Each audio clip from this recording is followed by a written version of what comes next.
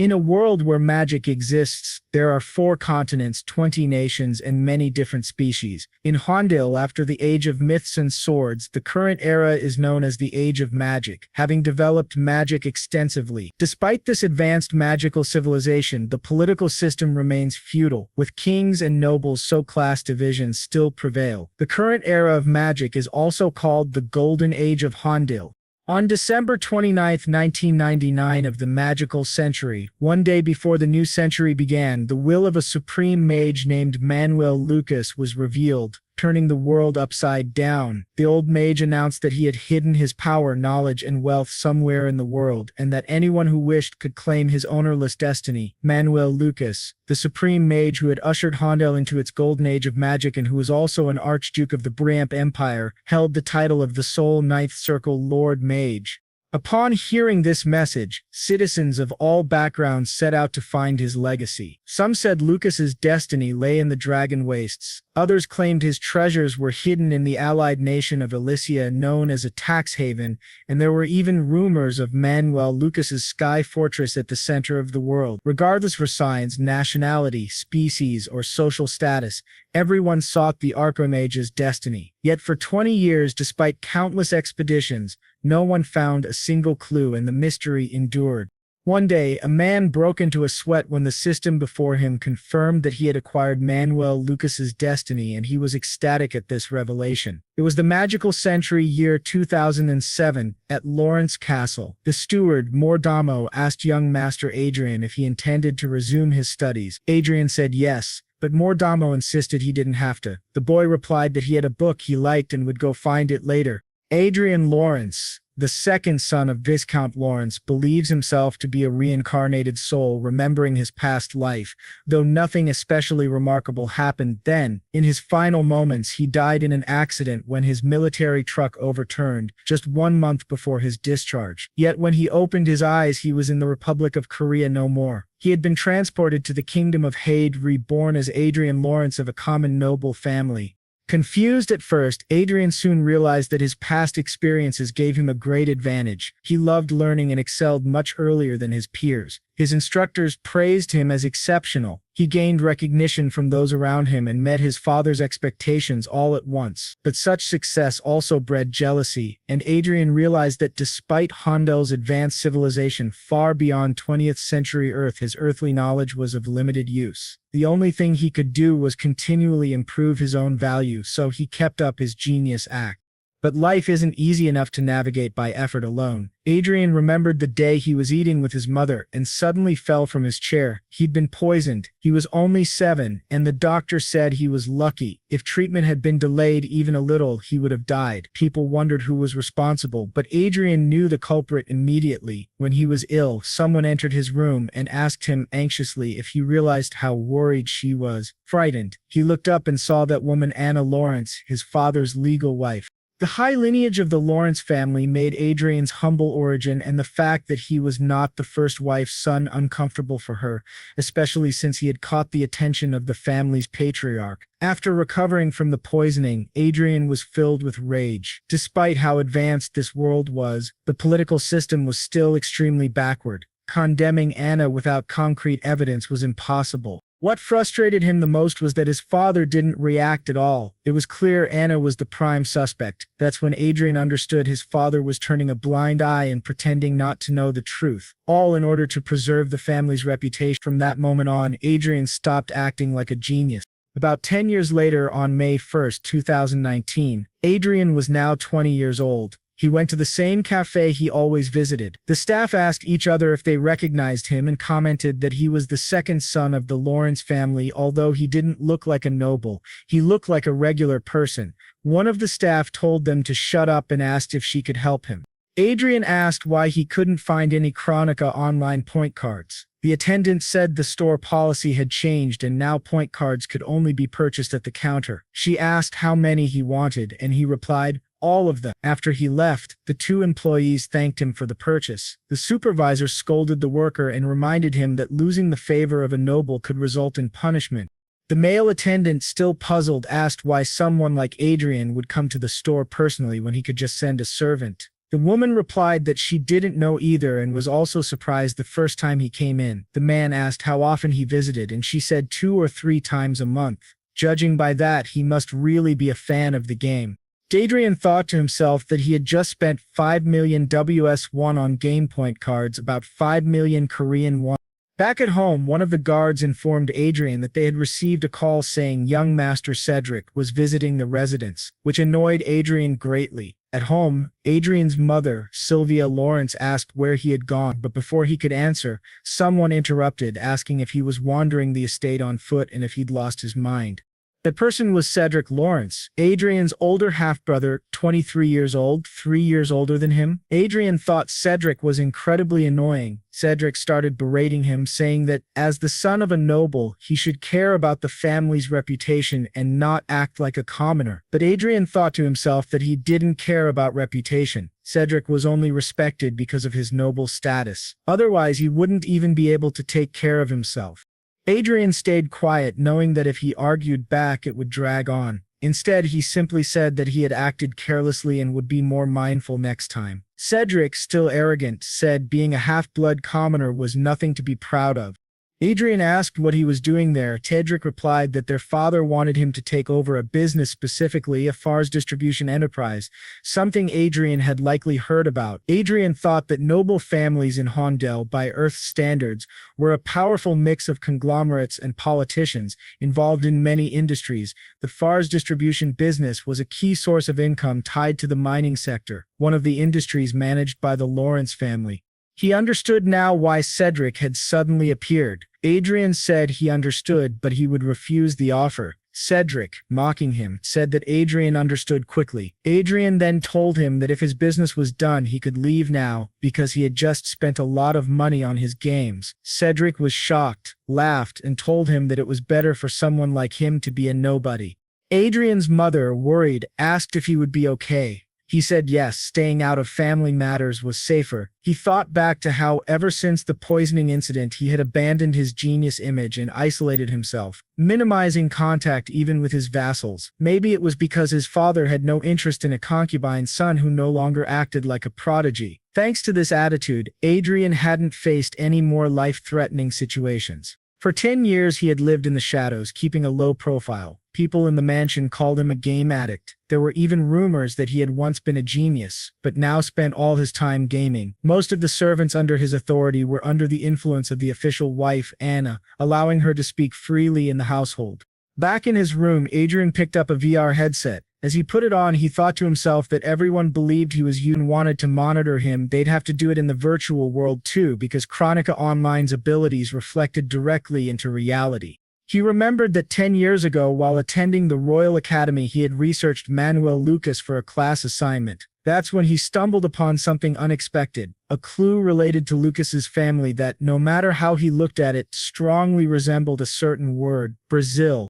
The word was Y, which made Adrian wonder how English could exist in this world. That led him to speculate that maybe Manuel Lucas was also from Earth. However, he told himself he couldn't jump to conclusions based on that alone. It could just be a coincidence. But it didn't take long for him to confirm that Archaic Lucas was in fact from Earth. Adrian discovered that shortly before his death, Lucas had uttered a few final words expressing a wish to walk the beaches of California with Mary one more time. Although Adrian wasn't familiar with those place names, he had never heard of them before. This was the story of a great man and couldn't be ignored. The names written in the records by the butler who stayed with Lucas until his final moments confirmed Adrian's suspicion. This was no mere coincidence. The great Archduke of Hondel was an Earthling, just like Adrian. There was solid evidence proving his earthly origin. Lucas named his inventions using Earth-related names. For instance, he named an aura condensation device Washington, and called the first virtual reality device Hollywood.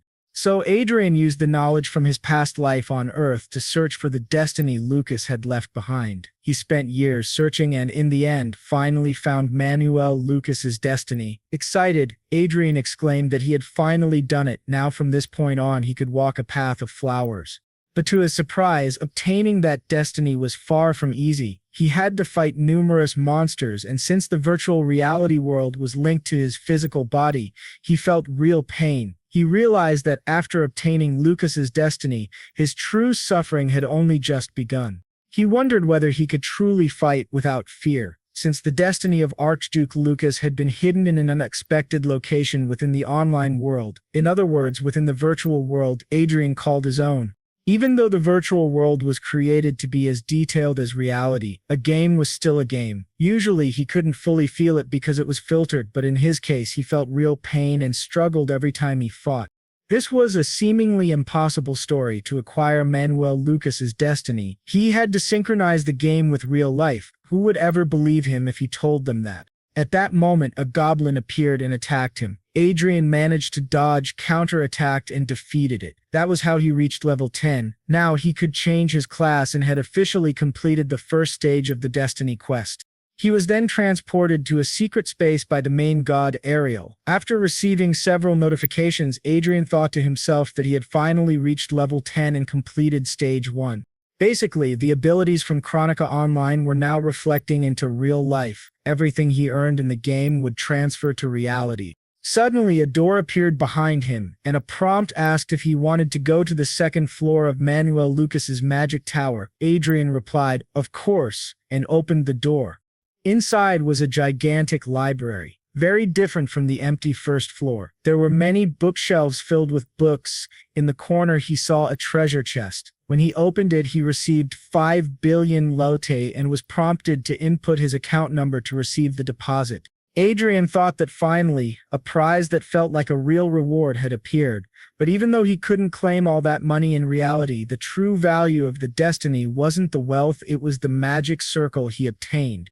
He had now changed his class to a mage, and the magic circle had perfectly bound to his real body. The system warned him not to log out, as his synchronized body could suffer serious damage if disconnected by force. He realized that up until now he thought the MP bar shown alongside HP was just mana, but he had never actually felt mana in real life. Now, with the creation of the magic circle, he could clearly feel the presence of mana in his chest. It hadn't been an easy process. This, he realized, was the true power of destiny, the synchronization between the game and the real world. Now that he had formed the first circle, he wondered if he could learn a technique that complemented it. When he reached for a book, a window appeared asking if he wanted to view the materials. Adrian thought it was very convenient, not needing to flip through all the books manually. It was just what you'd expect from the greatest mage in the world, Manuel Lucas.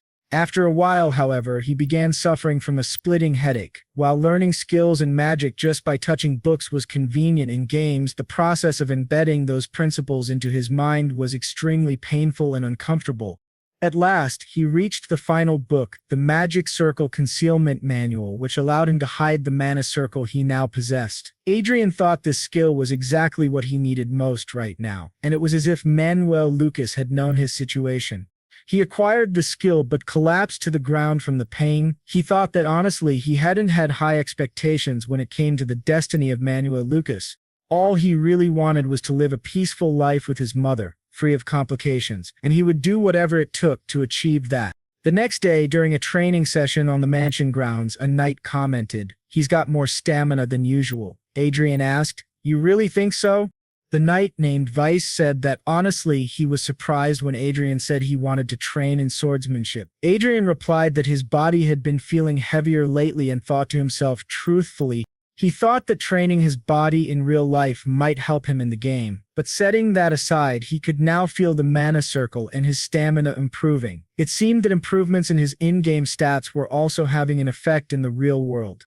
In other words, the skills he could use in the game were also usable in real life, which was insanely overpowered. Fortunately, he was able to solve the problem of hiding his mana circle from knights sensitive to mana using the mana circle concealment ability. A knight then asked him if something good had happened. Adrian replied that he had gotten a good item in the game. The others training nearby commented, saying, as expected from a gaming addict, and Vice is a freak for helping a weakling like him.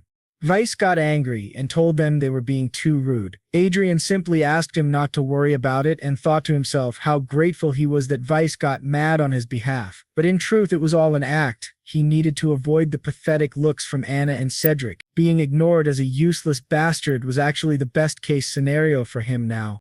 Once again, he returned to his room and logged into the game. Now that he had confirmed his real-world stats were linked with his in-game ones, what he needed most was to create a guild. That way, he could gain more money and more skills in the future.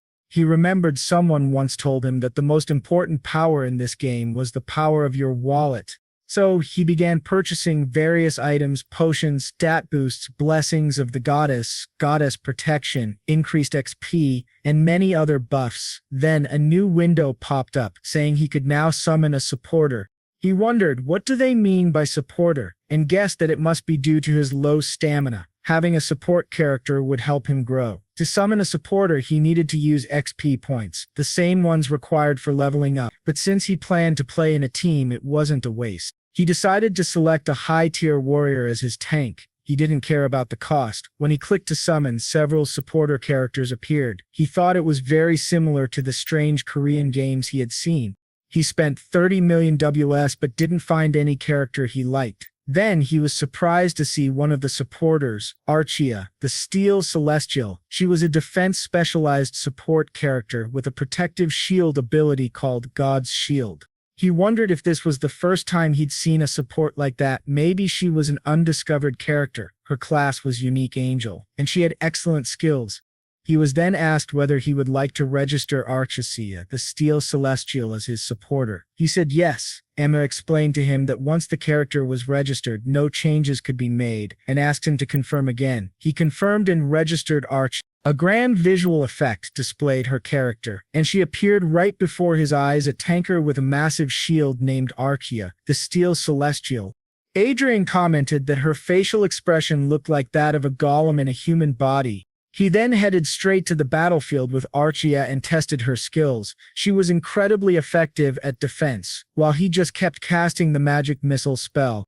In that short period of fighting alongside her, he reached level 20. The hunt was going far more smoothly than he had expected. Even though some of his XP was being transferred to her, he didn't feel any major difference. Then, a new window appeared, notifying him that he had been playing the game for 15 hours straight. The system asked him to please log out and rest. So he logged out, returned to his room, and said that today had been really good. He decided to take a nap, and once he woke up, planned to go to the training room. But to his surprise, he sensed someone standing right behind him. When he turned around, he saw Areus, the Steel Celestial, had transferred into the real world.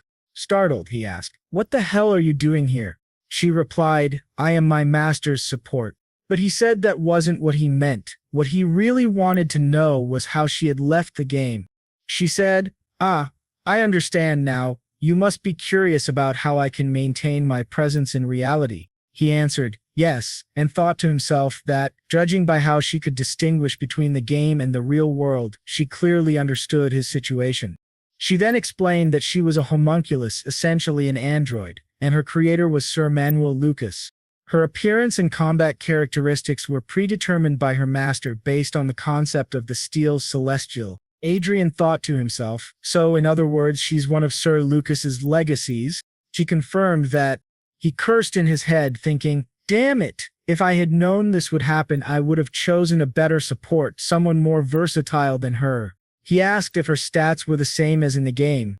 To his surprise, she replied, "Yes. The restricted stats will recover once I meet the quest level requirements. At the moment, I believe my stats are equivalent to those of a Grandmaster." That left Adrian stunned. A Grandmaster was on par with an 8th Circle Mage, the strongest tier on the continent. Even in the Hayward Kingdom, the highest recognized rank for mages was the 7th Circle. There were only 8 8th Circle mages in the entire world. He asked himself, how did Manuel Lucas create a monster like this? Still, it was reassuring to have a trustworthy companion who obeyed only his commands. Now the problem was how to hide this girl. He asked her where she had been before she showed up there, and whether it was possible to take her back into the game. She answered that she had been in a suspended state. She explained that she had been waiting in a maintenance warehouse in Evero, a holy city. She had been transmitted through the game's management server, and such transmissions were only possible during the initial dispatch. After that, if she wanted to return to the maintenance warehouse, she would have to go back on her own. Adrian asked if she had any stealth or magical concealment abilities. She replied that, being a warrior class, she didn't have any stealth skills, but she could use mana concealment. He asked her to show him. When she activated her mana concealment ability, the protective shield embedded in her armor disappeared along with her mana signature. Fortunately, just like him, she had the ability to conceal her mana so she wouldn't be detected by the knights. That was exactly what he needed. He commented that it seemed he had no other option, and since his reputation was already one of the worst, he didn't care anymore. The next day, he casually walked around the mansion with her as if nothing was unusual. The servants whispered that Master Adrian was openly bringing a woman into the mansion. Some of the maids even claimed they had seen her and Master Adrian in his room, and they all wondered who that girl could be. When he went to speak with his mother, she was overjoyed and asked when he was going to marry, saying that the girl was very lovely. Embarrassed, he ran off and returned to his room to continue doing missions. Eventually, he reached level 30. Looking at his status window, he thought that pretending to be a young, mature master who brought an exotic guest into the mansion was the best way to keep people from suspecting Arcia's true nature. He then asked her what happened to her real-world body when she was connected to the game. She said it switched to energy-saving mode, meaning it was essentially resting. However, the monitoring function would remain active for her master's protection. He asked if that meant she could alert or respond to him immediately if something happened outside. She confirmed, saying exactly. Before they could think any further, the next phase of their quest began. They had to fight an orc warrior named Kant. Adrian received the mission notification, Fate Mission Stage 2, Defeat the Orc Warrior Kant. The huge orc told Adrian that he could become someone special if he managed to kill him here. A warning window appeared stating that consumable items such as bombs and scrolls were prohibited during this battle. Adrian thought, so items that make hunting easier are banned. Looks like Manuel Lucas wants his disciple to grow stronger through raw skill alone. He called Arcia and told her they were going to take down this orc. When the orc charged to attack, Arcia raised her shield and blocked the massive blow. The monster seemed confused.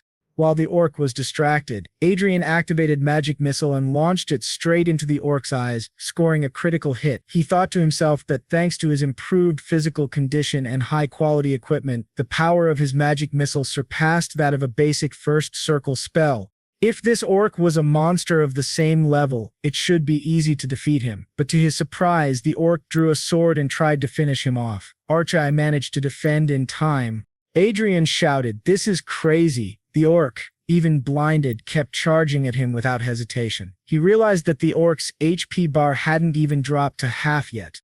The orc began unleashing a flurry of blows at the two of them. Adrian thought he would die if even one of those hits landed. He was grateful that Arcia was by his side. He admitted to himself that he would be lying if he said he didn't get nervous seeing such a powerful enemy coming straight at him. He had already died once, so he wasn't taking any chances. He activated Earth Shatter and a hole opened beneath the orc, causing him to fall into it. After knocking the orc down, Adrian reminded himself that at this level, he couldn't let fear get in the way. He had to clear this stage. He told Arcia to let the orc stand again and then continued to launch attacks from various angles. After a long and intense battle, the orc warrior Kant finally dropped to 50% HP. Adrian muttered, "This guy is seriously persistent. It would have been better to drop the sword and use some floor techniques." As the orc charged at him once again, Adrian activated another magic missile and finally defeated the orc warrior, completing stage 2 of the Fate mission. A notification appeared, conditions met to unlock the next area of the magic tower. The 3rd floor of Manuel Lucas's tower has been opened. That night, in the office of Viscount Lawrence, the viscount stood by the window, deep in thought. Someone entered the room and asked what he was thinking about, calling him darling. It was Adrian's father, Highford Lawrence, and the woman was his wife, Anna Lawrence, his first wife. She asked why he was alone at that hour of the night. She wondered if it had something to do with the rumors that Adrian had brought a commoner woman into the mansion. Viscount Lawrence handed her a letter. Upon reading it, she realized it was a military summons. Tensions with the Crocan Empire had escalated, and there was now a strong possibility of war. Each territory had been instructed to gather their local forces. Viscount Lawrence had been ordered to join the Western Command with 5 vanguards, 50 knights, and 1,000 soldiers. Anna was shocked. She asked if he was considering sending Cedric, but she then pleaded, Please send Adrian instead. He just plays games all day and does nothing else. As a member of the Lawrence family, shouldn't he start doing his part? Then, his father asked if, after leaving Adrian alone all this time, she now wanted him to suddenly become important. She replied that it was he who made that choice and that, until now, Adrian had been enjoying the privileges of nobility to the fullest. His father asked if she truly believed that. She questioned what he meant by that, but he simply stared at her in silence. Then he said that Cedric was the heir to the territory and that he would ensure she and her stepfather would no longer be troubled by anything going forward. She should just follow his decisions now, something that greatly surprised her. He told her that, as she herself had suggested earlier, he would send Adrian to the battlefield this time. However, once Adrian returned, he would make him completely independent. He also hoped that neither Adrian nor Sylvia would be in danger in the future. This would include surveillance and secret investigations. He asked her if that would be enough for her and then told her to stop interfering to let Adrian be free. The next morning, Adrian was training with a knight. The man remarked that Adrian's physical strength had improved drastically, thanks to their daily training. He said he could hardly believe such quick progress. If he had worked this hard in his own youth, he might have become a great man. But Adrian knew that his improvement came mostly from reaching level 30 and clearing the second stage of the Fate mission. The reward from the mission had been excellent, and most importantly, he had received a large sum of money and successfully formed his second magical circle. It was like having an inventory system in a game, his own treasure chest to hide items whenever necessary. If used well, it could serve more than just storage purposes. In fact, the game's stats had real-world effects. With enough effort, he could become a magician with the physical abilities of a knight. If he could fully absorb the stats granted by fate, he could become a monster far more terrifying than Archmage Lucas. Just then the butler arrived and called out to Adrian, informing him that his lordship had summoned him to the castle. Adrian was surprised and wondered why they were calling him now. Some time passed, and Adrian was now in the Lawrence castle, standing in the office of the family patriarch. He wondered why he had been summoned, but before anything could be said, his older brother Cedric began shouting at their father, demanding to know why that guy was being sent to represent the family on the battlefield. Their father explained that Cedric was the family's sole heir and he could not allow him to go to such a dangerous place.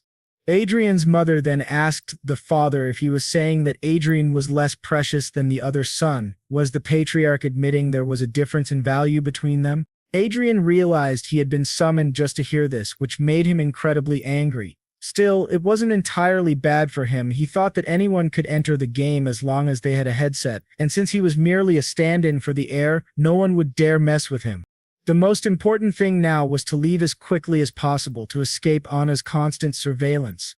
He said he understood and that he would represent the family in battle. His father thanked him. Cedric, however, said he wouldn't say anything further since it was their father's decision, but warned that he wouldn't remain silent if Adrian brought shame to the family. Adrian found that amusing, his older brother who was staying home to rest warning him, the younger sibling who was heading off to battle. He thought Cedric had been coddled far too much as a child. Adrian said he would do his best, but before he left, the patriarch asked to speak with him privately. Adrian noted how the man asked the guards to leave and wondered what he wanted to say to him alone. His father began by saying that, if this operation went well, he would relocate Adrian and Sylvia to the royal capital. Adrian should consider it a reward for going in Cedric's place. There, he would be able to live freely, without interference from anyone. Adrian thought to himself that even when he was far from Anna's sight, she still hated him. He asked if his father had truly allowed this, yet, deep down, he still didn't fully trust the man. Still, he said he understood and would think about it. His father asked if he didn't trust him, and Adrian replied that it wasn't about trust. It was more like he needed to survive the battlefield first before he could truly consider the offer. His father agreed and handed him something. When Adrian took it, his father explained it was a Class 5 artifact with an S-class shield, extremely useful in battle, especially since teleportation was not allowed there. Adrian knew that artifacts like this were incredibly valuable, so he thanked his father. The man told him he would need to stay sharp if he wanted to survive. As Adrian turned around, he noticed Cedric and Anna glaring at him with threatening auras. Of course, he thought, they would be watching. The patriarch told him not to worry about Sylvia and to relax when he was out there. Adrian thought back to when someone had tried to poison him at the age of 7. His father's reaction had been deeply disappointing, and he had let Adrian down many times. Still, surrounded by enemies, the only person Adrian could rely on now was his own father. So he said that he would trust him, but only this one time. Later, back in his office, the patriarch was nursing a bad headache. He activated a ring that eased his pain and thought about Adrian. He had known ever since the poisoning incident that Adrian was only pretending to be stupid. Meanwhile, at Adrian's mansion, he asked his mother not to worry so much, reminding her that he could take care of himself. She replied that if they hurt him after sending him to the battlefield, she didn't know what she would do. Adrian said that it would actually be good for him. The more crimes they committed, the easier it would be to eliminate all of them.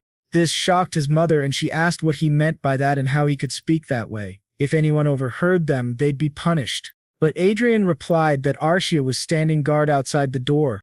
He says that he's not just getting beaten up like before since it's almost over. He asks her to please wait just a little longer, because when he comes back, everything will definitely change. Now, 2 days later, in the military convoy of Lin's, the butler Hamin asks who that young lady is. Ed asks him if he doesn't recognize Arcia, and the butler says he's heard about their relationship, but he's heading to the battlefield and isn't so sure about bringing a lover along. Inside the conference room on the levitation train, Adrian says they'll still need to discuss Arcia. He thinks that he can't leave her behind because she will save him if things go wrong, especially now that she has recently leveled up significantly and her attributes are close to those of an official knight. He still needs to improve his survival tactics. He spent 200 million in just 2 days of gaming and completed the 3rd level of the Luck Encounter quest with money. Now, he is about to reach the 4th stage. The rewards for the 3rd level each cost 100 billion. He obtained an omnipotent healing potion and 3 vials of elixir, which are now stored in his pocket dimension. He thinks it's the perfect reward for this situation, and he can't waste any more time there. He gets up and says he will rest in his room. He asks them to send a message when something happens. The others wonder what he's going to do, and he bluntly says he's going to play a bit, asking if that's a problem, which surprises everyone. One of them says that the rumors were true, which leaves her somewhat surprised, thinking that guy is a vanguard. He recalls that vanguards are a special force equipped with power armor and power swords. They are the centerpiece of war and are a key factor in evaluating a nation's military strength.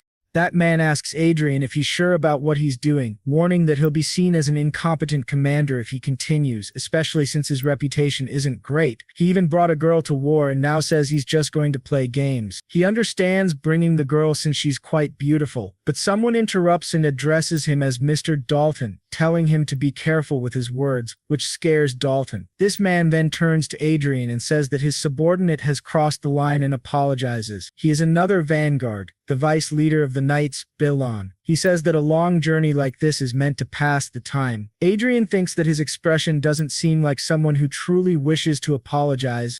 The guy says there's no reason to care about the opinion of a mere subordinate. Adrian turns his back and just asks to be notified when they arrive. Back in his room, he finally enters the game world and is already fighting a giant lizard. He uses a potion to activate the salamander's tears attack. He says it's really expensive, but 3,000 true damage without configuration is worth it. He accepts that without hesitation. He then receives a notification that he has reached level 80 and that the main god Ariel will now take him to the secret room.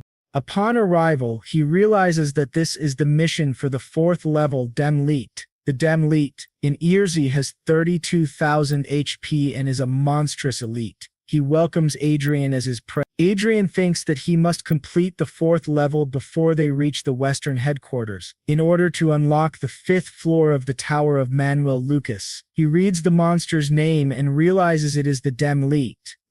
Class monsters are hard to kill, but this one seems dumb and slow. However, the monster activates the stone curse and then ice spears. The spell passes through Arcia and heads straight for Adrian. He realizes the monster used magic before they even took their positions, and that the arena won't be able to help him here, so he has to dodge. But before he can, he is hit and starts screaming in pain.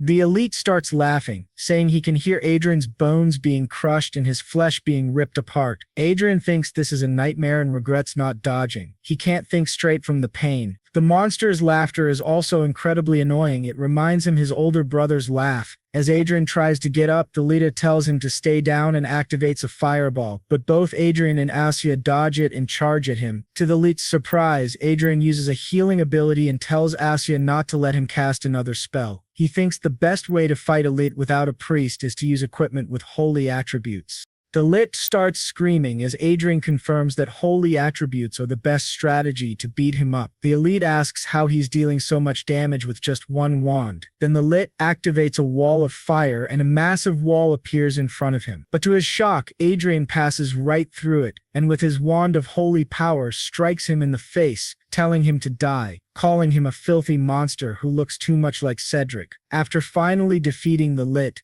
Adrian completes the 4th level of the luck encounter mission.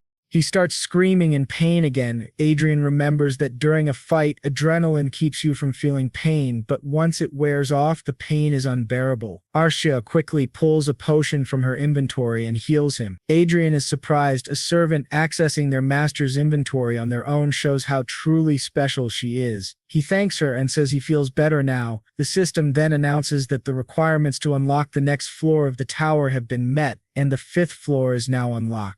At the Tower of Manuel Lucas, upon arrival, there's another treasure chest. He wants to see what kind of reward he has just received. When he opens it, he finds 500 billion lots, which are immediately sent to his account. He also receives a pair of round glasses. He wonders what kind of glasses they are. They can't be ordinary since they're a gift from Archimage Lucas. He opens the detailed description and sees that these glasses have analysis, observation, clairvoyance, and night vision. They are capable of analyzing the usage, purpose, and status of a living being or object, can see through obstacles, and can see things up to 100 meters away. He's quite surprised to see that this is a very useful item, one that no one would suspect he's carrying.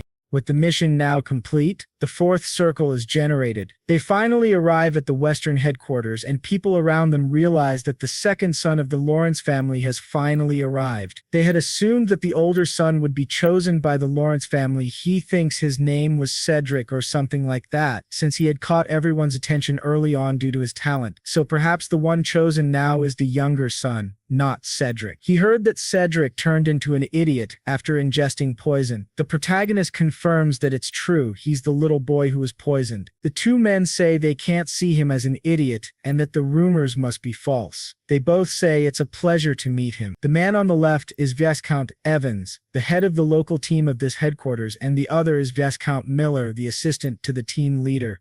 Adrian bows and says it's an honor to meet them both. The leader then asks if his troops consist of 5 vanguards and 50 knights. Adrian confirms and adds that he also has 1,000 soldiers. But the man says he doesn't need to mention the soldiers because this war will be decided by the vanguards alone. The protagonist thinks to himself that they are treating the armed elite like mere tools. Vanguards are monsters that only great sorcerers of the 7th circle or higher can control. Unfortunately, what he says is true, and the protagonist believes that it was Archduke Lucas who created the vanguard system. The assistant then says that the Lawrence army has been organized as the 2nd Independent Brigade under the command of the 3rd Division. Adrian must not forget to meet the division commander, Count Otis, to receive a report. The protagonist thinks he already knows about Count Otis and replies that he understands. After the assistant leaves, Adrian reflects that his army has been organized as a 2nd Independent Brigade, and then he calls everyone to move on. A week passes and he thinks that the best kind of superior is an absent one. When he tried to meet the commander, his assistant said that the commander was traveling from place to place using teleportation, so he couldn't meet him. Adrian thinks that his actions are absurd, but it's great for him, because it means he can play freely without worrying. Just then, Asya calls out to him and says someone has entered his room, which surprises him greatly. He exits the game and sees that it's Mr. Dalton asks what kind of power that girl has. Adrian doesn't understand why he came, but then uses his glasses and sees that Dalton's status is marked as excited. Adrian steps closer and tells him to explain why he is there. Dalton says he was concerned for Adrian's health since he had been playing for a long time, but the girl blocked his way. To Dalton's surprise, Adrian kicks him and asks why he did it. Adrian says he told them to send a message if anything happened and that Arcia is always by his side protecting him. Adrian demands a better explanation for why he entered the commander's room without permission, and whether his intent was to kill him. Dalton is shocked and says this is going too far. He asks Adrian if he knows who he is. He's a vanguard. How could he do something like that? Adrian kicks him again and then asks Arcia to explain what happened. She says he tried to separate her from Adrian. Adrian asks if she means he tried to take her somewhere, and she says yes. Dalton argues that she is falsely accusing him and asks Adrian if he's really going to believe some random girl over a vanguard. Adrian thinks that this guy is trash and that those knights must have followed him to see what would happen. He says this is a violation of military discipline. In fact, it amounts to mutiny, and that Dalton will be punished accordingly. Adrian then points a dagger at him and tells him to step forward. Dalton, furious, asks if he's serious, and the others in the background beg him to calm down. Adrian thinks that he's not doing this to seem like a good person. He's doing it because he wants to survive. This is a place where Anna can't monitor him, which means he has no reason to hold back. So he stares Dalton down and dares him to come at him. Meanwhile, in Vice Leader Bellon's tent, someone arrives saying that the brigade commander has issued an execution order for Mr. Dalton, and they need to go immediately. Dalton thinks he never expected this from Adrian. They've got a reckless commander now, and he can't just invent an execution order for a vanguard at a time like this. But to his surprise, a dagger suddenly appears right in front of his eyes. He barely manages to grab it and notices it has blood on it. Adrian asks why he didn't react faster. One more second, and he would have been killed. Dalton is now on the ground in immense pain. One of the others asks for context, and Adrian says as far as he knows, it goes against knightly morals to harass a woman. He asks the vice leader what he thinks, and the vice leader, clearly furious, demands to know what they've done. He then bows and admits that this happened because of his lack of tact, asking for forgiveness. While stepping on Dawson, he declares that Mr. Dawson is suspended from his position. He orders them to confiscate his armor and imprison him. Additionally, the three others involved will also spend some time in prison for insubordination and complicity. Adrian then says that he is the one in command here and that he's not playing babysitter. The vice leader simply lowers his head. Adrian continues, stating that this is not the county and the fourth ring is made of blood. He orders someone to clean the mess while he goes to rest in the adjacent room. The vice leader comments that Adrian has finally dropped his mask. He smiles slightly, thinking that something interesting has finally happened around here. Once again, the boy locks himself in his room and resumes the game, fighting alongside Arcia against more monsters. During the battle, he thinks about how he keeps targeting their weak points, yet they still manage to keep their distance. This is the knight fallen from Zenith, basically the boss of the 5th level. Charging toward them, he yells for them to die. Just as he is about to strike Adrian's neck, Adrian dodges. To the knight's surprise, Arcia slams her shield right into his face. At that moment, the boy activates his magic, and strangely the knight smiles. He says that he is merely a stepping stone for Adrian's growth. With that, they defeat yet another enemy, and the 6th floor of the Tower of Magus Lucas is unlocked. Upon reaching it, Adrian receives 2 trillion lots. He is becoming wealthier by the day. A new bank account is created for him in the Union Bank of Elysia. Adrian reflects that although it's an exaggeration, it's still very gratifying to see. However, he is surprised by 2 new notifications. He sees that he has received several new items: the Scepter of Istro, the Cloak of Istro, the Armor of Istro, the Shield of Istro, the Short Sword of Istro, the Sword of Istro, and various other Istro equipment. Arcia notes that the Cloak and Scepter are unique items that only he can use. The rest, he decides, will go to Arcia. These are all incredible pieces of equipment, which is expected, considering they were crafted by Archduke Lucas. At that moment, he's informed of an intruder. He returns to reality as someone enters his room and apologizes for the intrusion. Adrian asks what's going on. The soldier explains that he sensed a powerful aura. The protagonist replies that he was just inspecting some artifacts and asks the man not to worry about it. The soldier apologizes again and leaves. Adrian then talks about Mage Lucas, and as he suspected, confirms that this sword is the kind of weapon an elite vanguard would use. The sword is made of mithril and dragon bone. He says that anyone could match a vanguard soldier while wielding this sword, even if just for 15 seconds. Normally, equipment given to vanguard members is enhanced because, unlike mana, ore cannot be created and is hard to store. He wonders whether these mage items also have that effect. He takes out the scepter and cloak of Istro and discovers that their special ability is storing aura. Surprised, he finally understands why everyone desires Manuel Lucas's legacy. 2 weeks pass since he was appointed as the family's representative to lead the army at the front against the Season Empire. The atmosphere has been tense with the looming threat of war. At any moment, countless people may give their lives for their country. As he walks around, he notes that ever since the Dalton incident, everyone has been avoiding him and treating him with great respect. But something is peculiar about how Bellon treats him. He always looks at Adrian in a friendly way. Adrian notices that Bellon's status shows curious and cautious, but he doesn't want to deal with that now. Since everyone fears him, he can finally play in peace. Looking to the side, he sees Arcia. Her status says happy, and he wonders if it's because they came out for a walk. He questions if he's like some kind of puppy to her. On the outside, it's hard to tell if a homunculus has emotions. He knows almost nothing about her. She barely has a personality. He doesn't know what she likes or dislikes, but almost is the key word. Even if she doesn't express it, he can tell.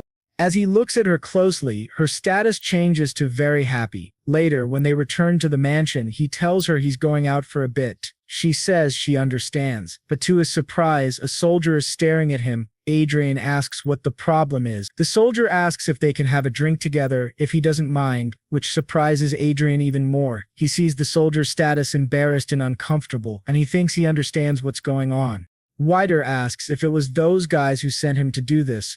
Adrian thinks the soldier must have a reason, but he's not interested at all. He says that if the man has nothing more to say, he's leaving now. But as he's walking away, Adrian stops and asks why he decided to become a knight, surprising the soldier. The man apologizes profusely and promises it won't happen again. He begs not to be sent to prison. Adrian activates his glasses and checks the soldier's status. He sees that the man has an extremely high talent for mana, excellent learning ability, high intelligence, and is gifted in arithmetic. Adrian realizes this is the first time someone other than a homunculus has shown more than 2 talents. He was a rare talent for a mage. Adrian understood why that guy was being mocked by the other knights, but it wasn't his problem. He told him to forgive the others and said it would be much better if he became a mage instead. This surprised the guy a lot. Back in his room, Adrian thought it was a waste and he didn't want to get involved because he didn't want any trouble. But Lopez was practically unique. Even if he couldn't be the best at physical combat, if he combined magic with vanguard equipment, he'd become an excellent spellblade. Of course, talent doesn't guarantee success for anyone, but Lopez had been a knight since he was a child, so his chances were good. If Adrian could train him and place him under his command, it would be excellent. The problem, however, was the Count. Alan was a knight from a different county, so Adrian would first have to convince Watts. He thought maybe a little bribery might help. But the truth was, he didn't even know the full extent of Lopez's talents yet. Maybe he was just slightly above average. Still, Adrian needed to start building his own influence, and now he was freer than ever. So he decided that from now on, they'd be busy searching for more and more talented individuals. As that guy walked away, he thought about Adrian's words about commander of the 2nd Brigade, Adrian Lawrence. At first he thought Adrian was just another spoiled noble kid, but when Adrian said he should become a mage, that caught him off guard because he had thought the same thing before. He went to see the commander after being summoned. He thought to himself that rumors aren't always right. Adrian was nothing like the rumors, and that was kind of scary. When he opened the door, he asked if the commander wanted to speak with him, but to his surprise, the one sitting beside Count Watts was none other than Adrian Lawrence. He didn't understand why his lord had called him there. Watts then told him that he probably already knew, but Adrian Lawrence was the representative of the Count from the Lawrence family. From now on, Mr. Lopez was to serve under Mr. Lawrence as his lord, which left Lopez completely stunned. Adrian thought back to something from his past life. When China lost to Korea in a football championship, someone asked, "How can a country with 1.4 billion people not find 11 good players?" Someone replied, "Because the Chinese Messi or Ronaldo is probably out there farming somewhere." Adrian realized that's exactly how it is. No matter how much potential someone has, it doesn't matter if there isn't a system that helps them bring that potential to life. He asked Arcia, who would have thought that in this place so many people would be walking the wrong path? A few days later, Adrian recruited several people: Alan Lopes, a third-class knight from Count Watts; Ederson, a peasant, laborer, and one of the only soldiers capable of playing an instrument, who became a trumpeter; Eric Jones, a bold young man caught trying to sell pornography in the army; Nicholas Brown, and a maid from a neighboring army, Linda Noah. Adrian believed each of them was exceptional, they just never had the chance to show it due to their respective circumstances. Linda Noah approached him and asked why she was there. She said the test had confirmed she couldn't be a mage. Adrian simply replied that the test was wrong. That's all there was to it. Nervously, she said she understood. When Adrian checked her stats, he saw her mana was very high, as were her learning and intelligence. He thought to himself that it had better be worth the $500,000 he spent to bring her there. None of them really understood yet why they were there, but the peasant told the others not to question it, to just trust Mr. Lawrence. When Adrian checked the stats of that peasant, he saw that his physical strength and aura were both high. He had come with Nicholas, who also had a great talent for aura, though he was still a minor. Adrian told them to hurry up and get changed. The front lines were about 100 kilometers away, but they didn't need to worry. Then, Adrian took all of them to one of the most expensive shops in the city. He could tell that most of them felt awkward and out of place, probably because they had never been in a place like that before. Someone walked in and pointed to an outfit, saying they'd take it. Adrian said it was a good choice. Eric Jones thanked him and called him commander. When Adrian checked Eric's stats, he saw that his political negotiation was very high, his administrative capacity was high, and his trait was silver tongue. Adrian thought that while the others were good frontline fighters, Eric was a fighter in politics. His talent was truly impressive. Adrian told them not to worry about the price. They should take whatever they wanted and always aim for the best. He thought to himself that talent means nothing if you don't train it. From now on, they'd start training outside the base, and they'd also be educated. They'd be dressed properly to fit the environment. After everyone received new clothes, they asked Adrian if they'd be living in that giant mansion. Adrian replied that yes, they'd spend most of their time there. The staff had already been assigned. He told them not to worry about daily chores, just to focus on their studies. He'd be paying their monthly salary, and on top of that, they'd receive $20 million monthly and a $240 million annual bonus. But they must not forget the rules of their contract. They were very happy with the money and said they would do their best. Adrian told them that if they proved his intuition was correct, there would be much more money where that came from. However, that kind of result doesn't happen overnight, so they had to give it their all. He added finally that he hoped they wouldn't disappoint him. He hated having to give lectures. They all responded with a firm yes, Commander Adrian. The protagonist thought to himself that these were the best talents he had found. From now on, they would be his personally selected elite. This wasn't a short-term investment, but one day they would thrive. It was a major investment in a bright future. As he walked through the city, he thought that when he returned, he would have to be careful when confronting Cedric, even with Anna at his side. He also needed to consider his mother. But then, to both their surprise, he suddenly felt something at his back, and Arcia quickly grabbed the man by the neck. Adrian calmly greeted the man with a good morning, thinking that he had been getting more and more worried about their safety. He had already spotted several spies lurking around daily. He approached the man, and before the man could say anything, Adrian cut him off, saying he wasn't interested in hearing his words. He asked if the man's brother truly didn't know when to give up. For a rat like him, there was only one way to become useful. Adrian said that stupidity was a dangerous flaw in a spy. He asked how much the man valued his life before throwing him to the ground and telling him to follow orders, and everything would be fine in the end. The spy trembled in fear, sensing Arcia's aura. He realized she was an aura specialist, not an ordinary woman. The man claimed he didn't know anything, but after Adrian threatened him, he revealed everything. Adrian asked if he had followed them there since the teleport, with the help of an inside agent. The blonde spy, very nervous, wondered how Adrian knew that. To his surprise, Adrian told him that he already knew everything about him in advance. He had always been one step ahead, not only of him but also of the other spy. Maybe this man could help him stay even further ahead. Adrian was certain that he was only following Cedric's orders, and he felt the man was reluctant to spy on him.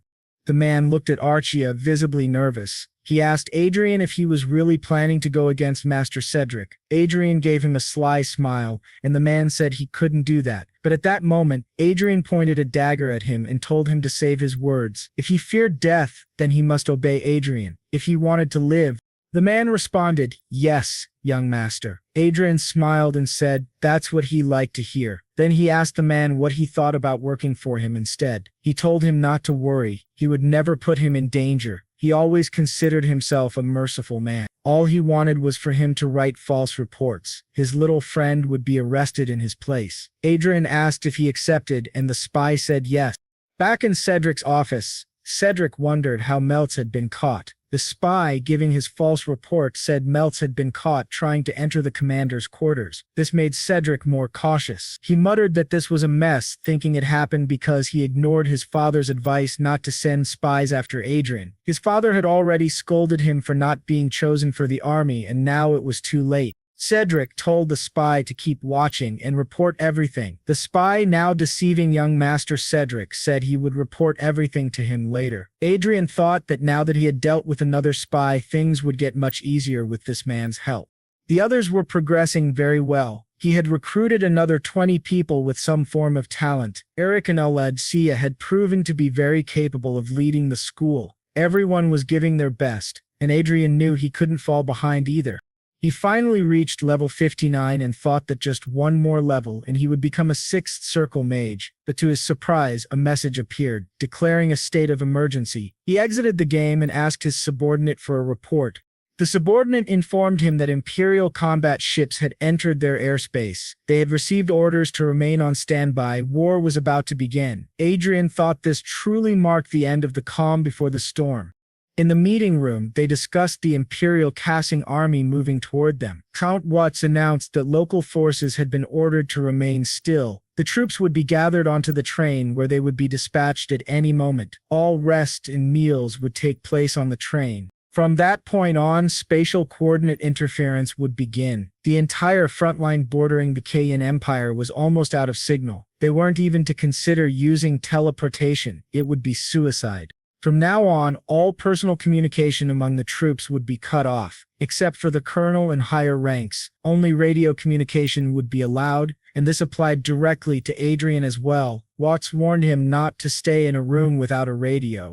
Then Count Watts stood and told everyone that this was war, and they had to be ready at all times. Adrian thought to himself that the war had finally begun. He had just leveled up again, reaching level 160, and believed that now he would finally attain the 6th circle. He thought that in the end it was worth playing a bit, even though he remembered that other guy telling him not to play and to prepare for war. He felt a little guilty, but this was much more important to him. As a reward, he received more than 10 trillion lots, and the money he got was deposited in the Elysia Union Bank. He also received another reward, his sub-support, the supersonic Black Eagle, a gigantic eagle. He wondered if sub-supports were even supposed to exist in this game. This eagle was a combat support meant for an archer. He figured it might be easier to find correct information in reality than through the game system. When he returned to reality, he asked where the eagle was. He went outside to see if it was there. Stepping out of the spaceship, he thought the massive black eagle might appear the same way Urxia once did, in a dramatic, chaotic entrance. But as he looked around, Urxia noticed that the eagle was already approaching them directly. To everyone's surprise, the soldiers armed themselves and the brigade commander was told to dodge immediately, but the eagle landed right on top of the massive spaceship. The gigantic bird looked straight at Adrian and stood in front of him. Adrian gave the command for the soldiers to stand down, realizing that this was the supersonic Black Eagle. It was a chimera with the bones and legs of a black dragon and a body that could hardly be damaged, not even by an aura blade. With an ultra-high recovery rate, it had only one skill, shared vision. Like Archia, it would unlock other skills as it grew stronger. He patted the eagle and said that the most likely condition for gaining new skills must be completing missions. He wasn't sure how this suicidal dive-bombing behavior would be useful, but the shared vision was definitely a huge asset. It was like receiving information at the speed of light. A crowd began to gather around him, asking what that creature was. Adrian thought to himself that this was a mess. He was so focused on the black eagle that he didn't even notice the people forming around him. There wasn't much he could do now. So he asked the eagle if it wanted to stay by his side. The eagle nodded, confirming it did, and he began to pet it like they were best friends. Everyone was shocked, not understanding why the eagle wasn't attacking. Adrian, on the other hand, thought it was a little embarrassing and felt like the eagle might bite him later. It was then stated that after the war began, the situation didn't just spark small battles in other regions, it expanded across the entire western border. It had become a full-scale war, but thanks to that, his brigade was making its debut. Internet communication remained disabled, so he couldn't log into the game for now. To his surprise, someone came reporting that the vanguard pilot of the Crowing Empire was approaching. Adrian told them not to panic and to retreat the army into the initial formation. He also told Bilan to prepare the vanguards. Although many of these battles had occurred in the game, he didn't believe he would die so easily. The guy next to him just kept staring. Adrian asked what was wrong, but the man said it was nothing. Still, Adrian sensed enemy vanguards approaching and realized they were under attack. He told the 2nd Battalion to activate the energy shield, which surprised everyone. They quickly activated it just in time. To their shock, one of the enemy vanguards attacked them directly, causing a tremor in the spaceship. Adrian thought that the attack came from such a long distance and was unbelievably strong. This wasn't just a test. If they didn't have a 7th circle mage or higher, it was obvious they wouldn't survive this kind of battle. He asked for a status report, and the ship's operators informed him that the 2nd Battalion's energy shield was gone. It would take 90 seconds to recover. Adrian thought that the shield, which was supposed to protect everyone, was destroyed by a single attack. Archduke Lucas should have crafted some magical equipment for them, but Adrian didn't need to envy the enemy vanguard. If he reached the max level in the game, he would reach the 9th circle. Archia then asked if he was alright, and Adrian said yes. He thought that in the end he had an 8th circle grandmaster, Archia, right by his side. The vice commander commented that they had managed to survive, and if it weren't for Adrian, they would all be dead. Adrian replied that he was just lucky, but he hoped he wouldn't have to go back on his words. Now, he had to think about how to defend or counterattack. The size of their offensive forces wasn't all that different, but the issue was the enemy's fortress. The Crowing Empire had 2 fortresses in the sky, but they were significantly smaller than theirs, probably designed for a massive invasion. The vice commander said that unless the enemy had lost information, this was the first time they had used those fortresses. Adrian thought that in this war there were vanguards on the ground and fortified floating fortresses in the sky. The ground was completely devastated and all the variables seemed to be right there. To their surprise, the spaceships continued attacking. Adrian muttered that everything was a mess. Then he felt something else, a weapon detachment process. He asked what it was and what had just fallen. Some soldiers laughed, saying it had broken in the end, and it was honestly kind of funny. But Adrian began receiving several notifications of magical power overload and realized this was bad. He quickly ordered a message to be sent to the fortress because a total suicide attack was about to occur. To their shock, that suicide attack actually happened.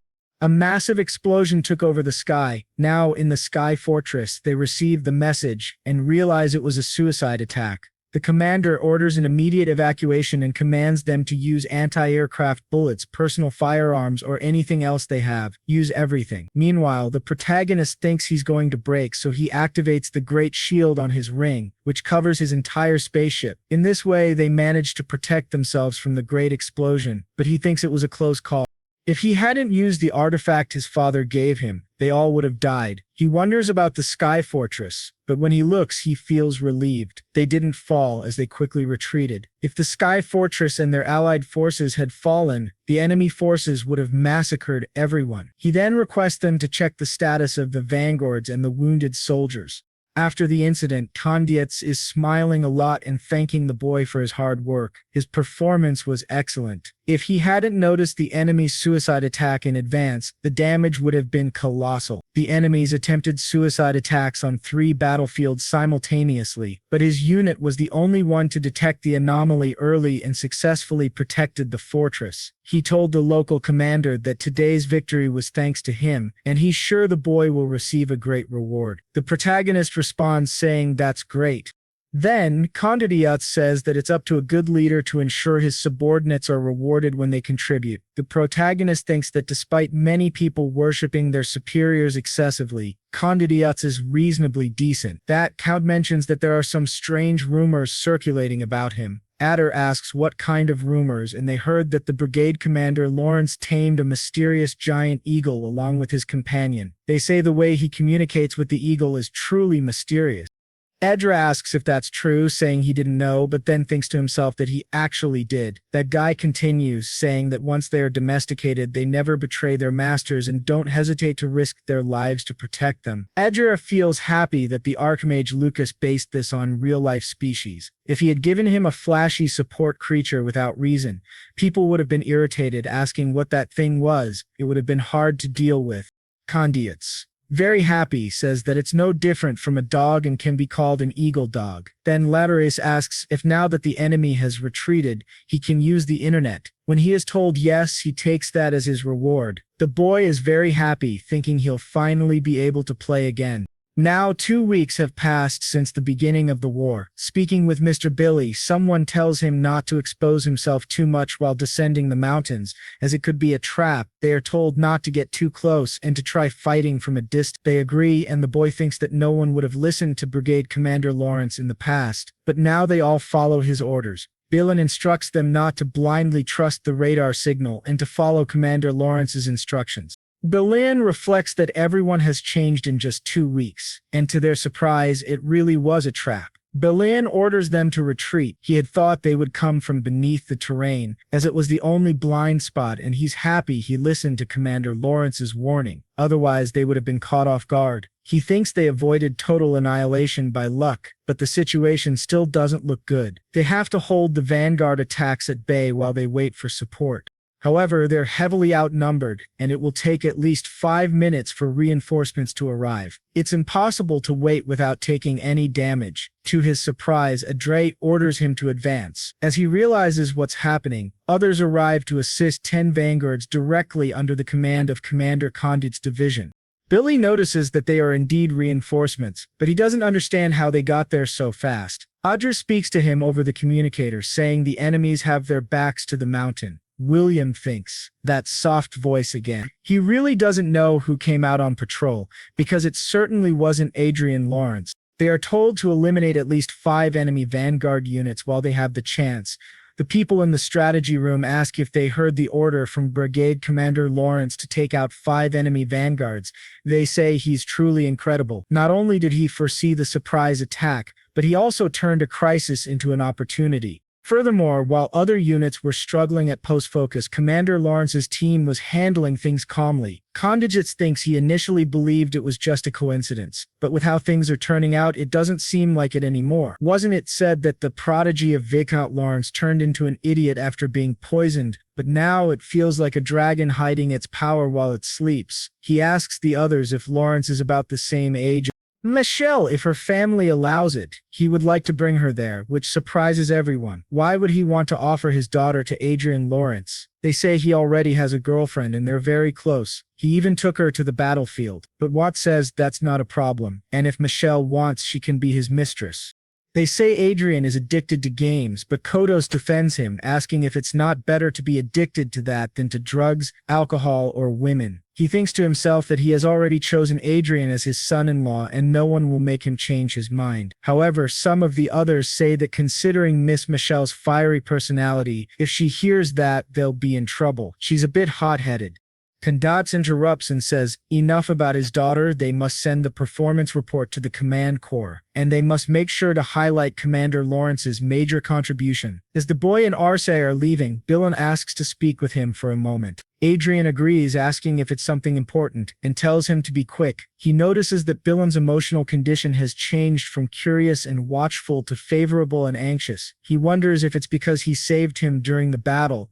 Bilan then asks why he hides his strength. Many of his subordinates are worried about the future of the territory. If young Master Cedric becomes the Lord as things are going now, there will definitely be a crisis. He believes Cedric is unfit to be a lord. If Adrian has any intention of competing with his brother, Bilan would like to offer his full support, which greatly surprises the boy. He thinks to himself that the magical glasses don't show any false interactions, so this man isn't lying. Sir Bilan is one of his father's closest aides. He wonders if Bilan received some instructions in advance or if he's acting this way simply because Adrian is his benefactor. Adrian thanks him for his words but says he'll pretend he didn't hear that, which greatly surprises Bilan. As Adrian walks away, he thinks he's not naive. Bilan spoke without thinking things through. No matter what they do to keep information from Cedric, Adrian cannot act carelessly. There are surveillance systems he doesn't even know about. He thinks that he alone is more than enough, and the task of taking down and Cedric is entirely his. He has no intention of sharing that satisfaction with anyone. But for now, he will remember that there are people who are genuinely concerned about the beast within the territory. Thinking about it, he realizes he'll be awarded a medal for what happened, but he assumes it won't be a big deal. However, to his surprise, the man reading the list of contributions announces that the second son of the Lawrence family, Adrian, will receive the Golden Lion Medal, second class, awarded by Sias van Heerd, the 23rd king of the Hay Kingdom. All the soldiers around begin to celebrate. Adrian thinks this is far greater than he had imagined. He believes he's being chosen as a Fantastra and they'll adore him for the rest of his life. He also thinks Cedric is probably going to lose his mind when he hears this. Back at home, after Cedric and his mother receive the news, Cedric says that everyone is talking about that idiot Adrian. If he had gone to war, all those merits would have been his. He asks what his father is saying about all this, and his mother tells him that his father is going to stay with that poor woman. Cedric says it seems like his father has been spending more and more time with her lately. He asks his mother why she's not doing anything about it. She asks what she's supposed to do. Should she poison him too? Cedric gets irritated with the way she talks and tells her not to raise her voice. His mother says the reason his father is with that woman is because he's determined to protect that commoner from all of them while Adrian's away at war. Cedric asks if it's true that Adrian will completely cut ties with the family after returning from war. She says yes, and that's why Cedric is desperate to achieve some merit and get a title. She asks her son to calm down because he's not even Adrian's rival, and she will make sure of that. Cedric agrees, thinking everything is just as his mother said.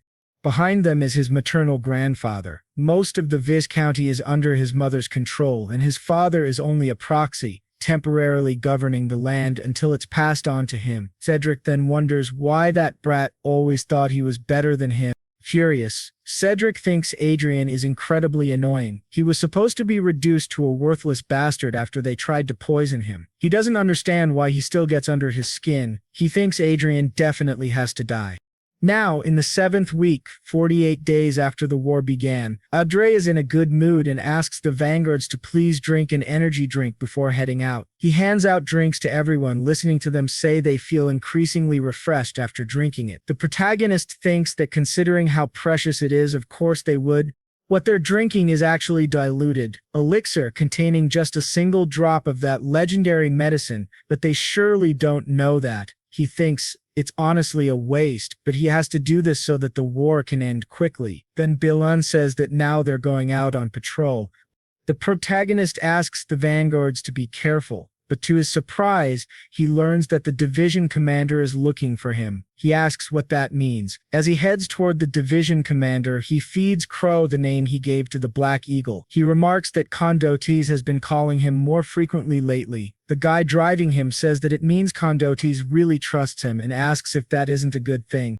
But the protagonist thinks that even if it is, it's annoying to be constantly summoned by a high-ranking aristocrat. When he arrives, he notices that the other unit commanders are also present, and no one knows why. Everyone seems surprised, not understanding Condiote's intention. If it were something related to battle, he could have simply sent a message. The protagonist wonders if there's an important announcement. Then Condiote suddenly appears and welcomes them. He tells them they should rejoice because they won't have to hear those disgusting gunshots anymore. Peace may soon be declared. This surprises the protagonist greatly. CIEs explains that foreign ministers from both countries are currently in a meeting and a declaration of the end of the war may happen soon. It seems the people from Sichuan never intended for this to become a full-scale war in the first place. It was large in scale but ultimately a local conflict, no different from an annual event. People comment that those guys are completely insane, but the protagonist thinks it was the same in his previous life. He believes his country has always had bad luck when it comes to foreign relations. He asks what will happen to the vanguards who were sent out. Coach says that until an official declaration of peace is made, they must continue playing this war game. The protagonist thinks that it's always the subordinates who die because of decisions made by their superiors. Condiotis tells him to relax and not worry about anything else.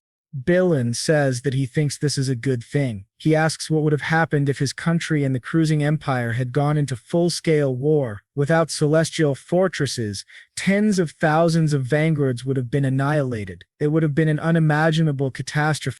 Adre asks if Billen shouldn't be resting more. Why did he come here? Meanwhile, Arsai is in the corner, still eating her biscuits. He takes one and offers it to Billen, who says that since it was given by Condiotes, it must be quite valuable. Adrian notices that Arsai keeps eating without paying him any mind. Billen says he's felt this before. Adrian is truly different from other nobles. He sincerely mourns the sacrifices of common soldiers and even stands guard at the command center while his men rest. He really is different. The protagonist thinks, of course, he used to be a commoner in his past life. Billen adds that at the same time, Adrian possesses the composure and dignity of a true noble. The protagonist says he thinks Billen misunderstood that part, but Billen asks if it's not true that Adrian was drinking black tea even while enemy troops approached. He says that kind of calm is impossible without absolute confidence in oneself. His subordinates were even able to relax because of his composure. Everyone in the 23rd Brigade trusts him completely. The protagonist now understands what Billen is trying to say. He's once again expressing support for Adrian as the successor of the territory. Adrian replies just like last time, but to his surprise, Sir Billen kneels before him and says that they've ensured no one is nearby and have checked for surveillance devices. So there's no need to worry. This shocks Adrian. He analyzes the surroundings and realizes Billen is serious, and it seems all of them are on his father's side. Adrian says he knows precautions were taken, but this kind of behavior could draw too much attention. Billen replies that's exactly why they came while everyone else is resting.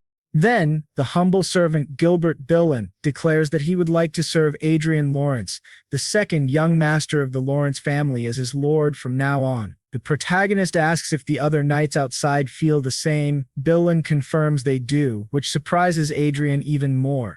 Adrian agrees but says there's one condition: they must act normally until he says otherwise. Wouldn't it be rude for Billen to pretend he isn't his lord? And even if he begins gathering power now, his forces still won't be large. He asks if it will be enough for them to win. He says he has a plan in mind, so they just need to follow his orders. Billen agrees. The protagonist then asks how many knights are willing to follow him. Billen says they currently have 5 vanguards there, and about 30 knights. If they gather people from the territory, their number will at least double. Adrian thinks that's not bad. It means he'll have more people to work with. He says it's good, but just before he leaves, Billen says there's one more thing. His lady plans to assign Sir Precious to him. Billen believes it would be a good idea to recruit him in advance. This greatly surprises Adrian. He thinks about Sir Precious. Precious was originally the vice commander of the Lawrence Order of Knights, and with his superior skills, he was considered a rival among all Aura specialists with the exception of the Knight commanders. But Adrian thought he had left the order because he was involved in the family's political struggle centered around Anetter. He wonders if someone like that is really coming back. Billen says that maybe when he returns, many knights who were neutral might change their minds.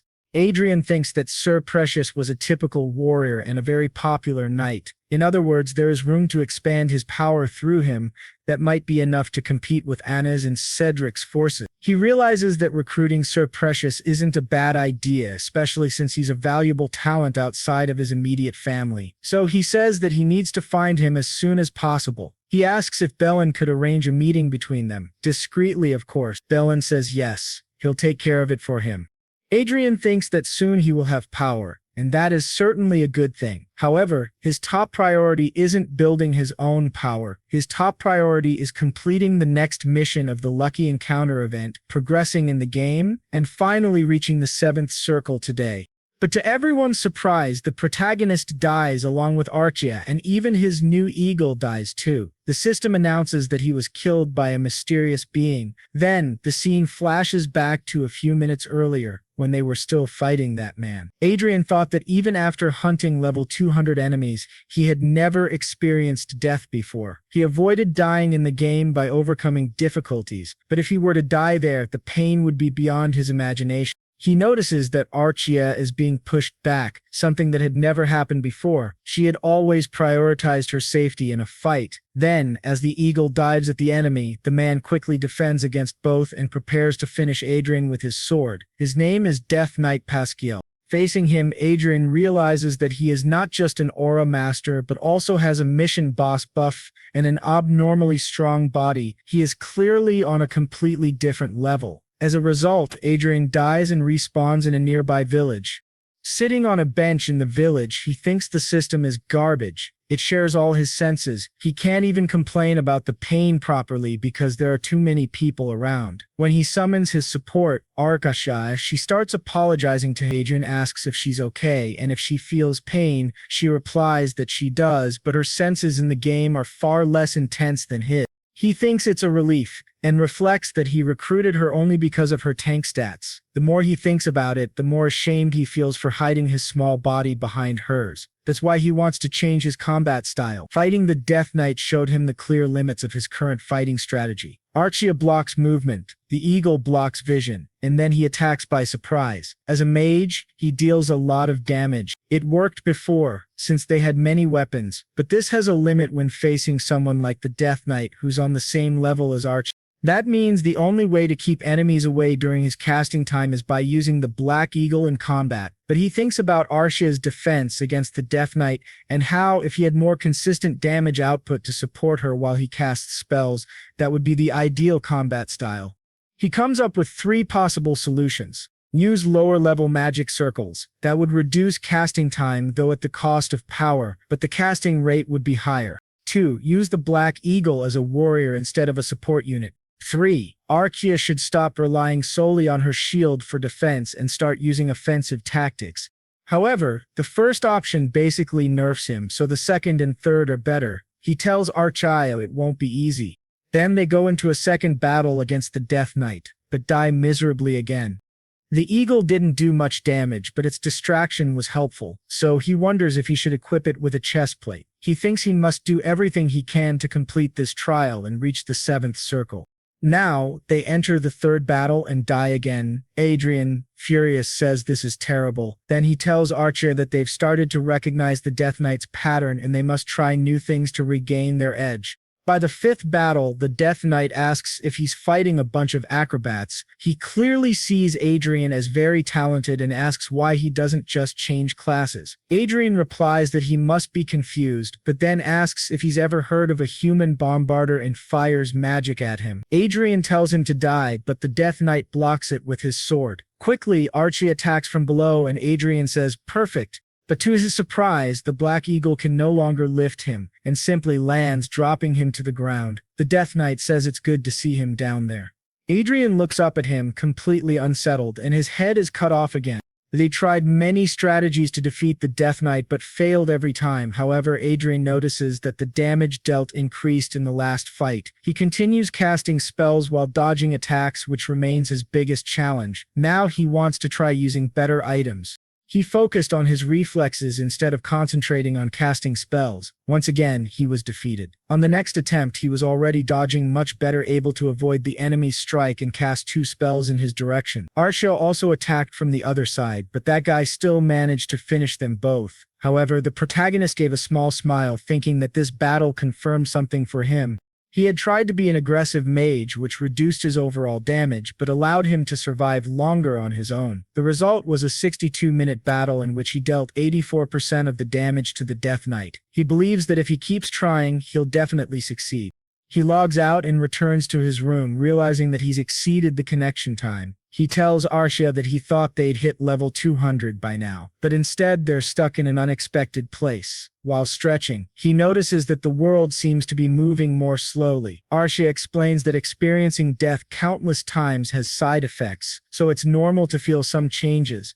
He asks her if she feels the same, and she says she's not sure. Her body feels just as strong as it did yesterday, but somehow she feels stronger. The protagonist wonders if that's true. Arcia's responses certainly don't seem artificial. They aren't like something a homunculus would say. He thinks that if time passes and she gains more experiences, she will become almost indistinguishable from a real human. She asks if he has any orders, but the protagonist tells her no, he needs to sleep and rest. They'll try again after they wake up. The next day, he enters his 12th battle against the Death Knight, dealing 75% damage. In the 13th, he dealt 85%. In the 14th, 91%. The 15th, 89%. The 16th, 93%. The 17th, 98%. In the 18th battle, the protagonist, along with Archia and the Eagle, is finally ready to defeat the Death Knight. After an intense fight, they deal 100% damage. The Death Knight begins to vanish and says he did well. The protagonist, overjoyed, starts to celebrate. He has finally passed the test and completed the 7th level of the mission. To his surprise, someone tells him that it's because all of this is real. The protagonist turns and realizes that there are two enemies. He quickly points his staff at one of them, but to his surprise, Archia tells him not to worry. The protagonist wonders why she's smiling so much. What he didn't expect was to see a little old man staring at him. Then he realizes with a shock that this must be Archduke Lucas in miniature form, but the man says his name is Chester, and he is the one who oversees destiny. He is part of Manuel Lucas, essentially an NPC, but created from Manuel Lucas's memories.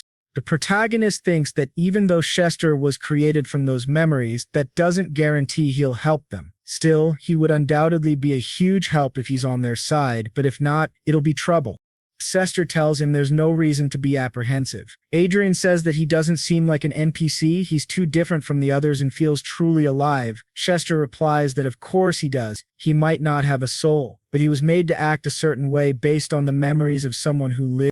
The protagonist then says that even if he couldn't defeat old age in the end, he will always live on here. He asks if Manuel Lucas achieved eternity. Chester replies that it could be seen that way, that was the main reason Hollywood was created, but he adds nothing is eternal. He is merely a shadow of someone who once lived. If the original idea had been to create a true clone to live forever, it wouldn't have been done in the virtual world. It would have been through something like a homunculus, like Arshia.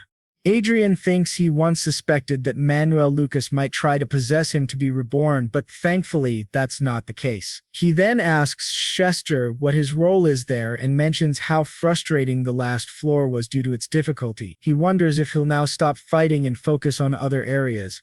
Chester raises his staff and displays a status window. Adrian realizes he has received 5 uses of the administrator authority of the Hollywood system. Chester explains that the destiny he's been given is everything Manuel Lucas had. It was already expected that he would inherit administrative authority as well. However, there are some limitations for now, although eventually those limits will disappear. In the future, there will be no usage limits. The protagonist asks what he can do with this power. Chester replies that he'll be able to use that authority in any program based on the Hollywood system. This surprises the protagonist greatly. Essentially, Hollywood is a virtual world not unlike the internet on Earth, where he can access any information and modify practically everything that exists. However, Chester adds, there are some rules he must follow. He cannot use the authority in online chronicles that are tied to Manuel Lucas's destiny. 2. He cannot use it to access or invade other users' brains.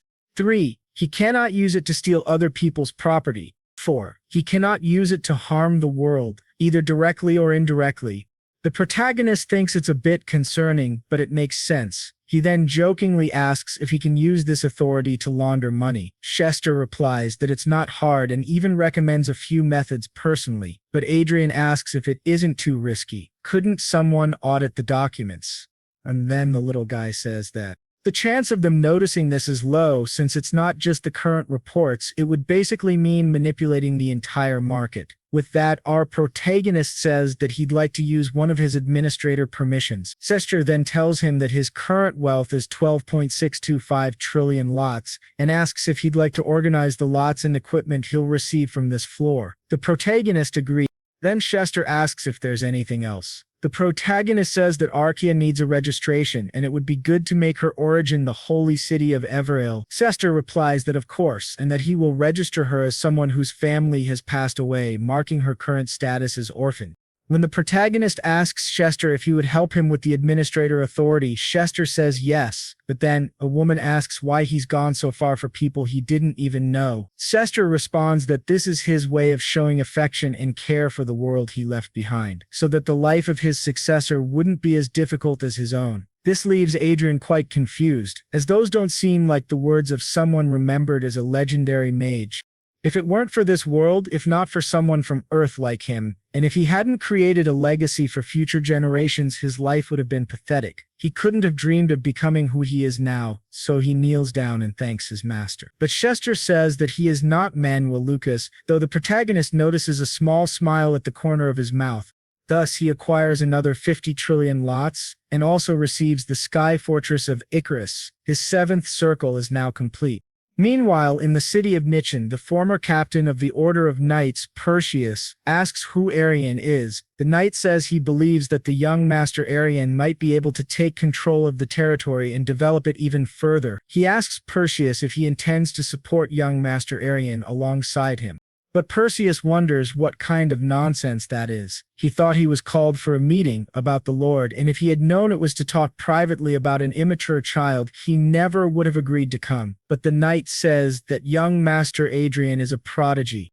Perseus responds that he heard Adrian stood out in the war, but asks whether the knight doesn't think his chosen successor is still too weak. The knight apologizes, but then starts laughing, which greatly surprises Perseus. The knight says he wasn't laughing at him, he just remembered that not long ago he was in the same position himself. He believes young Master Arian was lucky this time, but that he is still the same as always. Perseus asks if that's really the case, and the knight replies that it certainly is not. In fact, what the young master shows the world is only the tip of the iceberg. Unlike Perseus, the knight has personally witnessed his abilities. After all, it was he who was on the front lines following the commands of Master Adrian. Therefore, he confidently says that Adrian is without a doubt the greatest genius of this era. Perseus won't understand that until he sees it for himself.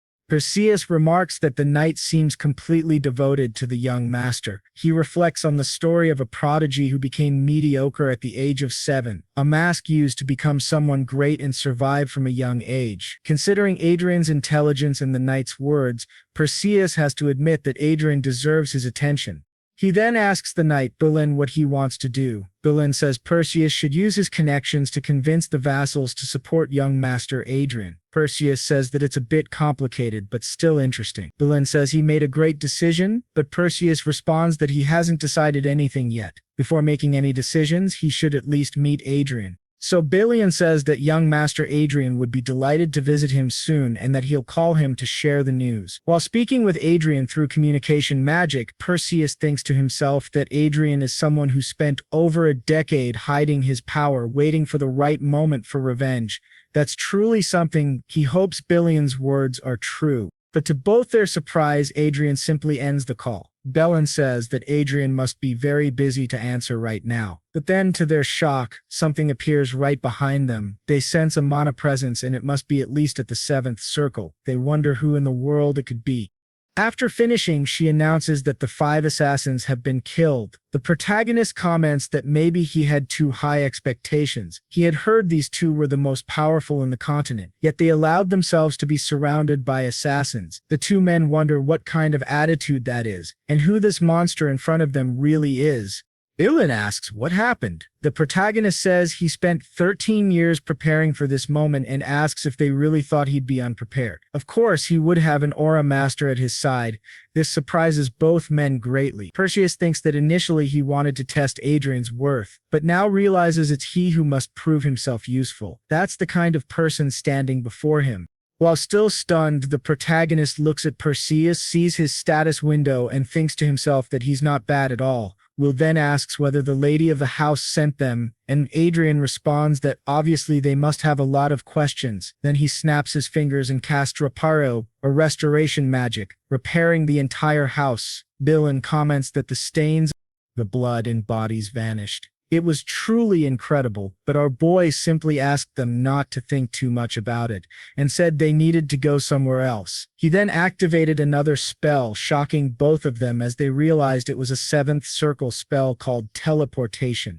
Meanwhile, in the Kingdom of Luas, part of the Hate Kingdom Alliance, the nation with the largest number of great mages, second only to the 4 great empires, if you asked anyone who the most famous mage was, they would all say one name: Duke Kane Riverdale. A great mage and a successful teacher who had trained 6 7th circle mages. They all said the same thing. The greatest mage in history was Archduke Lucas, but the greatest teacher was Duke Kane Riverdale. Picamno questioned if that was serious. Was he really a disciple of Duke Riverdale? And Adre confirmed that he was, though he had died a few years ago. It was Riverdale who taught him everything he knew, and Adre was able to learn it all without difficulty. This left Peely wondering when he had even trained, considering he spent most of his time in games and less, but Oscoto interrupted his thoughts and confirmed it. Yes, that was exactly it. The only place where he could train him without any restrictions was in the virtual world. Riverdale taught in both the real world and the virtual one. Still, Peely couldn't believe it. It sounded like a lie. A marquee falling from the sky. No one would believe someone like that was only 20 years old. It was better that people believed in the story, because if he used the title of Riverdale's disciple, no one would question him.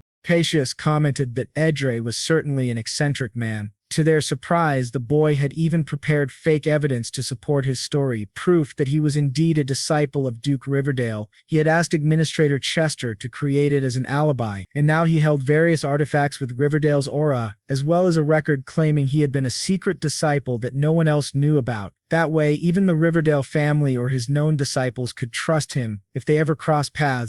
Adre said he would have loved to declare himself the heir of Manuel Lucas's destiny, but no one would leave him in peace for the rest of his life if he did. He then told the two of them that he and Archia would handle Anna and Cedric, so they shouldn't worry too much about expanding their influence or gathering people. Theseus asked why he had been called there. Then, the boy replied that this was never part of his plan to begin with, but there was something he needed him to do. He asked him to extend his left hand. When they touched watches, a window appeared in front of the boy. Explained that it was his second bank account, holding 20 billion lots, and asked him to form a group under his command to gather intelligence. This group would be in charge of doing the dirty work, a necessary part of achieving his plans.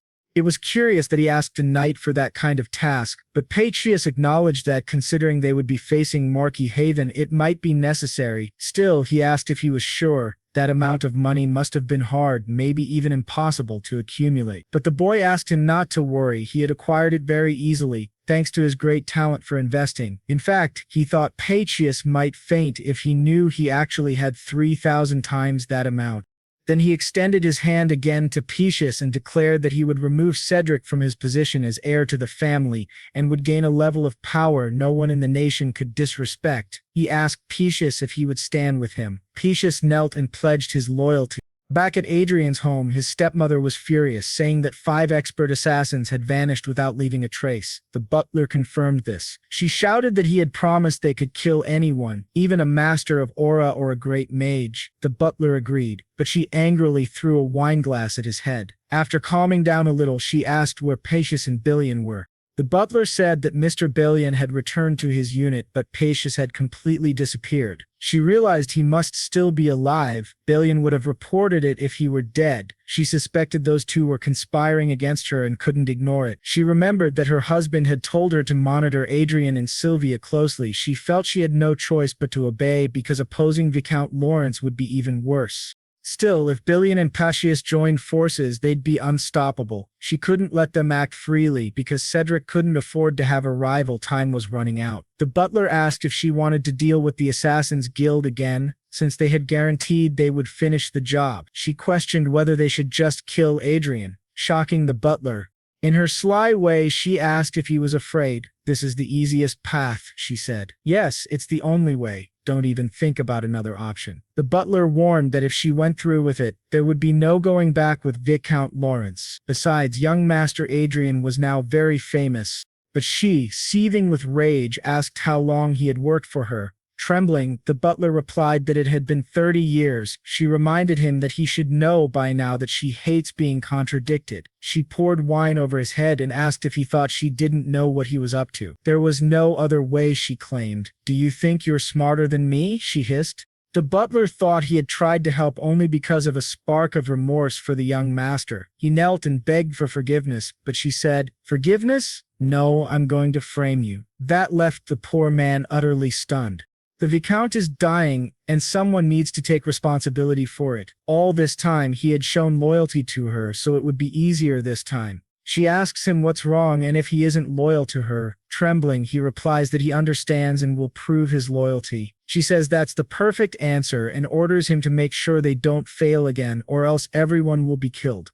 The man thinks that she's discarding him after 30 years of loyalty just because he said the wrong thing at the wrong time, and it's too late to go back. If the young master manages to overcome this trial, maybe he can survive. Meanwhile, at the house of Count Diotes, they are celebrating the victory of the 23rd Division. They say they can finally return, and Count Diotes says he never thought he would receive recognition, thanks to young Master Lawrence. He's truly looking forward to the ceremony. The men beside him say that their family status has also improved thanks to him. They assure him that they will be their family's heirs and invite him to visit any time, promising to welcome him with everything they have.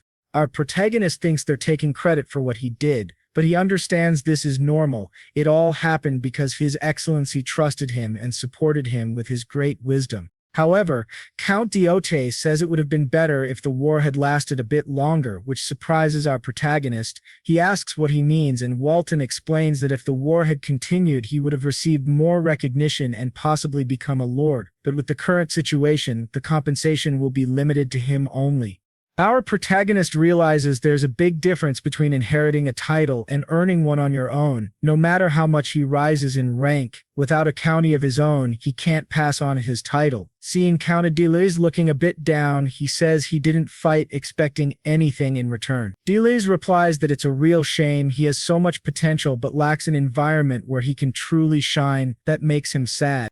Still, he asks the protagonist not to worry about that and says maybe he could get involved with his family, which surprises the boy greatly. Diotes says he has a daughter and that if the protagonist is willing, he could make that happen. Our protagonist smiles and thinks, wait, what? A daughter? Just like that? Diotes asks him to please think it over. He'll always be welcome. But the protagonist also recalls that Count Diotes' daughter is rumored to be a maniac. Still, he thinks that now he can finally return, and for Ina and Cedric, unexpected things are about to happen. Now, the day after the end of the war between Hay and Crescent, the provincial army was immediately disbanded. Back at the airbase, the soldiers thank our protagonist once again and tell him to visit whenever he can. Returning home, the boy logs into his game once again, thinking he's getting tired of leveling up like crazy every time he gets a bit of free time. The level requirement for the level 8 mission is 250, but his current level is only 202. It's been 10 days since he hit level 200, but he doesn't feel like he's making any progress. As he gets stronger, so do the monsters. The experience cap has increased as well, so it's no longer possible to level up once per day like before. He thinks the monster they just killed would require at least 5 people. Maybe he needs to recruit a new member for his group, but he shouldn't draw too much attention. Since he has a stroke of luck, it's better to advance slowly and steadily, eventually reaching the max level. He calls Arkia, but she remains still, and he wonders what's wrong. Just then, a bird appears behind him. He asks what's going on and suddenly he feels something. Looking around, he wonders if something happened outside. He quickly logs out and sees Artia fighting someone. He activates the large shield in his ring, and Artia says they're assassins, the same ones they dealt with last time. Adrian asks since when assassins use swords, and aura-infused ones at that. Artia replies she's not sure, but they're equipped with aura swords and armor, and there are 3 of them. Our protagonist remains calm despite 3 elite fighters trying to kill him. Artia says Mr. Bilwin was prepared for any attack and delayed them. Their vanguards are dealing with him now. Adrian thinks that if they have 5 vanguards, it shouldn't be hard. However, Archia says it won't be that easy just as the roof of the ship is completely shattered. He looks up and sees a heavily armored golem. Archia says there are 6 in total. Our hero remarks that it seems the madam sent the devil after him instead of Bilan and Sir Perseus. He asks Archia if an aura sword should be enough. She says of course. He grabs his staff and Archia takes her sword. As the monster attacks, Adrian says it's pathetic she picked the wrong alpha. He then activates a flame explosion spell, burning the golems. Flying above the ship, he calls Archia to fight with him. Meanwhile, the assassin captain receives a call saying something isn't right and they must retreat now. The captain wonders how their plan failed so badly, but to everyone's surprise, 2 explosions send them flying. The man wonders, what kind of monster is hiding in the Lawrence family? Our protagonist defeats the enemies one after another, with Archia fighting by his side. On the communicator, someone tells the captain to escape quickly and to kill the archmage, interfering with their teleportation. The captain wonders if he's going insane. Not only is there an archmage, but also a master of aura. He begins to flee, saying the others are on their own. But quickly, our protagonist casts a spell on the man, and Archa swiftly cuts off his arm. Just as she's about to kill him, Adrian orders her to stop. Adrian says there's no point in him trying to escape. That man thinks it's impossible. They were completely annihilated. Then our boy suggests helping him, but to their surprise, the man suddenly collapses. Adrian asks what happened, and Archia checks his body and says he's dead. It seems he bit into the poison capsule hidden in his teeth.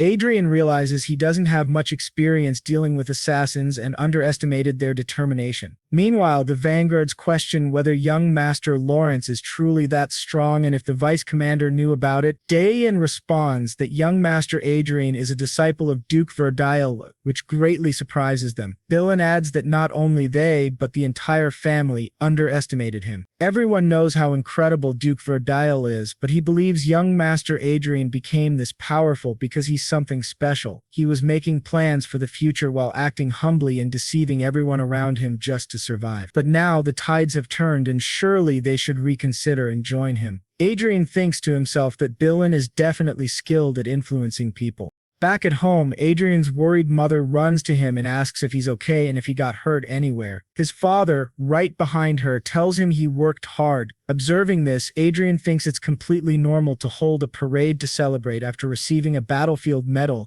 but it feels too calm. His father apologizes, saying there should have been a grand reception, but Adrian replies it's fine. He doesn't like noisy events, while thinking that it must be because of Anna and Cedric. His father says that in exchange they prepared a grand banquet and now they will celebrate his return with food and drink. Looking up, Adrian sets his aerial fortress to energy saving, and Adrian notes it's been 3 months since they last saw each other. Cedric's mother welcomes him while Adrian thinks Anna looks like she's seen a ghost and he doesn't understand who that man with her is. He realizes it's Morris Juger and his impression is one of relief and happiness. He hears that Morris worked for her for 30 years, so why is his impression of him so favorable? To Adrian's surprise, he notices that the one leading Enem and Cedric's faction is Commander Crone, whose impression of Adrian is hostile. Cedric comments that as someone bearing the family name, Adrian did a great job, though it's nothing special, and he should be praised. Adrian smiles, thinking it's nonsense. He'd love to cut their heads off right now, but he needs some justification first. After all the things these bastards did to him, how could he consider giving them a quick death?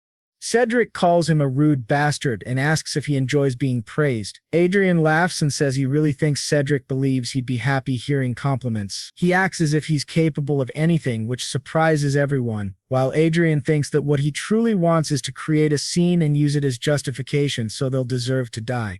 He tells Cedric that he can already imagine him ignoring tactics and dying recklessly after charging forward, which infuriates Cedric. Adrian then asks if people shouldn't get smarter with age, and that's why his vassals call him an idiot behind his back. Cedric gets even angrier, and Adrian adds that perhaps his ignorance comes from his mother's side, which shocks everyone. Cedric's mother asks what he means by that, and Adrian retorts by asking if she has something to say, telling her to stop pretending to be refined because it doesn't suit her.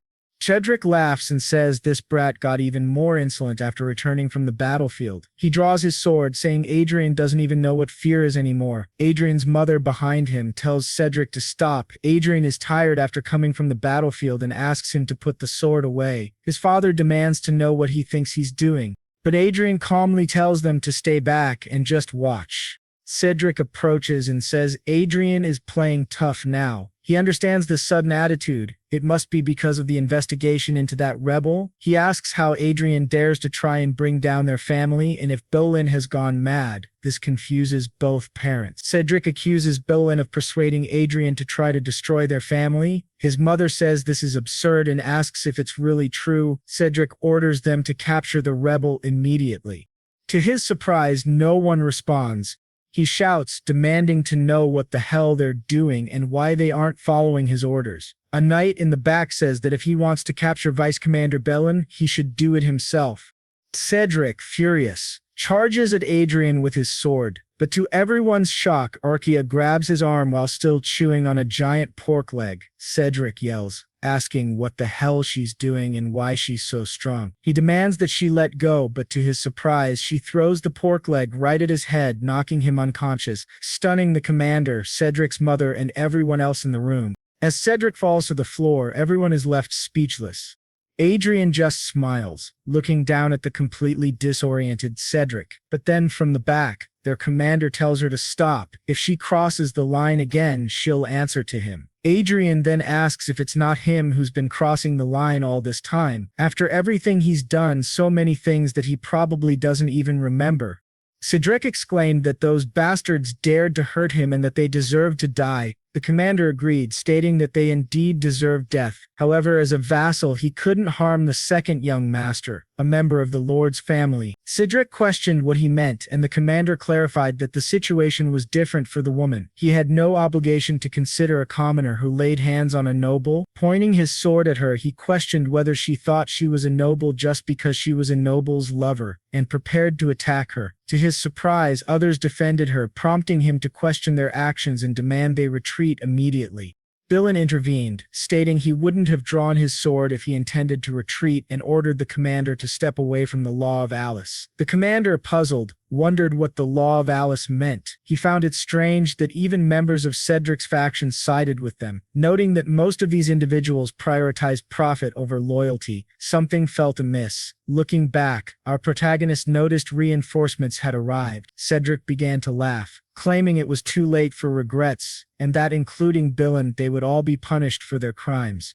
Our protagonist countered, stating they were in the presence of the Lord, and questioned how the Viscount's knights dared to oppose their lord. Cedric ordered the immediate subjugation of those bastards and commanded everyone to attack. Our protagonist assessed that, in terms of numbers, their forces had more soldiers, but they were properly armed, whereas Cedric's faction had over 10 well-equipped soldiers. If a large-scale battle erupted, it would be a one-sided massacre. The commander questioned the futility of their actions, suggesting Cedric had become intoxicated by his own victory and forgotten his position. He emphasized that the family system couldn't be altered due to Cedric's recklessness and that only their side would suffer casualties. The commander laughed, questioning whether he wouldn't be killed immediately. However, even if he survived, only hell awaited him. Our protagonist's father instructed him to use the artifact, and his trembling mother apologized. Cedric dismissed the idea of fleeing and ordered the others to attack. As they advanced, our protagonist labeled them as miserable fools rebelling against their lord and ordered the knights to protect their lord, surprising everyone. The commander questioned his actions, and Adrian declared that anyone could see they were the traitors and that they would end this situation immediately. He instructed Arshia to leave those three to him and handle the rest, then removed the illusion magic. She complied, and to everyone's shock, she swiftly decapitated all those men, leaving the commander utterly stunned. Adrian remarked that Commander Crony had just said something interesting and that a traitor needed discipline. He then struck Crony in the face with his staff. Crony couldn't believe it. The woman was now an aura master, and this gaming addict had just inflicted damage on him. The commander declared that she was an aura master and that they needed to form a formation to confront her, urging them to remain calm as they could handle her. Adrian noted that, despite everything, the commander still managed to give instructions to his subordinates, showcasing his leadership. However, he asserted that nothing would change. The commander questioned what he meant. Our protagonist declared that he was a teacher about to impart a valuable lesson and began activating multiple buffs on himself. The commander realized that magicians could use magic 2 classes below their level without casting, meaning a 7th circle magician could use 5th circle magic without casting. Consequently, our protagonist used the memorize spell, thinking that once magicians became archmages, the so-called weakness of casting nearly vanished. Our female protagonist then unleashed a fiery explosion, burning the commander's body. After he collapsed, our protagonist approached the 2 trembling individuals, stating that they were going to have a lot of fun from now on and asked if they didn't think so. Despite his injuries, the commander lunged at our protagonist, who dodged and questioned why he got up, then proceeded to beat the commander in front of the 2. After the commander fell dead, they wondered how it was possible and how Adrian Lawrence had become an archmage. Our protagonist approached them with a smirk, and they realized they were utterly doomed. Meanwhile, elsewhere, an old man declared that Adrian had dared to lay hands on his daughter, Anna. This man was Raven Margrave, Anna's father and Cedric's grandfather. At the Margraves' residence, he watched all the footage of what had happened to his daughter and grandson. Infuriated, he noted that the video was spreading rapidly across various internet portals and platforms, and by tomorrow, most people would be aware of the situation. He dismissed the online chatter, stating that the opinions of commoners in the virtual world meant nothing. However, even among the nobility, some supported these speculations, though the most they could do was file complaints. He emphasized that no matter how valuable an archmage or aura master might be, this wasn't an era where wars could be won by 1 or 2 superhumans. Furthermore, aiding these 2 meant opposing Haven Margrave, whose military power was equivalent to that of a duke or marquess combined. It would be problematic if someone with a title equal to his, like a duke or marquess, sided with Adrian, but he deemed that highly unlikely. His butler mentioned that the royal family might intervene, but the Margrave argued that, obviously, a young archmage and aura master would attract attention. However, unless it was proven true, they could simply be labeled as imposters. As long as no one believed they were truly an archmage and aura master, there would be no issue.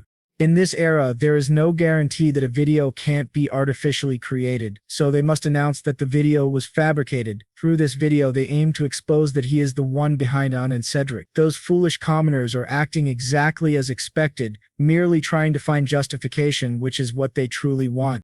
This surprises the trio greatly. They wonder why he would provoke a Margrave, but Margrave asks how many of their forces can be mobilized in a territorial war. One of the men replies that approximately half of their total forces can be deployed. For territorial defense, they can mobilize either 3 flying fortresses and 50 vanguards, or 2 flying fortresses and 200 vanguards. The Margrave then asks which forces can be mobilized immediately. The man replies 200 vanguards and 1 flying fortress. The old man says that's sufficient, while thinking that the brat they're learning about actually dared to challenge him. He declares, "Then it's war," vowing to make him regret it. Back to our boy, he thinks that they must have seen the video that was just released and are now preparing for an attack. The connection between Anna, Cedric, and Raven Margrave is unbreakable. His blade of vengeance will only be complete when it reaches Rengrave. However, before that, certain conditions must be met to solidify his position, specifically facing 3 individuals. A blonde woman then introduces herself as the daughter of Cain River Daz, Olivia River Daz. Our boy thinks Duchess Olivia River Daz, a mage of the Kingdom of Lewis and daughter of the famous Duke Cain River Daz. Although she's said to be close to reaching the 8th circle, her presence is comparable to the patriarch of the River Dasimony, to which 6 archmages belong. When she says it seems real to her and the others agree it's definitely true, our boy asks whether this means they've recognized him. However, she points out that this kind of magical plaque can easily be forged in the first place. As the 3 of them confront him, he realizes they are pressuring him by resonating their magical circles together, but he manages to break that pressure and asks what it all means. The girl responds that it's amazing. The 2 others applaud him, but she says it's nothing much, they just wanted to test his abilities. One of the girls says she definitely could have verified it without resorting to such methods. However, having 7 circles doesn't mean they're all equal. She simply wanted to measure his exact level. Badre then asks, "So, does that mean I have your recognition now?" She responds that she still has many questions, but she has no reason to reject him. Our boy thinks she has a sensible way of thinking. He wonders if he were a villain who brought harm to her family, would she make the Riverdales his enemy? That would be the same as asking for death, and she doubts anyone could bear such consequences. Since his identity has been confirmed, it's all fine. Then our boy says he would like to make a request, which surprises the three of them.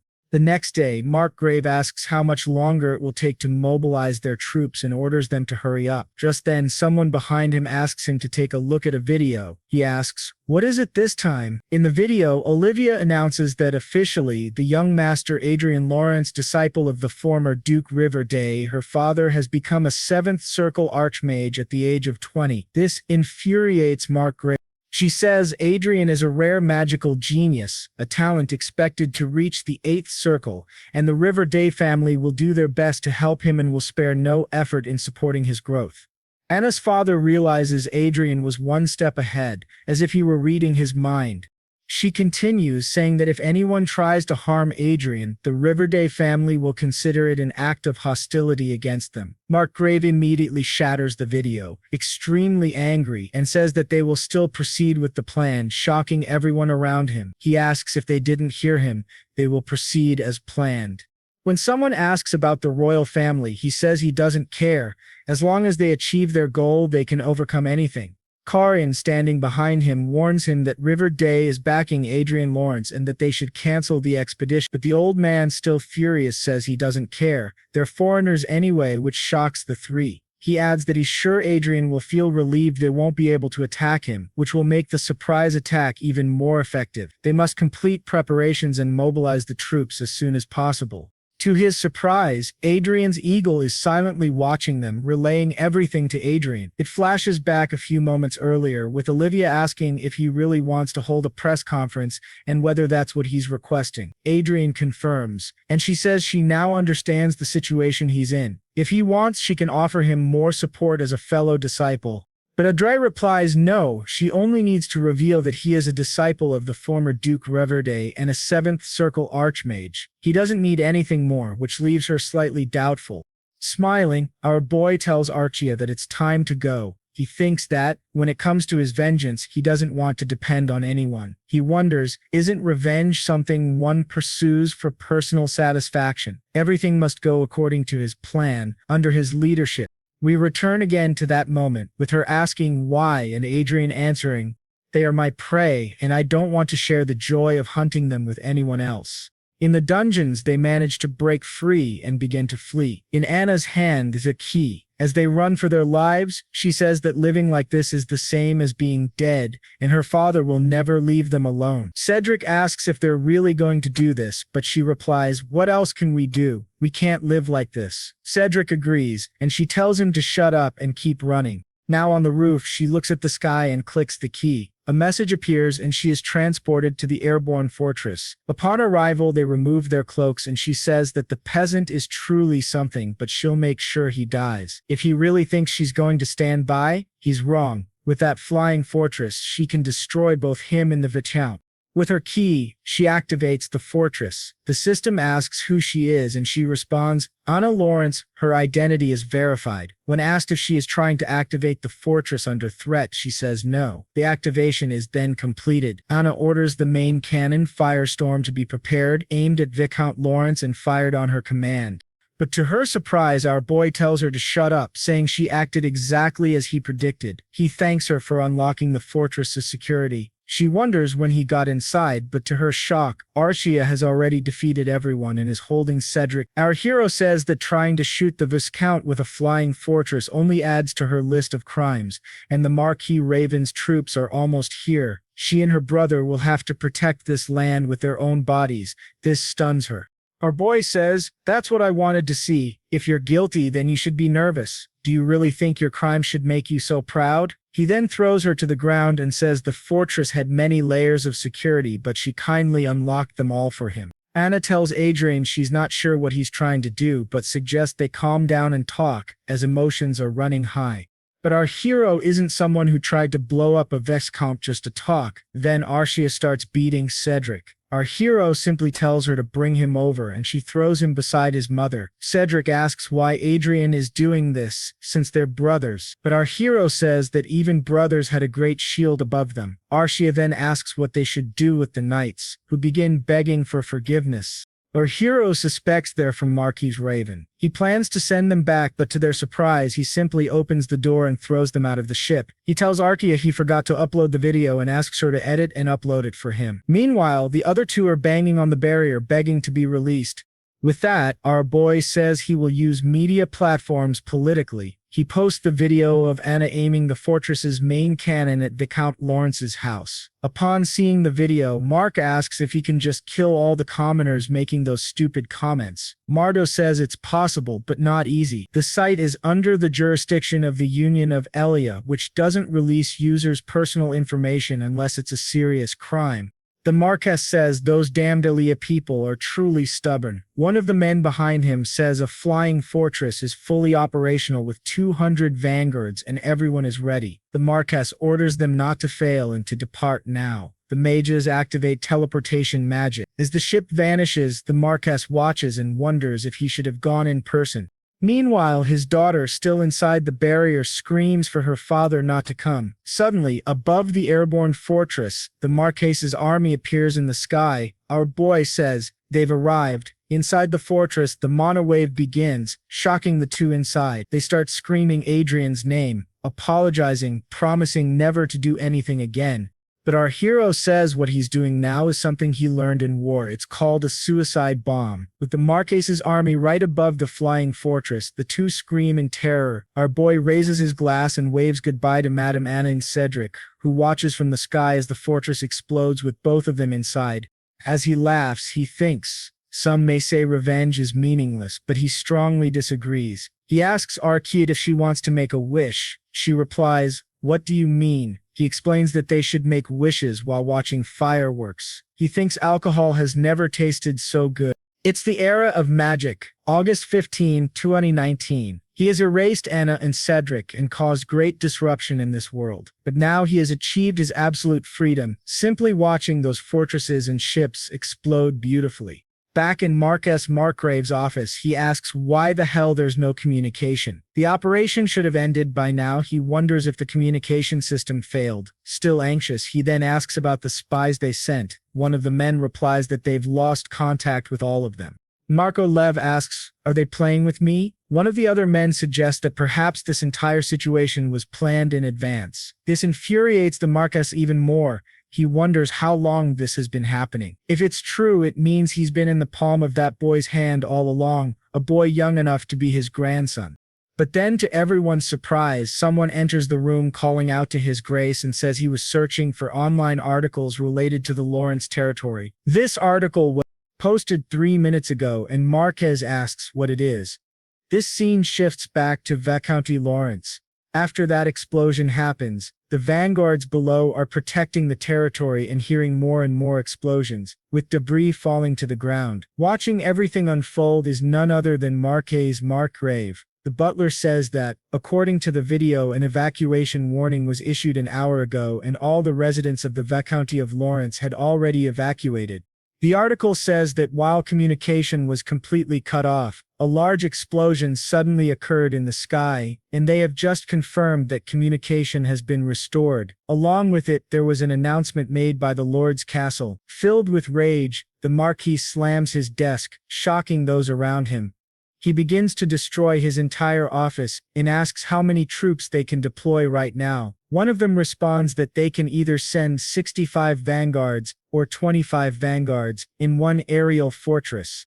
The Marquis reflects that if previously the deployed troops had a force equal to 5 aerial fortresses, then based on the video, it's clear that Adrian sacrificed his aerial fortress in a suicidal attack. Regardless of how old Adrian's fortress was, it should not have suffered any damage, yet its explosion released a massive flow of mana, tearing everything apart. This means Adrian knew his movements perfectly. Still, the Marquis believes Adrian could not possibly repeat such a feat a second time. The butler then says that unfortunately, this number of troops is not enough to overpower Viscounty Lawrence. They also received an emergency message from the imperial family, stating that the use of force against Lawrence is strictly forbidden. This surprises the old man greatly, and he begins to laugh, once again shocking everyone present. He asks, "So this is the price for underestimating that bastard. Damage recovery is still possible, but it will take time and the costs are astronomical. Approximately 15 trillion to build an aerial fortress, at least 50 billion for vanguard equipment, and around 30 trillion for damage restoration alone." He laments that the power his family developed over generations has collapsed because of a single mistake. Then he asks, "Has communication with Ares been restored?" The butler replies yes, and the Marquis orders him to immediately connect him with Adrian. Meanwhile, a great eagle in the sky is described. It is the same as Arshia, a support unit, but its basic function is entirely different. While Arshia is versatile like a human being, a Granig is a support type strictly focused on observation, able to relay both vision and sound to Adrian. Adrian, our protagonist, comments that the Marquis is shameless enough to call him directly. The Marquis admits that Adrian's skills and tricks worked well this time, but warns that it is a grave mistake to think he can continue like this in the future. Adrian calmly replies that the Marquis should not worry because his revenge will only be complete with the Marquis's death and the fall of his family.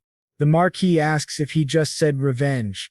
Adrian explains that the Marquis must not know how much Madame and the eldest son loved their aerial fortress. He left them inside, betting they must have been satisfied since he had prepared such an expensive cremation ceremony for them. Enraged, the Marquis says that just because Adrian's strategy worked once, he has forgotten how terrifying the world truly is. He vows never to forget this humiliation and promises Adrian will pay 1,000-fold, but Adrian, seeing how furious and noisy the Marquis is, realizes that he does not even care about the deaths of Amy and Cedric. Truly, they were pitiful after all their arrogance. They were nothing but tools. Adrian then asks the Marquis if he is inside the octagon of the Lord's castle. The Marquis is confused, asks what he means. Adrian replies that he has prepared a gift for him which should be arriving right about now. The Marquis wonders what it could be. Adrian asks if he has heard of memory magic, an advanced magical technique that reduces casting time by storing up to 10 spells. He then asks what the Marquis thinks would happen if he stored 10 seventh circle spells. "Don't you think they could even shatter the Lord Heaven Castle's shield, the one you're so proud of?" Looking outside, the Marquis sees multiple spells aiming directly at the building, shocking everyone present. Adrian declares that the gift he sent is none other than 10 seventh circle blasts. Instantly, all of them are cast together, merging into a devastating force that directly tears through the shield. Adrian listens with satisfaction to the terrified reactions on the other side. The old raven screams Adrian's name in desperation, but Adrian simply laughs, saying he will pray for their safety. He then ends the call. Immediately after, Bellin appears behind him, reporting that as ordered they have gathered reporters in the conference hall. Walking through the mansion, all the butlers and maids bow before Adrian, trembling in fear. Adrian looks at them and thinks how amusing it is among all the servants of the Lord's castle there wasn't a single one who didn't despise him, and now they tremble just at the sight of him. It is time to say farewell to his former self, the fool who pretended to be an idiot. The second act of his splendid life has just begun. After this event, the internet could only talk about Viscount Lawrence and how Marquis Haven had secretly mobilized an aerial fortress and 200 vanguards, but everything turned to dust within seconds. Some blamed Adrian for copying a tactic once used in the war against the Kuzan Empire. However, others argued that people should not forget that it was Marquis Haven who planned the ambush. In the midst of that chaos and humiliating defeat, the young prodigy Adrian Lawrence brought down Marquis Markgrave. Reading about it, Adrian thought to himself that now he had gained 1 million followers in just a single day. He had become an influencer. William admitted that he was worried people might pressure Adrian for toppling such a renowned noble. But Sor asked, "What's the point of caring about what others think?" Smiling, Adrian replied that he would never be shaken again. William reflected on how Adrian had lived his entire life under pressure. The incident with the Marquis stirred controversy both inside and outside the country. Some articles criticized him, since the Haven family was still standing. However, public opinion overwhelmingly favored Adrian. This even drew neutral people to his side. Adrian thought to himself that commoners were basically treated as slaves by the nobility. But unlike others, he could benefit from public support. He needed to prove that he was different from the nobles, and he would do so by constantly communicating with the people, posting photos and interacting with them. He realized that discrimination against commoners was a deeply rooted social problem in noble society at Handel, not because commoners were inferior but because nobles had made it so. To his surprise, his father then entered the room, holding a letter. He said that a summons had arrived for Adrian. Adrian asked if it was serious. Reading the letter, he saw that it ordered Sir Adrian Lawrence and Madame Archia Kane to appear before the inspection council. The wording was short and authoritative. Adrian considered three possibilities. First, it was a move by Marquis Haven. Second, that the nobles were planning to suppress him. Or third, that the royal council itself wanted to bring him under control, since they would not send such an order if they merely wished to befriend him. His father asked if he had any plan. Adrian confidently replied, "Of course," then asked his father what nobles valued most. His father answered, "Money." Adrian agreed, saying he would change their opinions with money, since even the royalty would be interested in that. His father, however, asked for a more detailed explanation. Adrian explained that he had made a great deal of money through investments. If he offered bribes, it would certainly change the nobles' minds. This shocked everyone in the room. They questioned him, saying he didn't seem very happy, but Adrian insisted it was better to show than to talk. He revealed his bank account, which left Billiam stunned. "Incredible. How did you gather 60 billion in cash?" he asked. Adrian corrected him, saying he should look again. There were 4 commas, not 3. It wasn't 60 billion but 60 trillion lotus. Adrian admitted he had simply been lucky. Billiam asked if he could see into the future, while his father said the nobles would go crazy over that fortune. Adrian then asked how much of it might be taxed. His father answered that at least 1/10 would be taken. Adrian recalled hearing that if a noble paid a large tax, the royal family would grant exemptions. His father confirmed this, saying that based on how the royal family operated, Adrian could expect to pay almost no tax on half of his declared income. Adrian thought this was acceptable. He had planned to use the money anyway, though losing 1/5 of it was still a huge amount. His father then asked if there was anything else he wished to buy. Adrian replied yes, he was considering aerial fortresses and vanguards. Soon after, shocking news spread worldwide. Adrian Lawrence had officially declared taxes on the money he earned through investments, and the amount was an astronomical 60 trillion. The entire noble society was shaken. Coches was overjoyed upon hearing the news. He laughed, saying, "That guy is completely insane. He really does enjoy surprising everyone." His wife asked if Adrian was the same young man he had mentioned before. Coches confirmed, but said that now Adrian should be addressed as the Great Mage, for he had reached the 7th circle.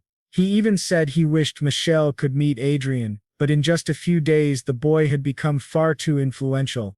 His wife suggested they should do something, as she would love to have Adrian as a son-in-law, but their daughter slammed the table, declaring that while Adrian was exactly her type, she did not want someone who only relied on their partner. She insisted she would gain her own authority by herself. Her mother asked how, and Michelle answered that once she discovered the legacy of Archimage Lucas, she would be able to have anyone she wanted. Her mother tugged her ear, asking when she would finally grow up. Her father watched them and asked why she felt that way. To him it made perfect sense. If Adrian really was the one who found the legacy of Archimage Lucas, that would explain his confidence. But Michelle countered, saying the Riverdale family had already accepted Adrian as a member. Watts responded that this was perfect, since Adrian did not yet have a strong public presence. He could hide behind the Riverdale family until he obtained the title of Lord Mage. Michelle objected, saying the royal family had confirmed all his money came from investments. Watts then wondered if perhaps there was a secret agreement between King Verdeo and the royal family. Their daughter teased him for believing in conspiracy theories, But before they could argue further, urgent news arrived. The Republic of Prios had just announced that they had found the one who discovered the legacy of Manuel Lucas. Everyone was shocked. Meanwhile, inside the tower of Manuel Lucas, Adrian thought it would be easier if he absorbed all of the research books as skills. Tomorrow he would need to attend an inspection with Archia, and the day after tomorrow a royal banquet awaited him. The following day he planned to search for aerial fortresses and vanguard equipment. He cannot leave the game because he is too busy. He needs to stay logged in as long as possible in order to gain more power. While searching through the books, he thinks that at least 1% of the thousands of research volumes must contain military studies. It seems that Archduke Lucas, who invented and changed the course of war, was still a man who longed for peace. The research he devoted most of his time to was dimensional teleportation. He never married, nor did he ever take on a disciple. He spent his entire life researching a way to return home. Everyone says he was the one who changed the world, but the truth is that he simply missed his home. The reason he left behind traces showing that he came from Earth was most likely so that someone from his homeland could find them. Sadly, that only happened after his death, and his legacy became his final hope. The dimensional teleportation spell makes it clear that he wanted to return, but Adrian decides he will not become obsessed with that.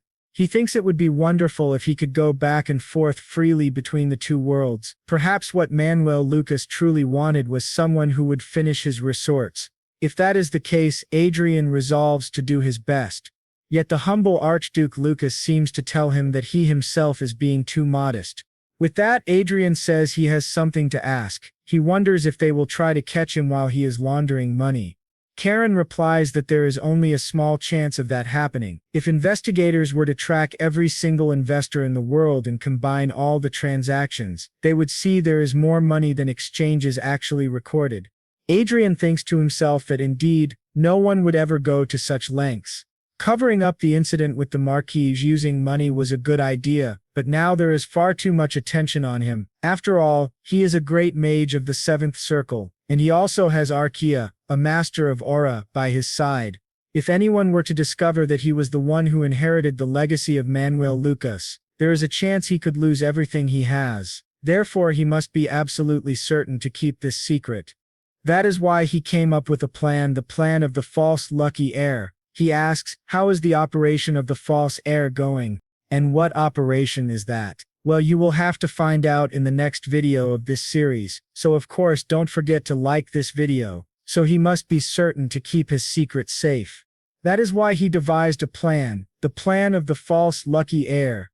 He asks how the operation of the false heir is progressing.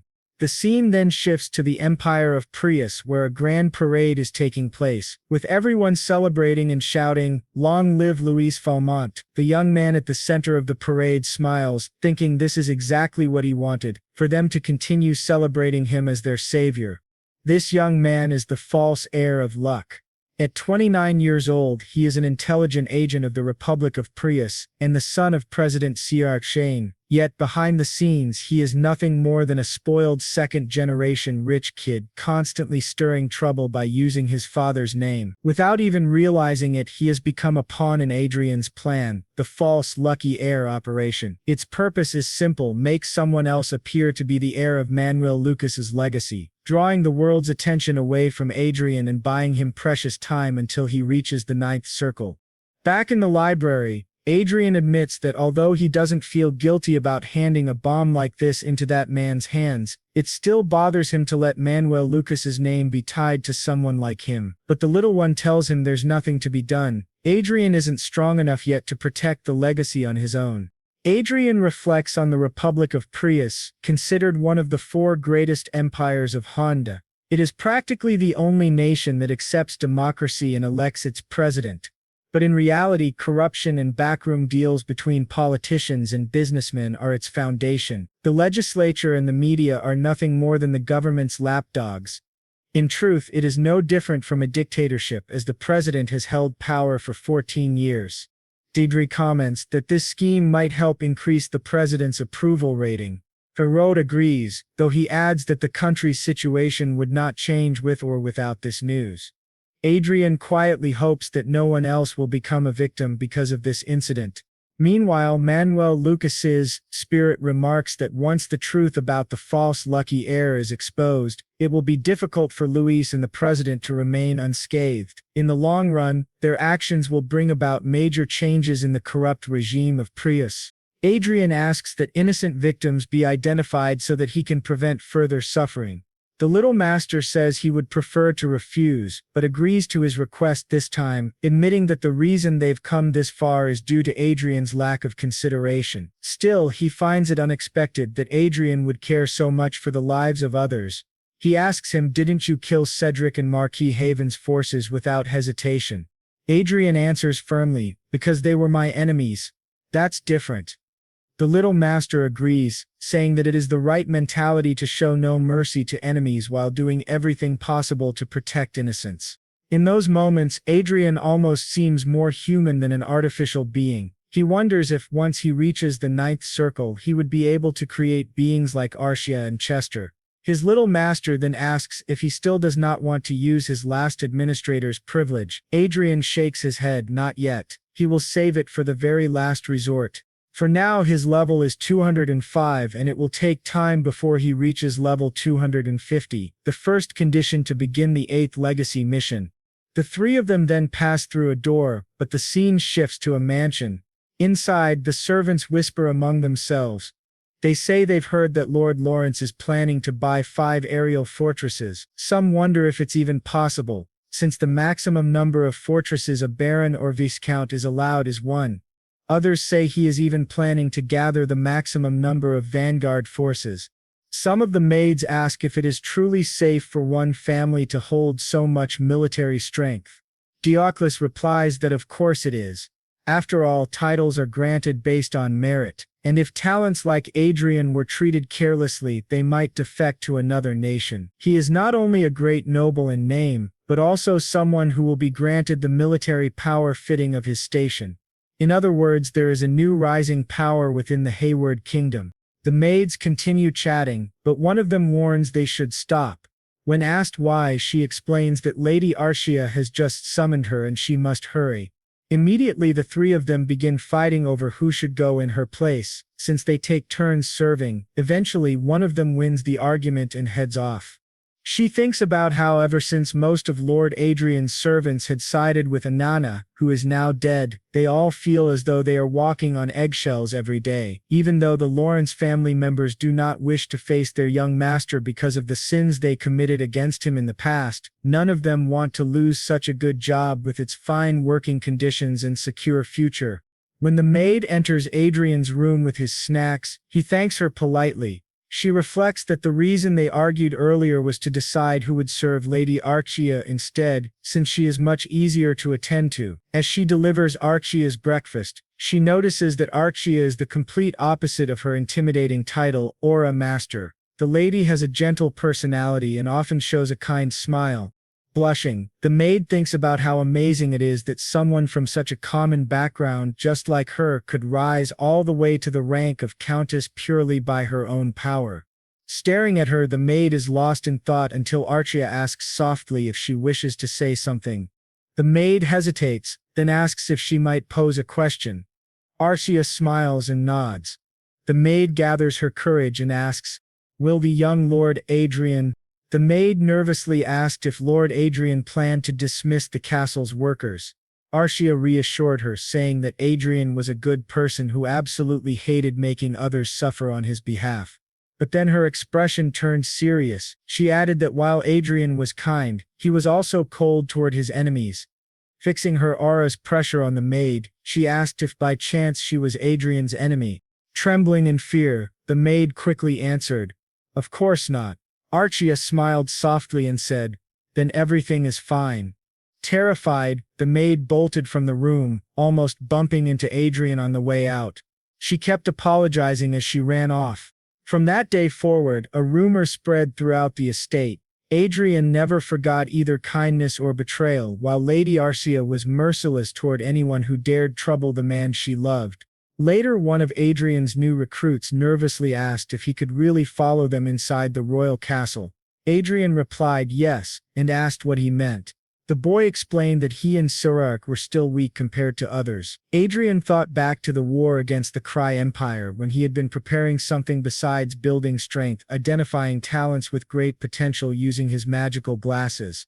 Eric commented that he didn't believe the young lord had summoned them without reason, that Adrian surely had a plan. Adrian admitted that if one could call it a plan, it was simply that he had chosen them because they had a bit more experience. Currently, Adrian had 4 Vanguard escorts, and together with Lopes and Eric, members of the Institute of Talents, they were on their way to the royal castle to be inspected by the auditor. Adrian warned them that many nobles would likely be present today. If they were lucky, they might even see members of the royal family. He reminded them to carefully observe the individuals leading the kingdom. The blond boy nodded eagerly, promising to do his best, while Adrian thought to himself that the boy would need to grow more confident if he wished to succeed in the future. The driver then announced they were arriving at the teleportation portal. Adrian instructed him to proceed. Once they passed through, they arrived in another city. The young recruit gazed in awe out the window, enchanted by the sight, while Adrian quietly reflected that they had finally reached the capital of the Hebert Kingdom, the city of Leonal. As soon as they stepped out of the carriage, crowds of people whispered excitedly, remarking that Adrian and his companions looked even more handsome in person. They made their way toward the Royal Administrative Building. At the entrance, a butler commented on their popularity. Adrian dismissed it, saying it was only the media that had placed them in the spotlight, but the butler replied that Adrian had no idea how frenzied the public had become over him recently, much to the displeasure of the higher nobility. This revelation surprised Adrian. The butler continued, explaining that Adrian had become famous among the non-heir nobles, admired for earning his position entirely on his own merit. Adrian put on his magical glasses and identified the man as Baron Harris, also known as Baron Walker, the leader of the noble inspectors. His talents included intelligence, administrative power, leadership, and learning ability. Adrian greeted him as Baron Walker. Embarrassed, the man apologized for speaking too much and asked Adrian to forget his words. But to his surprise, Adrian replied that he wasn't referring to that. Instead, Adrian handed him a card. Baron Walker asked if that wasn't Adrian's personal card, and Adrian explained that when he acquired his own territory, he would be looking for a skilled administrator to manage it. If Baron Walker were interested, Adrian asked that he please get in touch, promising the best treatment possible. The offer left the Baron astonished. Soon after, Skywalker announced that they had arrived at the Royal Palace and would be entering Investigation Chamber 1. He explained that only Sir Adrian Lawrence and Lady Arcia Klein could go inside and that the inspection would last 2 to 3 hours. The others were asked to wait in the lounge. Adrian, however, told them to walk around and that he would call them once the investigation ended. They all agreed and wished the pair safety. Baron Walker also cautioned Adrian to be careful since it was impossible to know what might happen inside. Adrian smiled, thanked him for the advice, and thought to himself that he always had the option of leaving the country if things went wrong. Upon entering, Adrian and Arcia found themselves surrounded by several figures. To Adrian's surprise, he immediately understood Baron Walker's concern. 2 powerful figures were present: the Chief Inspector of the Nobility Douglas Hamilton, and the Second Prince, Luke Wynhyde. Adrian wondered why the Second Prince himself was sitting before him. He greeted them respectfully, calling it an honor to meet the commander of the Royal Guard. The prince responded, remarking that he already knew Adrian was no ordinary man. He was, in fact, an archmage. Adrian answered sharply that had he not known the prince's identity, he might have thought him a spy for such words. The prince only asked Adrian to raise his head. Using his glasses, Adrian observed the prince's talents: aura, physical strength, learning ability, average intelligence, average leadership, and average administrative power. He reasoned that the prince must have trained under an aura master and consumed rare elixirs to become one himself. The prince declared that he would personally lead the investigation. Adrian replied that if this was the chief inspector's decision, then he had no objection. The 2 locked eyes, each scrutinizing the other. Adrian, noting the prince's unease, curious, he asked the inspector to confirm whether this arrangement was official. The inspector apologized for seeming disrespectful and explained that he had only wanted to clarify the prince's authority. The prince assured them it was no problem and asked them to sit so the investigation could begin. Throughout the questioning, nothing significant arose. Even if something had, Adrian had already prepared his alibi.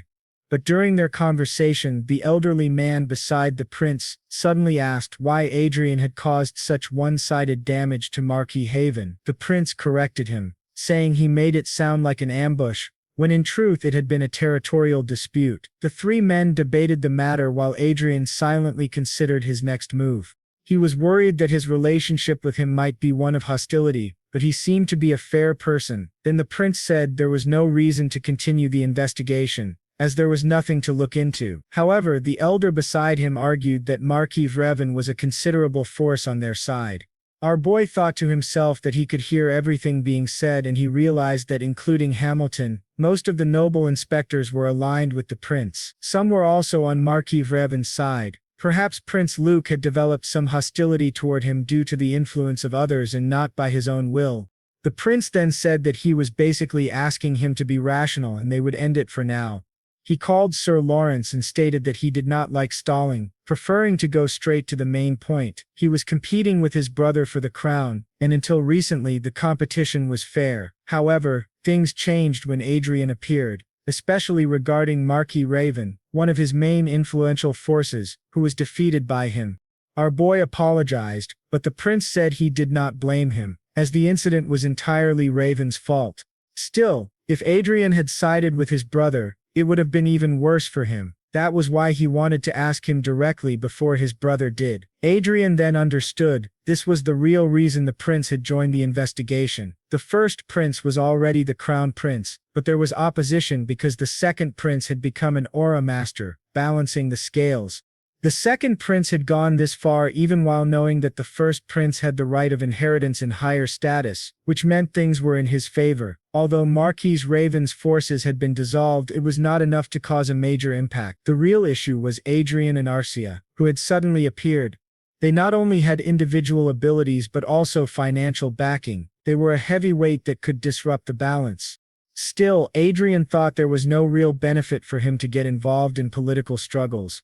Above all, he had not even received his noble title yet. The prince then said that was precisely why it was more important. If Adrian joined him, he would elevate his status as an archmage, recognize his achievements in the last war, and support him in obtaining the title of Marquis. This greatly surprised Adrian, as becoming a Marquis would put him one step away from being a duke. He asked if that was really possible, and the prince replied that it was not, but he could make it happen. He mentioned that the Marinikov territory looked promising. Adrian thought that he had intended to remain neutral, but the prince was truly tempting him. He then said that it was indeed a very good offer and asked if he was really worth all that. The prince told him he was worth even more than he thought, and also pointed out that he had a beautiful aura master at his side. When the prince looked at Artria with that expression, Adrian grew serious. He asked if he could at least think about it for a while, which surprised the prince. The prince replied that it was fine. Mages were known for being cautious, especially one who had lived most of his life in hiding. He gave him a week to think about it and said that would be enough. Adrian expressed his gratitude for his consideration. As they stared at each other, the prince asked if Adrian did not believe that the crown should belong to someone with greater abilities. If the crown prince inherited the throne, the Herit kingdom would perish, he said, and as a noble, Adrian should consider the future of the country. Adrian replied that he would reflect on those words. Then he walked toward Madame Clen and remarked that she was smaller than he had expected. It was surprising that she was actually an aura master. She thanked him, and he said that perhaps they could duel later. She was the first female aura master he had ever seen. She accepted with a cold expression, saying it would be a pleasure. He said she was quite cold and that he would see her next time. As Adrian was leaving, the head inspector of the nobles passed by him and said that he had better stop thinking and accept the offer, because he was not used to being rejected. When they finally left, Adrian thought that he had only been stalling and that everything so far had just been formalities. Now he wondered what he should do, return home or wander around. He asked Archia if she was hungry. She said she was not very hungry but would really like to eat. Adrian thought she always only cared about food, and he remembered once more the smirk of the second prince, who had touched her hand and shoulder. To their surprise, someone appeared behind them saying that it was perfect, as he also knew many restaurants. A blond young man smiled at Adrian, leaving him and Archia shocked. Adrian wondered who this person was. Looking at him more closely, he realized he was none other than the first prince, Prince Michael van Huyt, a fifth circle mage. His talents included extremely high intelligence, extremely high learning ability, very high administration, high command, high political skill, but low mana, low aura, and low physical ability. Adrian thought it strange that the first prince was walking around so casually with no one noticing his presence. The prince said that they really were an archmage and an aura master, and it seemed they had recognized him. He commented that his disguise spell did not work on people who were not idiots like his brother. Adrian thought the way he was speaking did not resemble how a crown prince should sound. One thing came directly to his mind as he stared at him. He was certain he could never afford to make this person his enemy. So, he told the prince that he expected a luxurious dinner. The prince replied with a smile that he would guide them to the right place. As they walked together, Adrian thought to himself that the prince's profile was far too good for a mere human. His talents were heavily focused on politics and administration, but he had never seen anyone with three extremely high attributes, except for Archia. Actually, upon reconsideration, Prince Michael was even superior to Archia in terms of overall talents. Her strengths were concentrated mainly on her swordsmanship, while his were broad and deeply influential. His mana is low, but he became a high mage with his intelligence. Then the prince says that it seems she has many questions about him, while Adrian says that he is even more mysterious than his younger brother. The prince replies that they have arrived, and when they enter, Adrian asks if this is a teleportation room. He thought they couldn't use this type of spell inside the castle, and asks if there is a barrier of interruption around the entire place. The prince asks if he didn't know. The castle is filled with electric stones underneath, and sometimes they conflict with mana, causing interruptions in teleportation spells. But if he presses the button, that barrier is undone, and Adrian realizes he just disabled the interruption spell. The prince then says that they will be going now, while Adrian thinks in his head that he knows this person is not ordinary and wonders who this crown prince truly is. After they move to another place, the prince says they will enter here, and things will be more relaxed. Once again, he presses the button and activates the barrier, saying that the interruption spell is functioning again. Adrian thinks that it is the prince who is controlling it. The second prince probably has no idea that the first prince is playing with the castle's security, but there is no way for him to know because he is just an idiot. Adrian wonders if he should say that it is an honor to meet the crown prince, and the prince replies that yes, it is also an honor to meet them. The butler then asks if they are back, and Michael asks if the food is ready. The butler says yes.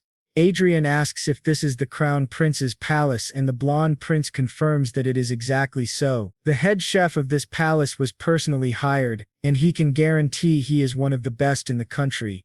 The prince then asks if Adrian knew that he follows him on SNS. Adrian asks if he is serious, and the prince says yes. His username there is Grandos Eyes Closed. He explains that nobles usually do not care about the virtual world, but he does. He enjoys it very much. Adrian thinks that Michael van Huyt, despite having the title of crown prince, treats him like his best friend, and it doesn't seem like he is pretending. It is definitely not the way the second prince treated him. The two are complete opposites. Adrian notes that Michael seems to have a sense of humor, and the prince says yes, he loved seeing Adrian mocking Marquis Raven.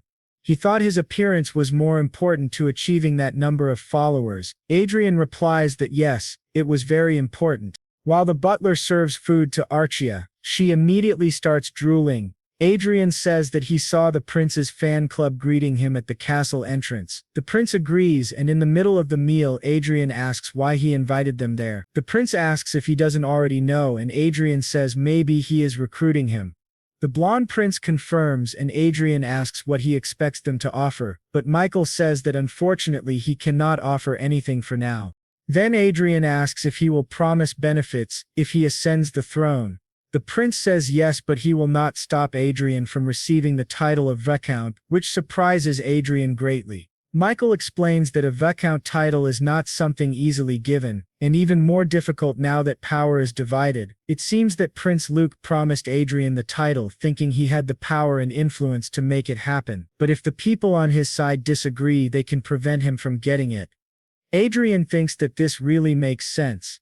The reason Michael cannot offer a title like Prince Luke is because he knows it is an empty promise. If he could only watch the other side grow stronger, that would be foolish. By saying that he will not oppose Adrian becoming a viscount, he is basically saying that he will help him obtain it while still siding with the second prince. If Michael says Adrian will gain a title for joining Luke's side but that he and his faction will not oppose it, then Adrian will acquire it easily. That is why Michael tells him he should consider his side.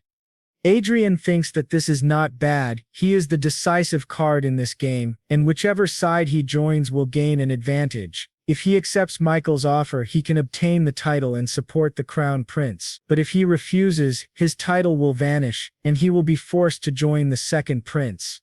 Adrian says that there is more than one choice, but only one answer.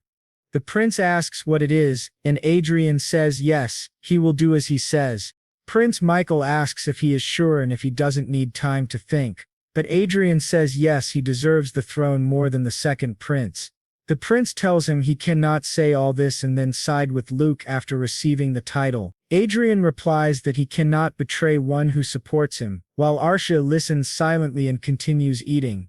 The prince then asks which side Madame Clen will choose. Adrian thinks that the interesting part about the first prince is how different he is from the malicious second prince, which makes him feel better. Adrian then asks Archia what she thinks. She says that if Adrian is comfortable with it, she will follow him. He asks if she really means it, and he thinks that he knew she would say that, but it still makes him feel a little uneasy. The blonde prince says that they are great together. Adrian then says that he has a question.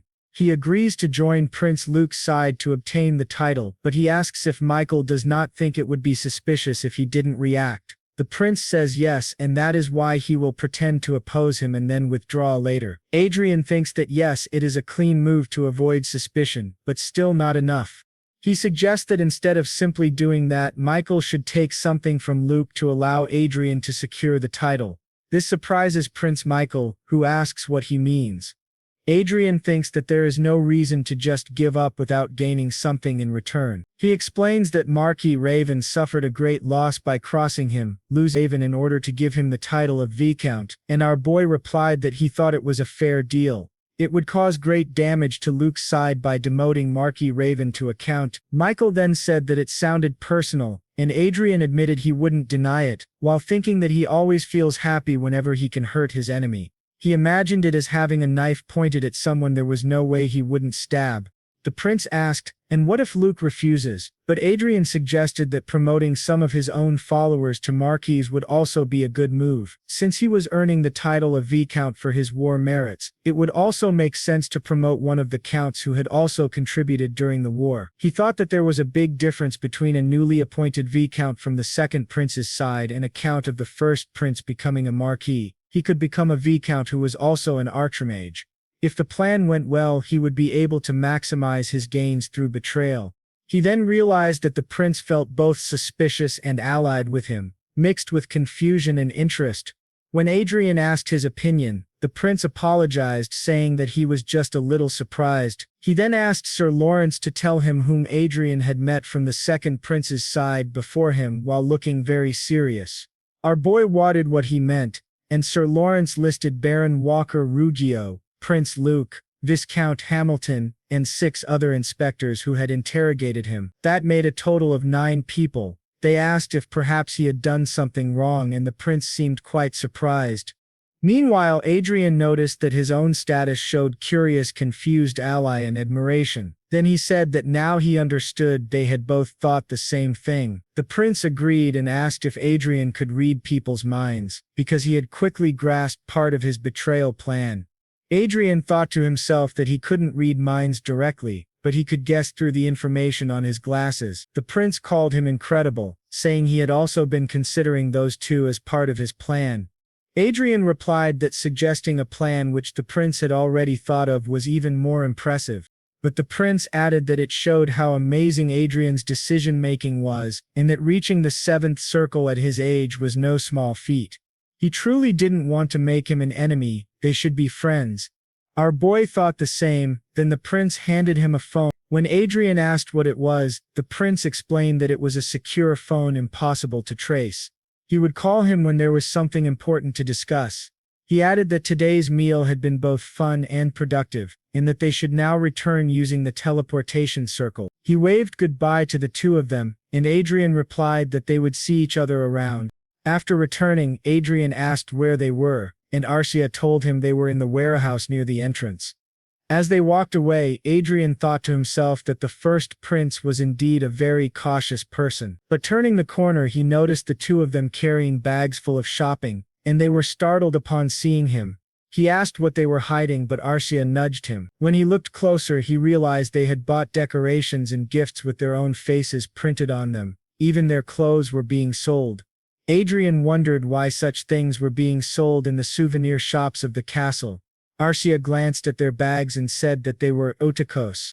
Later it was reported that the Prios Empire had grown by 12% within a year, but severe corruption made the government hesitant to attempt the introduction of a republic. Signs of inflation were being pushed aside as the Republic of Prios focused on military strength. The hope of the republic rested entirely in the hands of the heir of the legacy, Louis Felmont, the son of the president. News outlets began to question whether the legacy of Archmage Lucas had really been acquired by the president's son. These reports eventually reached a palace, where an old man shouted in rage asking how the legacy of Archmage and Lucas could have ended up in the hands of those nations. This was the palace of the Brigham Empire, known as the Castle of the Golden Dragon. The old man was Emperor Edward Brigham. He declared that the legacy should have belonged to him, since his country was the birthplace of Manuel Lucas, the nation that had guided him into the Golden Age. He demanded of his servants whether they had really invested money and effort into seeking out this legacy, only to fail to find it. All of them apologized, and the emperor grew furious, summoning the director of intelligence, Countess Elfridge, a seventh circle mage. He asked her what she thought, and whether she truly believed the claims of those bastards. She replied that she was only half convinced. When he asked what she meant, she explained that she had examined their exploration process, and it was very outdated compared to theirs. The location was also random, and they likely hadn't expected to find the legacy there. If it had been so easy to find, it would have been discovered 10 or 20 years ago. Most importantly, they had no idea about the true legacy, the encrypted text that Archduke Lucas had hidden by scattering clues written in code, called English. Yet they had supposedly found the legacy without even knowing this fact. It made no sense, unless the clues themselves were a trick. The emperor asked if that was why she gave it a 50% chance of being true. She explained that if the encrypted clues were indeed tricks, then perhaps someone else had already found the legacy and deceived the Prius Empire, making them believe they had acquired the real one in order to distract the others. The emperor wondered why such a person would hide and whether they truly needed a distraction, but the countess suggested that this person might have been exposed to some unknown variable and that they must consider all possibilities. The Lucas Kingdom and the Hyde Kingdom. And the emperor says that the highest probability lies with the allies of Eliza.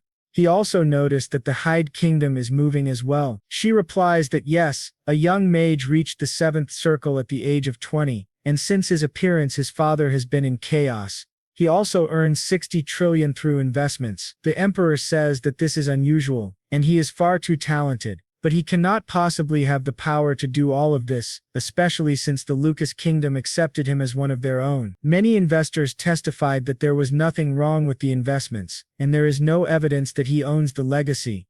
The emperor says it is interesting if all of this was achieved solely through his talent and asks if that is really possible. She replies that a long time ago in his empire there was someone far more talented than Adrian Lawrence, none other than Archmage Lucas himself. The emperor acknowledges this and says that in fact the Her Kingdom is already facing a succession crisis, and in their current situation it seems impossible for them to deceive anyone. She states that they can classify the suspects as Elysia, the Kingdom of Lucas, the Kingdom of Harid and the Kingdom of Krazen. Then he orders her to increase surveillance on the royalty and nobles of the nations she mentioned. She agrees, and he commands that they send a strong warning to Prius, declaring that the legacy of Archduke Lucas clearly belongs to them. Their actions will be considered theft, and they must realize the position they are in. The warning will soon turn into an ultimatum, and they will show the world who they are. He says that destroying a country to seize the legacy of Archduke Lucas is a small price to pay. He adds one more order. She must attempt to contact the young man from Hayward. She asks what he means, and he says to offer him naturalization. It is better for him to become a count of this great empire than to remain in a small kingdom where he currently is. Now the scene shifts to a luncheon where someone is speaking about how Adrian locked his stepmother and brother inside the flying fortress and killed them because they were bothering him. This shocks everyone, leaving them wondering if the rumors are true and if Adrian is truly the lunatic who watched the deaths of his family members as though they were fireworks, even posting pictures of himself drinking wine while watching. They are deeply concerned, as they had thought he was merely an arrogant young man without backing, but now they realize he is the disciple of Duke Riverdale. They question whether they will be safe, since Adrian himself is a Grand Mage, and he also has a partner who is an Aura Master. This means he has gathered 2 counts and a viscount under his power, equivalent to the might of a marquis. They worry that this level of power is excessive for a newly appointed aristocrat. But the young lady in the center interrupts, saying she does not understand why they are so worried. After all, Marquis Heaven only lost because he led his troops poorly. She asks if they truly believe Adrian would lose in a head-on battle. This young lady is none other than Isabella Cascabel, eldest daughter of Marquis Cascabel and ruler of the southeast. The others remark that they thought she would be the most worried, since she was the one who provoked Adrian the most, but she dismisses them as cowards, saying they should have some common sense. Just because he has gathered a few counts, do they really think he would go out of his way to seek vengeance on them? Times have changed. It is no longer an era where they should fear a Grand Mage and an Aura Master. On the battlefield, flying fortresses are more defensively powerful than Grand Mages, capable of withstanding multiple attacks. Hearing this, they feel reassured. She then mocks them, asking why they fear Adrian when there are so many high-ranking nobles in the room. She calls them idiots. A noble at her side points out that it is because she belongs to a great family. Just then she receives a call, excuses herself and says her father has summoned her. The others ask where she is going, but she simply says even she cannot disobey her father. Once outside, she begins thinking about Adrian Lawrence, his radiant silver hair and striking blue eyes. His appearance had always been remarkable, even in the academy where many gathered around him. She recalls the past when she and her friends were bullying someone and Adrian stepped in to defend them. Isabella had claimed the commoner had insulted her, and no matter what they did, Adrian never retaliated, until one day when she asked him if he wasn't honored to learn that something terrible happened whenever one of them was offended. Adrian replied that it was better she wait, because he would torture them in the worst possible way and make them regret being born into this world. Remembering this, she admits that she always liked him, especially his handsome face when filled with rage. She never thought a mere count without political foundation could do anything against her, as she dominated the social circle of the 6th Marquis family. To her shock, upon returning home, she asks her father what he had just said. He informs her that His Highness Luke has promised the Marquis title to Lawrence, and he will become a key figure in the country's future. Deeply worried, she asks how they could possibly grant the title of Marquis to the son of a concubine, and whether this is truly possible. Her father confirms it is. Prince Luke believes Sir Lawrence is worthy of the title since he became a 7th Circle Mage at the age of 20 and may one day reach the 8th Circle. Moreover, with his Aura Master partner at his side, whose strength is equal to that of an 8th Circle Mage, his existence is crucial to maintaining the balance of power. Bringing someone with such influence into their faction is an undeniable advantage. He then tells Isabella that he wants her to use her social position to befriend him, and ideally to marry him. This leaves her in shock, thinking that this is disastrous.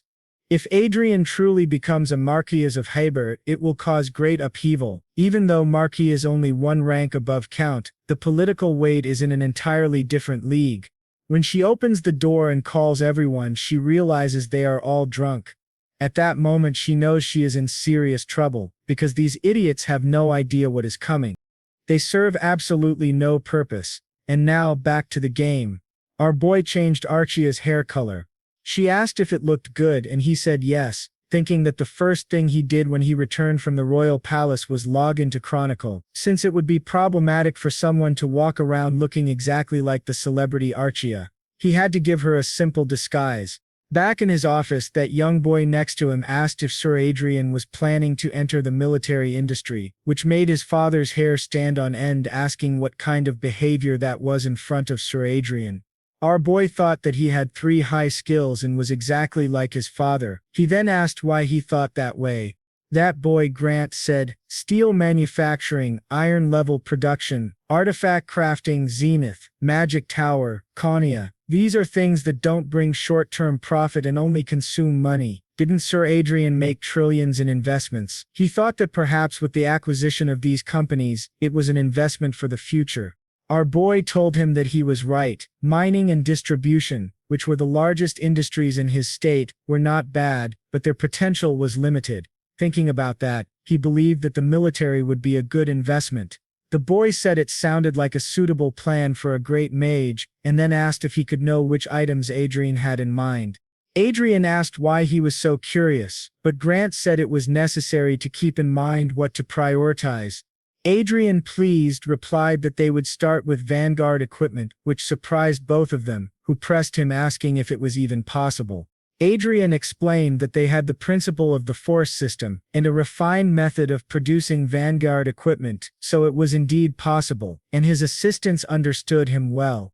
Meanwhile, he thought that currently the production of Vanguard equipment was shared between 3 families: the Habert kingdom, the maternal family of the current king, and the greatest magical master, Duke Haynes. And lastly, the House of Hade. In other words, Vanguard equipment was being produced by the hands of the most powerful in the kingdom. Being able to produce such equipment meant being on equal footing with them.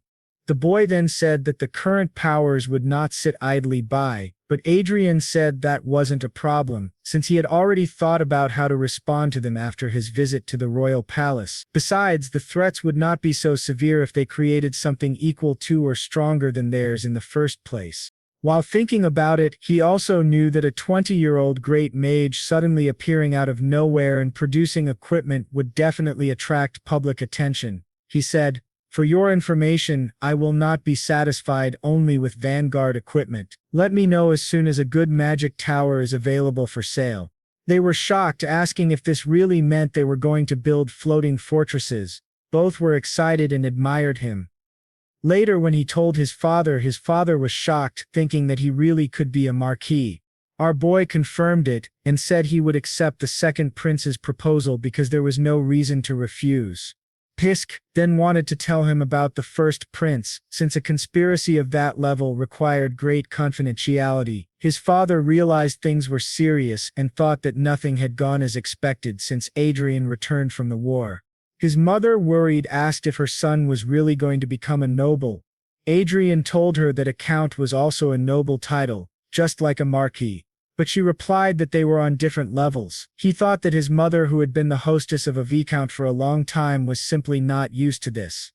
Then he asked, how is being a marquis such a big deal? Does he need to become the king of the country and build a harem to be satisfied? But when he looked at the two of them, they were furious, with his father asking what he was talking about, and Adrian wondering what kind of reaction that was. His mother said he could not say such things when his beloved was right next to him, with Adrian glancing at Archia, who was calmly eating. For convenience, he had listed her as his fiancée, the one who would marry him, but in truth, they did not have that kind of relationship. He had spoken without thinking, so he quickly said it was a joke. His mother scolded him, saying there were things that couldn't be said, not even as a joke, and that he should look at Archia and see how she felt. Looking at her status, she seemed conflicted and subtle, but after a while she returned to normal. They asked what the hell that was.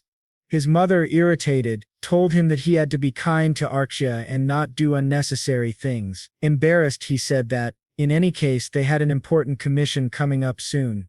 He wanted to finish the pending work in order to mark a new beginning for the Lawrence family. His father asked what work he was talking about. Adrian replied that it wasn't a big deal, just dealing with the vassals who had followed Anne and Cedric, taking unfair advantages and punishing the servants who had harmed him and his mother. That was why they had to be cleaned up, he said with a malicious grin.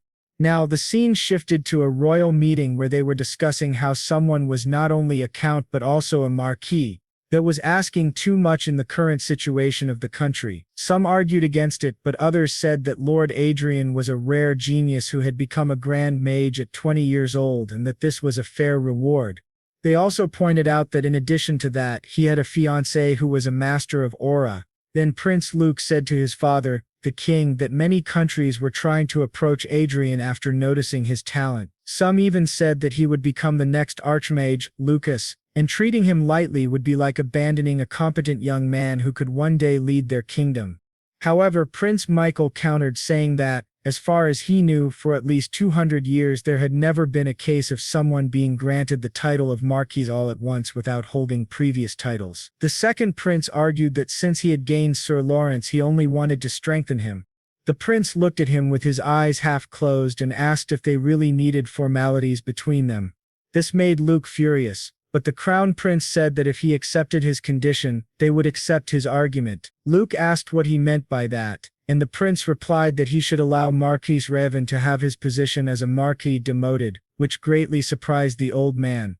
Luke asked if he was suggesting choosing between the old influence and the new. The crown prince said he did not think it was a bad suggestion, and asked whether having one noble as a count and another as a marquis would not be the same thing, only the position would change. Luke said that there was no chance, and he could not do something so despicable as risking his people for his own benefit. The crown prince replied that he truly was incredible, just as expected of a leader. He knew Luke would refuse, as his personality would not allow him to accept something like that. Then the prince said he would make a new proposal. He hoped that Count Otis, who had made great contributions as Sir Lawrence's superior during the war, would also be appointed as a marquis. This shocked the fat noble, and he admitted that while Sir Lawrence had indeed made great contributions during the war, it was not an exaggeration to say that half of the credit belonged to his superior, Count Otis. Luke simply looked at him and said that was fine, and that they should stop fighting among themselves. At that point the king declared that it had been decided. They would accept the requests of both the Crown Prince and Prince Luke. Both thanked him. A few days later, the day of the victory celebration began.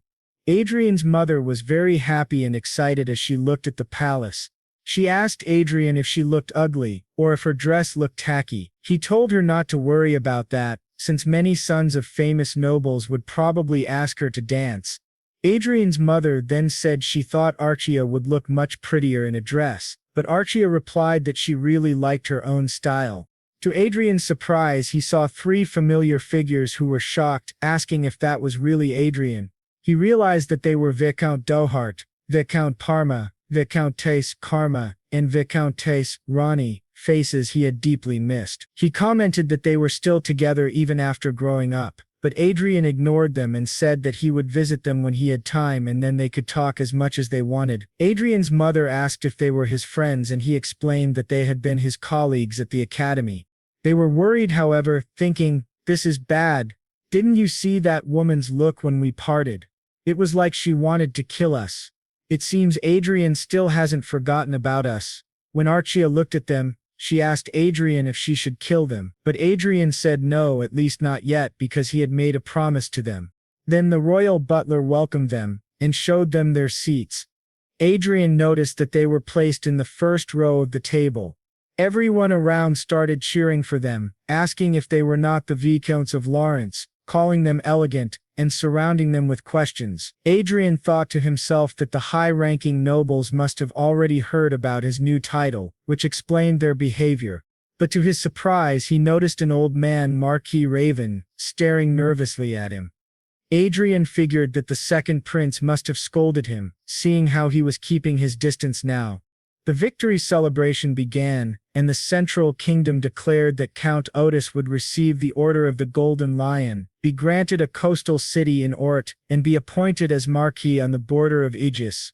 Adrian thought that thankfully, Count Otis was also on the crown prince's side. Meanwhile, he glanced at Prince Luke, who was speaking with his ally while Adrian thought about the man beside him, Marquis Vincent, who was without a doubt the strongest sword of the kingdom. When he looked again, both princes were staring at Arcia, and Adrian thought that, as expected, she did not suit the second prince. Then the two princes approached the king, knelt, and the king took a sword and declared that Adrian Lawrence would be granted the title of Marquis in the territory of Marinkov. Arcia would be given the title of Countess in the territory of Glendale. Additionally, each of them would be granted a fortress, and the king expected them to strengthen the defense of the country. The two of them thanked him, shocking everyone present. They were astonished that he had suddenly become a marquis. Then the king asked if there was anything Adrian wanted to say. Adrian replied yes. First, he said that he was at the mercy of His Majesty and placed his heart in the justice of the country. He gave his thanks to the crown prince and to Prince Luke. Then he declared that now that he had become an aristocrat with his own territory, there was something he wanted to do immediately, and he would state his will before everyone present. He spoke the names of Viscount Dohart, Viscount Parma, Viscountess Karma, and Viscountess Rani. With a wide, gleaming smile, he declared a territorial war against those four families. This shocked the king, both princes, his own family, and everyone around. From that moment, King Sist van Hate began to feel growing concern in recent days. The problem of succession had already divided between Prince de Lear and the second prince. And now something even more troubling had happened, giving the old man an even greater headache. They were dealing with their children, and now a new lunatic had appeared in their country. Our boy, after saying that, he met with the prince personally, and Luke said that he must have misunderstood Marquis Lawrence's tendencies. He had thought Lawrence was a typical scholar but never imagined him to be so aggressive. Luke asked if he didn't know that a new lord could not expand his territory arbitrarily. Our boy replied that he would simply destroy the four families and then return to his territory according to the royal decree. Luke asked if he planned to follow through with that until the end, and Lawrence said yes. Luke put a hand on his shoulder and said that his attitude disappointed him greatly and that he wanted to wait and see what happens. Lawrence thought that Luke had expected this kind of reaction, but he didn't care at all. When he returned, the royal celebration had already begun, and Arcia said she had been waiting for him. He noticed other nobles who were visibly nervous in his presence. Everyone kept a safe distance, as if he had a reputation for being dangerous. He muttered that it seemed like he was the family rogue, and his father, standing behind him, added that he certainly was. Adrian admitted that he hadn't intended to go this far, but he had gotten carried away. His father asked why he wanted to start a territorial war. Adrian replied that it was revenge. His father became very concerned and asked if he truly announced this war, knowing the risks of fighting four families simultaneously. Adrian said yes and reassured him not to worry. His father said he believed in him, while his mother, crying, was deeply worried. Then his father remarked that it had been a long time since they attended a royal celebration, and he wanted to enjoy the moment. He called for his wife and asked her not to worry about their son, to trust him. She held his hand, and they began to dance. Adrian thought that he had been walking on eggshells in front of Anna all this time, but now he could take care of his mother. He told Archer that it was time to resume what they had been doing. Meanwhile, four nobles were discussing whether this made sense, as even territorial wars needed justification. The central noble said that they would not lose. A plump young woman asked why, and he explained that according to Adrian's declaration, the four families should unite. Though their opponent was a marquis, the combined power of four viscount families could handle the newly appointed marquis. They agreed that it seemed plausible. Adrian, speaking behind them, said it was good to see them all. They simply addressed him as Adrian, which made him wonder how they dared to call a Marcus by his first name. They explained that they would not respect him after he declared war against them. Adrian then decided to make them respect him by throwing his glove in the young Viscount Parma's face. The Viscount could not tolerate such rudeness and challenged him to a duel in front of everyone. To his surprise, someone appeared behind him and said he was not allowed to join the duel. Adrian realized that these were the heads of the four families. They asked if he hadn't provoked them before. Moreover, there was a major difference. Such actions could not be justified under national law. Adrian said it was a pity because if he had allowed them to behead their son, he would have kept his territory out of the war. Levelout remarked that he did not know what unfortunate relationship he had with his son, but he was going too far. Adrian replied, "Too far? I am simply someone who keeps my promises. If I vow something, I must fulfill it." Their father asked what he meant, and Adrian told him to ask their children. The announcement would read, "The territorial war will begin in 1 week, and unless you want your family to fall because of your foolish son, you must detain him and bring him to us." Someone asked if he really wanted them to see their son, and whether this wasn't crossing a line. Adrian stared back and said exactly, looking at Isabella in the back, adding that he would see them on the battlefield. This made the old man furious, saying that they would discuss this further upon returning. People began shouting for Isabella, asking why she had only just appeared. She nervously wondered what on earth was happening. Our boy read the comments and thought it was truly touching that, after revealing what those people had done to him, they were on his side. Meanwhile, they were in an office with Karan, discussing the specifications of a floating fortress that could be deployed immediately. This was the fortress catalog. Adrian thought that, as expected, floating fortresses were very expensive. People looked at him and called him irresponsible for waging a territorial war without proper military power. But he knew they were mistaken. If they lacked power, he only needed to purchase a little. He told the man he would buy everything, thinking that he now had 48 trillion saved, adding confiscated properties from Marquis Heaven's factions, Anna, Cedric, and other family assets. He had 70 trillion. The man replied that the transaction value was enormous, and half needed to be paid up front. Adrian asked for a tax exemption, citing the taxes he had paid recently. The man agreed, and after the deal was closed, Adrian thought that even after purchasing 8 floating fortresses, he would still have 20 trillion remaining. It was an unbelievably good deal. As he left, he encountered the Count and was surprised by him. Now he was no longer a Count but a Marquis. The Marquis was extremely happy. They also called him Marquis Lawrence. Our boy politely asked them to speak comfortably with him, and the plump man laughed, saying that he was still a Marquis. Our boy replied that he couldn't have spoken to him that way if he were a Count, but now that he was a Marquis it was fine. Then Watts said he should wait and asked what Adrian meant by becoming a Marquis. Adrian confirmed that he had just bought all the floating fortresses. Worried, said there was no choice but to act in reserve. Then a girl appeared, and he realized it was the daughter he had mentioned. She introduced herself politely, saying her name was Michelle from the Otis family. While looking at Adrian, Adrian replied that it was a pleasure to meet her. He introduced himself as Adrian Lawrence, and Arshia clan as his fiancée. According to rumors, she was known as a lunatic with a bad reputation, but looking at her, she didn't seem that way. Examining her status carefully, Adrian was surprised to see that she had an English interpretation skill, which shocked him. He wondered if she really knew English as he did, and how she had acquired that knowledge. Michelle explained that she had been busy until recently, trying to locate Archduke Lucas's destiny.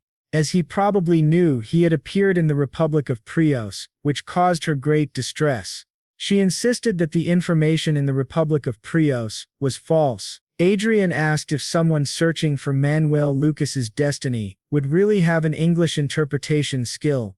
Michelle said it was interesting.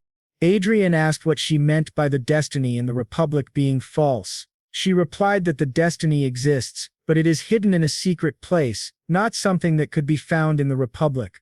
Adrian asked what kind of secret place it was. She said the details were confidential but hinted that it would be difficult for a noble to find. Adrian thought that yes, Hollywood. Nobles usually thought of Hollywood as a virtual reality system and a place for plebeians to escape reality and fantasy, making it naturally difficult for nobles to locate. He wondered who this girl really was. He had thought she was doing a simple prediction, but she was surprisingly close to the destiny. She said she played daily and might be able to follow Your Excellency. Adrian said she was of course welcome. She explained that unlike her father, who judged based on bloodline rather than ability, she appreciated people who grew on their own, like Marquis Adrian and Countess Arshia. The plump man asked if she really liked this brat, and she replied that she would love to chat another time. She asked what His Excellency thought. Adrian was very excited and said he would love to, and an invitation was sent to her as soon as possible. After they parted ways, Archia asked if she should kill her. Adrian said no, but they should keep an eye on her for now, thinking that he needed to watch Michaela Otis more carefully. Meanwhile, at Viscount Dore's house, along with Viscount Karma, they discussed Adrian's order at the military equipment store. He had purchased 4,000 armors, 4,000 knight swords, 20 transport ships with 500 seats, 8 floating fortresses, 400 exclusive vanguard units, and 400 exclusive floating boards for the vanguards. This was his military procurement for just one day in the capital. One elder remarked that the brat was seriously planning for war. Spending 70 trillion on weapons in a single day was insane. In reality, it was 40 trillion, as he paid 70 upfront and would pay the rest in installments. They were genuinely concerned, thinking they had underestimated the situation. Another said that even if he bought all the weapons, they would be useless without anyone to use them. Adrian was still a new lord and lacked proper cavalry. The woman asked if that was really true and whether the situation was as expected since his arrival. They replied no, he was someone who couldn't be judged by common sense. The man asked if she meant they should analyze the situation from her perspective. She asked if it wasn't better to consider the worst-case scenario. They couldn't just go around causing chaos all the time. Another man added that, honestly, before Marquis Lawrence was officially honored with his title, he had posted a knight recruitment announcement on online diaries and social media, receiving nearly 4,000 applications from people wanting to serve him. They realized that they had all fallen into his trap, and he had everything ready for war. In the end, what Viscount Ronnie had said was correct. In a territorial war, it was possible to fight against the maximum power a marquis could command. Another man asked if that was all. The leader was an archmage, and his fiancée was an aura master, which was terrifying for everyone. They said a one-sided massacre was inevitable. They thought, however, that it wouldn't work in front of His Majesty. One of the fathers ordered the butler to bring that brat. He explained that there was a reason for all this. His son, Adrian, then flew across the metropolitan city of Marinkov, his new city, observing everything around him. He thought it looked very new. Looking down, he realized the city was enormous, and he truly felt that he had become a great lord. His guard behind him asked what he thought of the newly formed knight troops, and the two walked up to him. Adrian said that they were made at the last minute, but they looked good. Karen replied that it wasn't just good, it was almost a miracle to create a knight troop in such a short time. It was as expected from the Rodeo family. Your Excellency has excellent judgment, she added. Adrian said he was glad that so many wanted to work with him, and that it was a relief to see so many people looking at him favorably. The woman beside him remarked that he had truly surprised them multiple times, bringing in military supplements including fortresses and vanguard equipment. Now he had even prepared knights in advance. She introduced herself as the head of security of Marinkov, Baroness Helena. Both were deeply impressed by Adrian's planning and initiative. Adrian modestly said it was just luck, but they continued to praise him while he thought that he had only drafted the plan. Things had only worked out so well by chance. He then asked everyone what they thought of the knights and if they could be deployed immediately for the territorial war. The commander replied that yes, he had selected those with good experience, so there should be no problem. Adrian confidently looked at his second-generation metal fortress, a first-generation metal fortress, another second-generation, and a third-generation fortress. He thought that if they were giving these to him, they should have given him the latest generation instead of these outdated ones. However, since they were royal gifts, he could not simply discard them. He would use them for a while and then sell them cheaper to a smaller state. He then declared that they would depart, which surprised everyone. It's time for battle, he said. The commander asked when they would head to battle. Adrian replied that they would finish preparations in 3 hours, divide into 4 groups, and close off the territory to prevent the enemy from joining forces. The main force, including him and Archia, would capture territory piece by piece. The commander mentioned they needed royal family permission. Adrian said that whether it was fast or not, the permission would come anyway.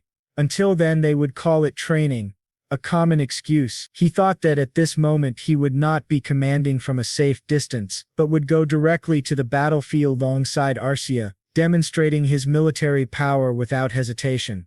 He wondered about the other households, one brat getting beaten, the other father of the year drinking too much, and the plump girl begging her mother to save her while another was trembling in her room. With everything prepared, 3 massive aerial fortresses and several smaller ones, Adrian, Arcia and his commander were heading toward the territories to seize everything, including their lives.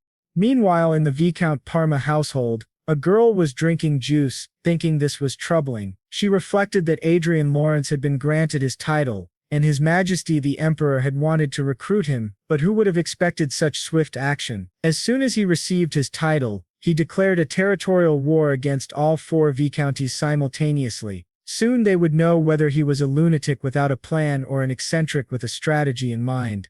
She was Elfred of the Bregon Empire.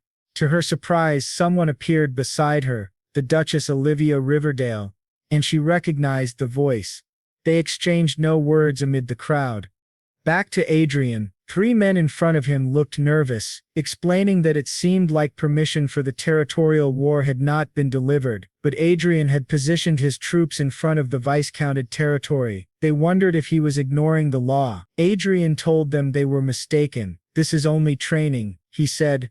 One asked if they were at the viscounted territory. The guard replied no. Adrian reassured them that he was a man who upheld the law. He would not attack until permission was received, so they should not worry and continue their work diligently. One man asked if he would attack immediately once permission was granted. Adrian said, "Of course. For now the army is only training in front of you." The man, frantic, argued that this was coercion and went against morality.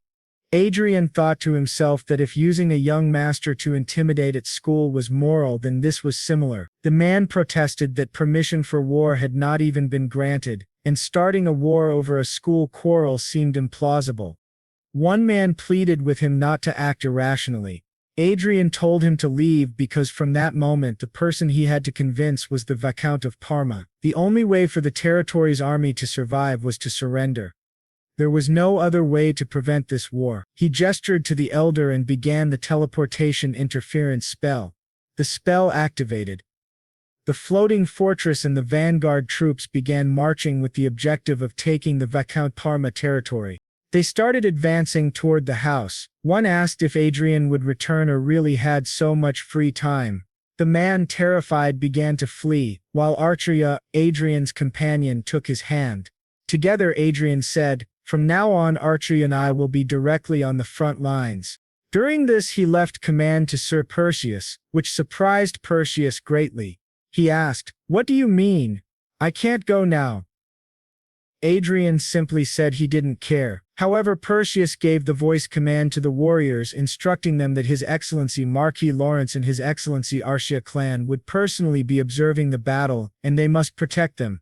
As Adrian left, he thought that if someone had told him months ago that after achieving his revenge, all that would remain would be a sense of futility, and in the end revenge would only lead to more revenge, he would have disagreed. But Adrian had a different opinion. Nothing gives a stronger sense of purpose than vengeance.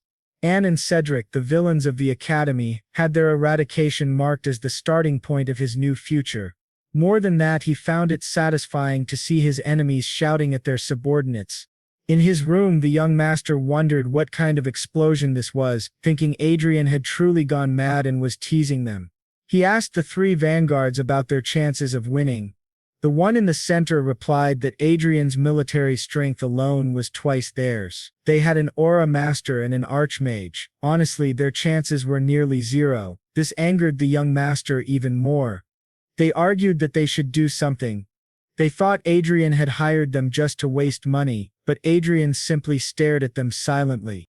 The soldier advised the young master, "Even in this situation, he only thinks of himself. If you want my advice, you should go and face Marquis Lawrence and die by his hands. If you let him have his revenge, you'll be a little less angry, and the territorial damage will be smaller." The young master asked how he could say that to him, when he was his young master. The soldier, furious, said that probably everyone in the castle thinks the same way. Adrian had always been cruel, and no one understood why they had to suffer for him. When those below them died, they would blame the young master, not Marquis Lawrence. Over 10 people had already died, directly or indirectly, by Adrian's hand. In the end, they understood the meaning of the phrase, "You reap what you sow." They thanked him for the harsh lesson. The young master thought, "You reap what you sow, he's from the ruling class. What's wrong with these people? I just disciplined those of lower classes." He realized that Adrian truly was a ruthless man. At that moment, the commander entered and approached the boy. The boy said it was true, if they requested help from other territories, they might have a chance. However, the commander brought him vanguard equipment, a force armor and a force sword, instructing him to wear it and fight Marquis Lawrence in person. This shocked the boy. The commander said it was the order of Viscount Parma while forcing him into the armor. The boy screamed, begging them to release him, remembering Adrian's childhood threat that he would make him regret being born into this world. He began to cry in fear, shouting for his mother. The men escorted the young master, who was trembling with terror. The commander reassured him that he had no reason to despair. Even though Marquis Lawrence was a high-level mage, he was still a mage. A warrior armed with force equipment should be able to handle him. The boy, still crying, asked if that was supposed to be comforting. The commander said he was saying it so the boy could survive. If he hid trembling in a corner, it would be better to just cut off his head, because hiding would only make him a sacrifice for Adrian's revenge. But what if he used the vanguard equipment and, while Adrian's guard was down, attacked and defeated him? He would be celebrated, and Marquis Lawrence had no heir. The territorial war would end, and victory would be his. In other words, he would become the hero of the viscounted territory. Although still terrified, the boy wanted to try, thinking he would at least be the clown he wanted to be once. He told everyone he would survive, kill that bastard Adrian, and remain alive in the end, making them pay for their words. The soldiers beside him said that if he defeated the Marquis, they would gladly accept their punishment. As he opened the door, he thought that the vanguard equipment, with its powerful attack and defense, did not earn its name to be destroyed by a mage. As the commander had said, if Adrian let his guard down, he could be killed. The chance of a miracle was almost zero. When he opened the door, he saw a hellish scene. All the vanguards were dying easily, screaming that Adrian was a monster and that no one should approach the mage. They asked what the hell was happening. As Adrian effortlessly eliminated everyone, the boy wondered if they were really an archmage and an aura master, and if that was their true power. He turned to the commander beside him and asked if this was a joke, if he really had to go in. But before he could speak, the vanguards began charging at him, calling him a monster, and surrounding him to attack. Adrian teleported and delivered a massive shockwave, scattering everyone, which terrified the boy even more. Seeing several aerial fortresses in front of his mansion, he realized things were about to go very badly. They were already in his territory, and there was nothing he could do.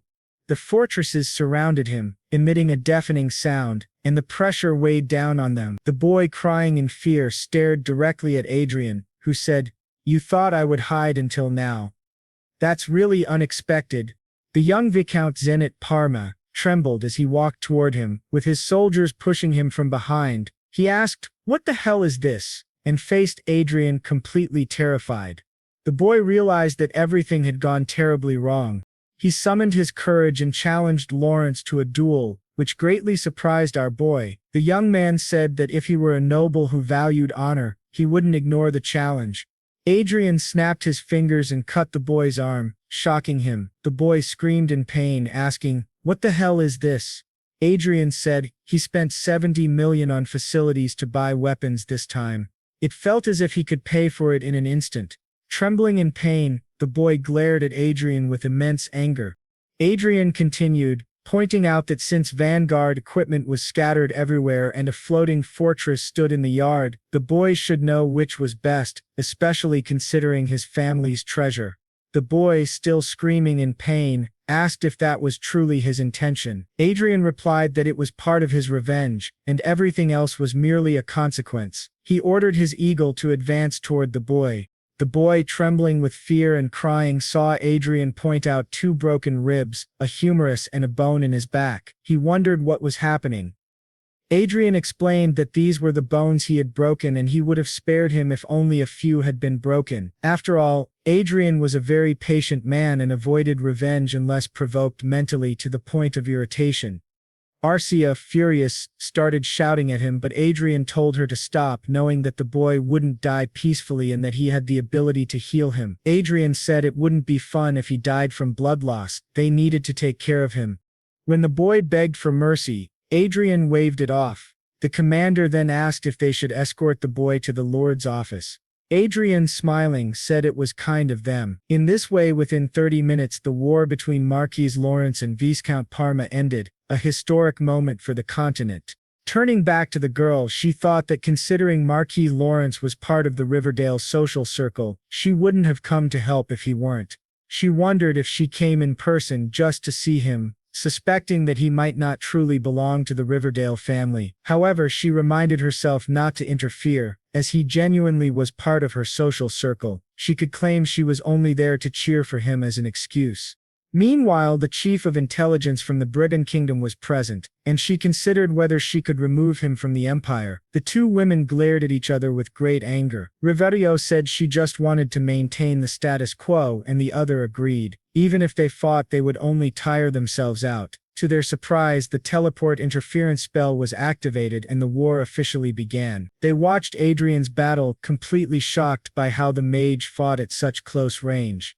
The intelligence chief explained that the main reason Mage's movements were limited on the battlefield wasn't due to compatibility with the Vanguard, but because of teleport interference spells. A short-range movement spell could enhance the survival and mobility of a slower mage through the blink technique, allowing them to attack and retreat quickly. Teleport interference spells became common to counter this. Normally, mages couldn't escape vanguards, and most would be eliminated. She didn't understand how Marquis Lawrence could dodge attacks so effectively without teleportation. She asked Riverdale if she thought she could fight like that. Riverdale said even with skill it would be extremely difficult and required extensive battle experience, strong physical ability, tactical sense, and combat instinct. Not anyone could manage it. Another young woman noted that she had an incredible priest, but she should avoid interfering with her own people. She admitted she liked him in many ways but couldn't do anything, so she left. Riverdale stared at Lawrence, recalling that he had told her he didn't want to share the glory of his hunt, and that she should just watch what happened. She saw many unique habits and spell techniques from him and realized she had underestimated him. Since she came on her own, she returned. To their surprise, Adrian was observing them. Dubbed Vanguard indicated this was the office. Adrian immediately destroyed everything, shocking the old man even more. As Adrian approached, the man grew even more terrified, begging him not to come closer, but he stumbled and fell. Adrian asked why he hadn't signed a surrender document and questioned what he would do with his family if he did. Adrian reassured him not to worry. He wouldn't kill anyone except the main culprit. In return, the family would become a fallen noble house stripped of their titles, or perhaps they would choose death, leaving the man trembling with fear. Eventually, he began to cry and agreed to sign the accord. From the moment the Viscounty of Parma fell during the war between Marquis Lawrence and the four viscounties, everyone knew the conflict was practically over. In the Viscounty of Dorset, in the same office, the man said that Marquis Lawrence, who had taken Parma, was coming for his territory, and Adrian Lawrence and Arcia Klein had likely already arrived. They warned that if he lost, they would be next. Both men panicked, hiding under the table, terrified. Karen told them to hand over their children immediately, but the woman insisted it was useless. They said that soon after subjugating, the young master of Parma entered the castle on foot, and the others asked nervously what that meant. He said that for him the move would simply be a justification to start the war. It was obvious that he wanted to increase his treasures while building an army. Marquis Lawrence was planning to pass his army expenses onto them, stealing all their money and territory. They asked if it was really possible and if there was any way to stop it. She replied that now it was clear they could not win this war and needed to change their approach. They changed their method by sending some vanguards elsewhere. One man informed his lord that Daman was in position. The vanguard of Viscount Dorset had just arrived at the teleportation area. The commander of Dorset's knights joined forces with them. Kerman and Ronnie's subordinates said they should take advantage of this movement and seize the enemy's marching facilities and hostages. The operation was a success, or the war would turn in an instant. They had to achieve this at all costs. Another officer reminded the commander that they had 15 seconds until the operation began, counting down from 10 to 0. Once it reached 0, they tore their teleportation scrolls, sending everyone to another location. In this way, Ronnie's vanguard went online, as did Kerman's, and the three united. Meanwhile, our boy remained on his aerial ship. The three felt an unusual pressure. Adrian stood and announced, "They are here." Perseps said it was as predicted, asking if this was a clear sign, but the reply was only that it was a simple forecast. Perseps admitted he was now scared, unaware of how relieved he was that Adrian was not their enemy. Adrian activated a teleportation matrix, saying this strategy was not bad for them, but it was useless if they could not move. Perseps added that the enemies would finally receive mercy. Our boy approached, ordering everyone to drop their swords and surrender if they wanted to stay alive. The commander confirmed, "Yes, it's Marquis Lawrence. The war will end if they capture him." Our boy was very surprised, not expecting this. Perseus shouted at him while advancing, ready to attack. Adrian easily activated a barrier and with a magical attack, exploded the head of one of them. He urged them to surrender or face death. Razum, aware of the situation, thought it was not worth resisting, but if they dared they would be sent straight to hell. Adrian attacked with a snap of his fingers. The commander realized the magnitude of Adrian's power. Trembling, he tried to stop Adrian with his sword, but his strength was insufficient, and his armor shattered. Our boy advanced toward him. The commander, face to face with Adrian, realized the aura force from the vanguard equipment could ricochet off even a mere 5th-level shield. He wondered how a mage could do that. Adrian, delighted, said, "This is the best I've heard today." After defeating them all, he returned home and received a message. Browsing the internet, he saw numerous articles about him and how he had won a territorial war against 4 viscounts. After that final battle, the territorial war ended. It had been a solo operation and there was no way the hidden forces could have won. Adrian captured the remaining castles, leaving his subordinates and soldiers shocked at his strength. He had truly taken control of everything. Later he heard a knock at the door and Archia entered. The maid warned that Miss Archia was covered in dirt, but Archia complained her mouth was bored and wanted cake. The maid reminded her snacks came after meals, and Archia had eaten many cookies that morning. She sat on Adrian's sofa, and he thought she was really noisy but relieved that Catherine had adapted quickly. A few days after the territorial war ended, he reunited with her and 4 people apologizing to Miss Catherine, admitting their mistakes and asking for her forgiveness. She asked Adrian what that was about. Our boy explained that as she saw the 4 people who had bullied them in the past, especially those who had hurt her deeply, she realized they had destroyed their confidence in future. Adrian said that for political reasons he needed some time, but he planned to deal with Isabella and her son Brooks. They had without a doubt apologized to her. So he only asked her to wait, saying she didn't need to do this. She begged him to stop, trembling with fear, but Adrian grabbed her arm and said he couldn't let her know yet, though she was his savior, healing all the injuries on his body. She was very happy and he told her they would continue smiling from now on. He then called for Catherine. She asked what it was. During the process, one family supporting the crown prince was eliminated. The prince said there was nothing to be done. They had sinned against him and must pay a fair price. Adrian asked if Prince Luke had said anything. He replied that he had been bitter about it, questioning if it was necessary to go so far against allied nobles even for revenge. The doctor thought that if national power became unstable due to civil war, the Crossing Empire might show its ambitions again. That was why the betrayal was planned, a complete victory for the crown prince. As for Archia, he ignored her as often as he drank tea. She was an innocent child who still didn't understand these matters. If things continued, it seemed better to deal with this scatter-brained boy before the real confrontation. But the prince interrupted his thoughts, telling Lawrence that it was only his opinion, and suggested he hold a ceremony, which surprised our boy. He realized it was about marriage. Now in the Clean County Castle, our boy walked remembering the prince's words about marriage. He knew it was the best option in this situation, though not something he could decide easily.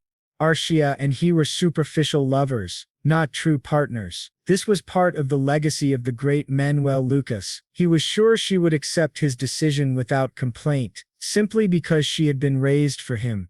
This meant he could use her as he wished, even marry her, regardless of her feelings. Suddenly Archia ran toward him. He was surprised, asking what had happened, pointing to the men lying on the ground. She said she had taught them a lesson. He asked if she really meant a lesson, and she said it was only training. The maid, Katerina, came to summon both her and His Excellency. Adrian wondered if there was a problem, and why she seemed so agitated. The maid explained that the second prince had sent someone, wanting to meet her. Adrian asked if the prince had gone mad. Archia, showing no reaction, said the second prince's gaze was perverted. She didn't want to meet, get involved, or speak with him. She wanted him to leave. The maid replied that she could not act this way. Nevertheless, the second prince's envoy greeted Lady Clen and Marquis Lawrence. Adrian, surprised, asked what was unusual. He saw the envoy beside his fiancée and asked what brought him there, urging him to get to the point. The nervous man handed a bouquet of flowers, saying Prince Luke invited her to a meal and sent the flowers. She accepted the flowers and handed them to Adrian. Noting that he existed in a dimensional void, she asked if that was all, and the man, still nervous, said he would appreciate her response to the invitation. She asked if it was for Adrian, and he said the invitation was only for her.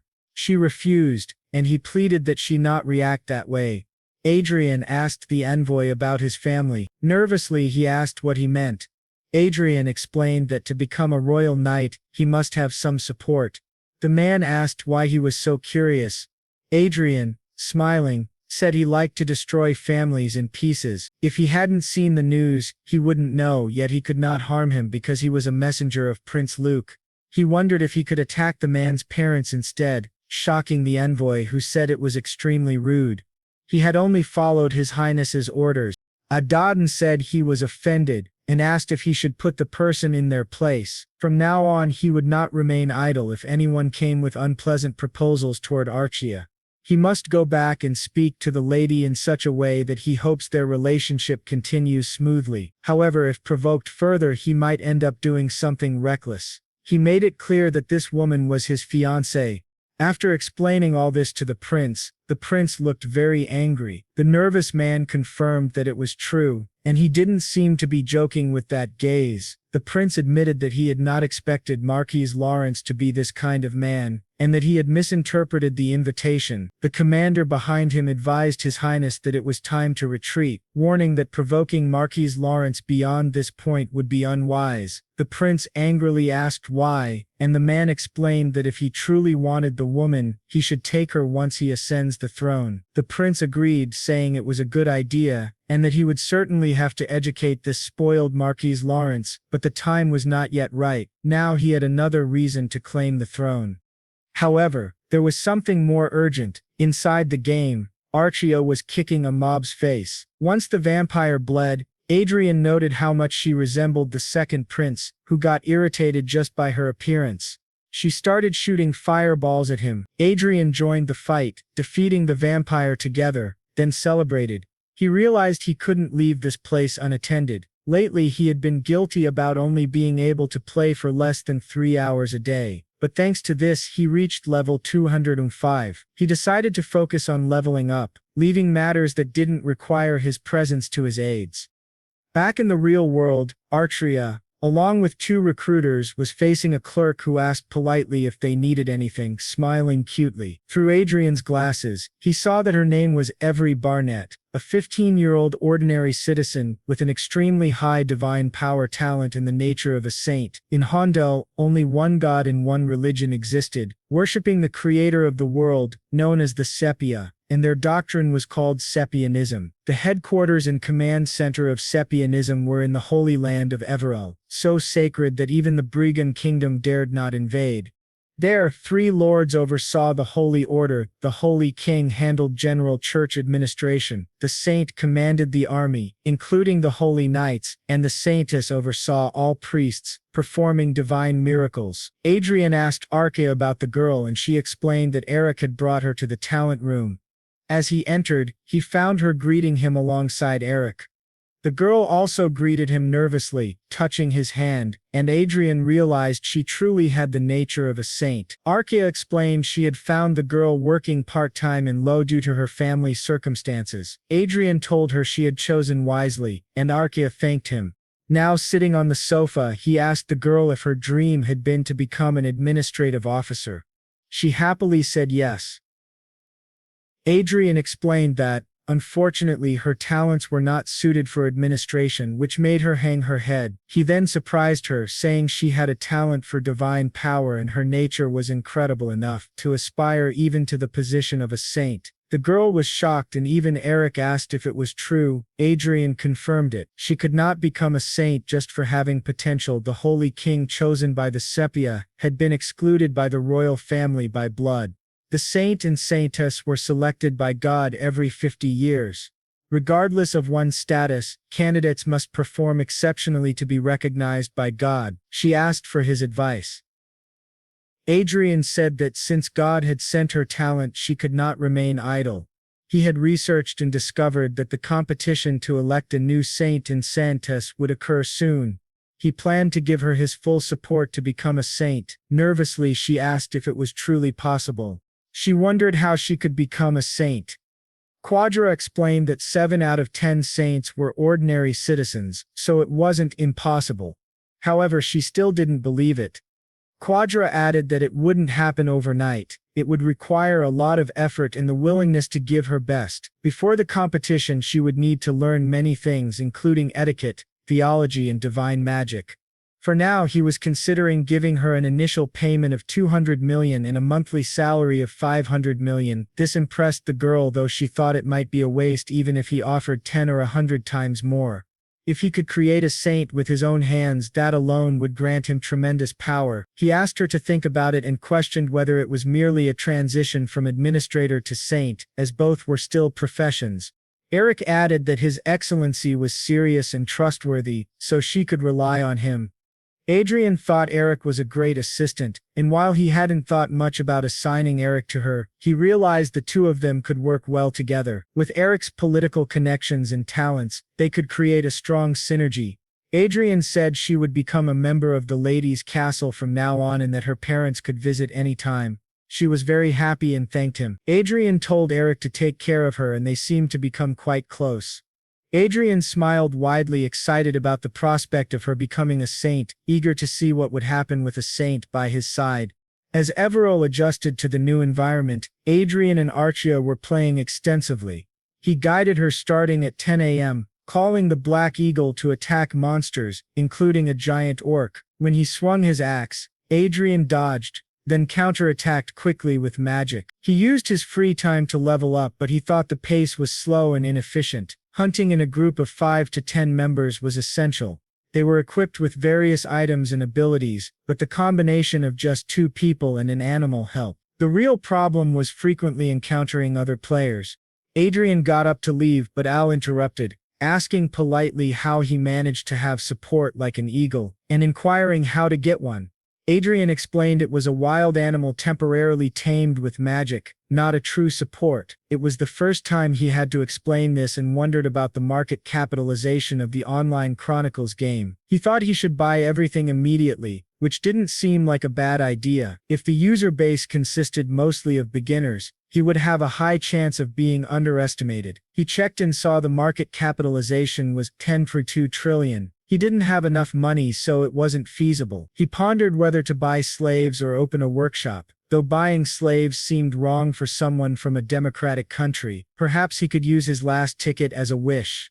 He wondered if there was a more efficient way to level up without encountering other users. He then had an idea, a highly convenient method without purchasing the entire game, monopolizing hunting grounds, which surprised the two of them. At the Black Dragon Guild executive office, one person mentioned that their country would double the game's access time limit. Another noted that long ago even in-game monetary transactions were blocked, so now they had to work hard. Someone asked if it was possible to sell items directly in a country where transactions were legal. The guild leader said it was increasingly difficult to play games. Then a girl entered the room, saying someone was looking for the guild's lady. She asked who it was and the girl replied it was a mage above level 200 requesting a meeting with the guild leader to make an offer. This surprised everyone. They assumed he wanted to use cheap tricks to enter the guild. The girl insisted it was a good idea to meet him. The guild leader asked why and she explained he had purchased 10 Claton hearts as gifts, which surprised everyone. She added that he was equipped with the best hybrid gear usable at level 200. Considering his equipment skills, he was stronger than most top-level players. During the meeting, Adrian introduced himself as Mind. The guild leader, Penny, found his name peculiar and noticed that all his equipment was extremely expensive, suggesting he might be a noble. She asked about his business and he explained that he wanted to rent the hunting grounds of the Black Dragon Guild to monopolize them. She asked how he could rent the grounds and he explained that it would prevent other players from accessing them while letting him use them exclusively. She had never heard of such an arrangement. Moreover, he wanted the guild to manage the grounds and not use them himself. She asked what kind of beast he was trying to create. He clarified that he would of course pay for the rental, offering 5 times the total profit the guild could make from the grounds in cash. She asked which hunting ground he wanted to monopolize and he said the Chimera Dungeon of Carton, shocking her. She asked him to wait, noting that over 200 people used the dungeon daily, which made it extremely profitable. Quadra confidently said it wasn't a problem, and in exchange she would ask the other users to enter the area. She asked if there was something special in the dungeon or a hidden quest, but Adrian replied that he only wanted to level up. However, noticing that it was taking too long to gain levels, he planned to rent other plots. She asked if that meant, but he interrupted her and said yes. He would continue renting until he reached the maximum level, which surprised her greatly and made her very happy. She then ordered everyone to bring tea for her esteemed guest. He told her, "Open your account now as the amount has been transferred." Checking the account, she saw that it was indeed 350 million per week. At the hunting grounds, all the hunters reported that Mastermind wanted to use the area quickly, so they needed to hurry and evacuate Danjuk Chimera immediately. Finally, the boy announced that his experience acquisition rate had increased and he had reached a truly different level. He had reached level 220. Rhea noted that the experience gain rate had doubled compared to before. He confirmed, saying he had reached level 220 in a month and seemed likely to hit level 200 T50 faster than expected. However, returning to the real world, Persest said that the holy competition would be held on the sacred land earlier than expected, shocking the boy. Just when he thought he could level up uninterrupted, something urgent appeared. Persest explained that the saint and holy competition had been moved up and would happen in the second half of the next year. He was looking for a candidate and intended to finish within a month. The boy thought he could level up without interruptions, but Persest admitted this was sudden. Still, it wasn't a bad situation. He explained that as the competition progressed faster, the number of rival candidates would decrease more quickly. What they needed to do now was create a winning strategy to make the young lady stand out, which was not a concern. Persis asked if he had anything in mind. He said they should first transform her into a holy candidate representing the kingdom of Herod. 2 weeks prior, an adoption request was sent in the name of Everon to the Archdiocese of the Kingdom of Herod. Tomorrow, the Archbishop of the kingdom would visit their territory. Miss Everall would be there to greet him. Persis asked if he planned to attract the Archbishop first.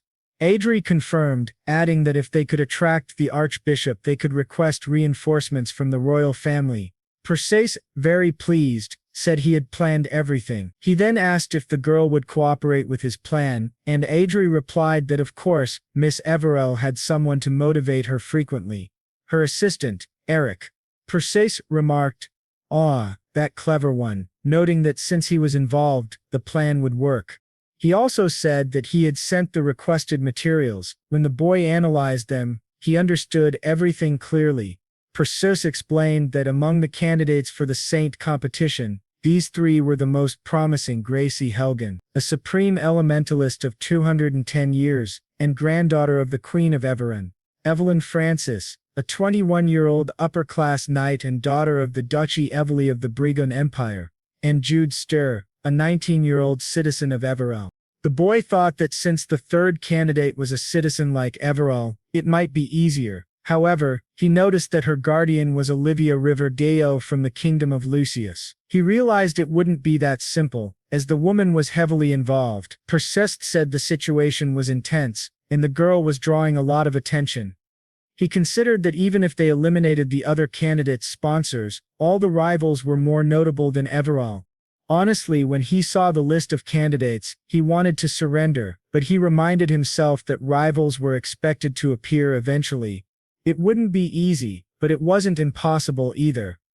Persocrates noted that the boy was taking the matter seriously. Idre said, of course, that he believed in Everall's potential and could not abandon his role as her sponsor. With today's work completed, the boy wanted to go play a little. He asked a question, and Asteri asked what it was. The boy asked about the Archbishop of the Kingdom of Heird, noting that he was not a man who could be swayed by money. Adrian merely smiled while Sina informed Olivia that the donation amounted to 10 trillion. Her siblings confirmed. Marquis Adrian was Everall Barnett's sponsor and had made a huge donation of 10 trillion. She noted that it seemed her dear Junior planned to attend the Saint competition. Olivia said Junior was indeed interesting. Her siblings wondered why Olivia was smiling, and another remarked that it was truly sinister. The next day, the Archbishop visited Adrian's territory, marveling at how wonderful it was, considering he could also use divine magic. The Archbishop believed she would be the new holy candidate. The girl asked if it was serious. Meanwhile, the boy realized they had successfully brought Archbishop Fred to their side. Applauding, the girl grew excited, and he told Archbishop Fred that he wished to discuss something. The elder asked him to go ahead. Adre explained that, honestly, Jude Stair's side suggested forming an alliance during the competition. Specifically, this was a request from her sponsor, the Duchy of Riverdale, rather than a suggestion from Jude Stair herself. The Archbishop said that Miss Stair was a good candidate, and believed the suggestion was worth considering. Adre agreed, noting that it would first be better to increase.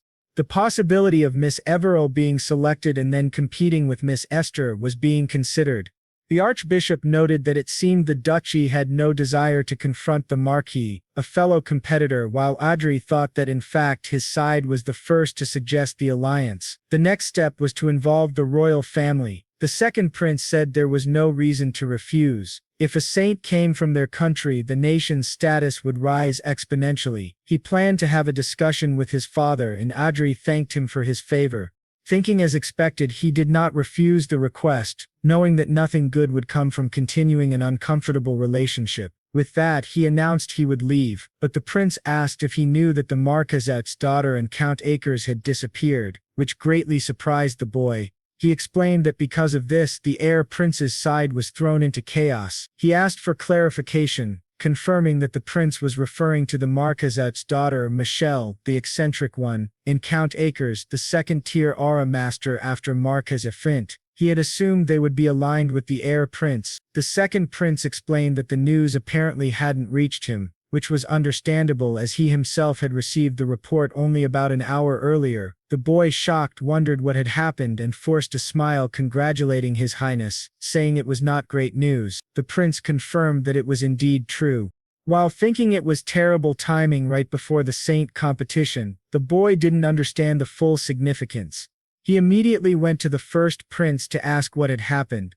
The prince said that judging by his expression, Lucas must have already informed him of the situation. He explained that the Marquisotte and Count Acres were cousins on the maternal side, essentially like brothers and very close. The boy noted that as nobles they shared similar political tendencies, but the prince added that Count Acres cared for Miss Michelle as if she were his own daughter, and had volunteered to be her personal bodyguard when he saw she would be traveling alone.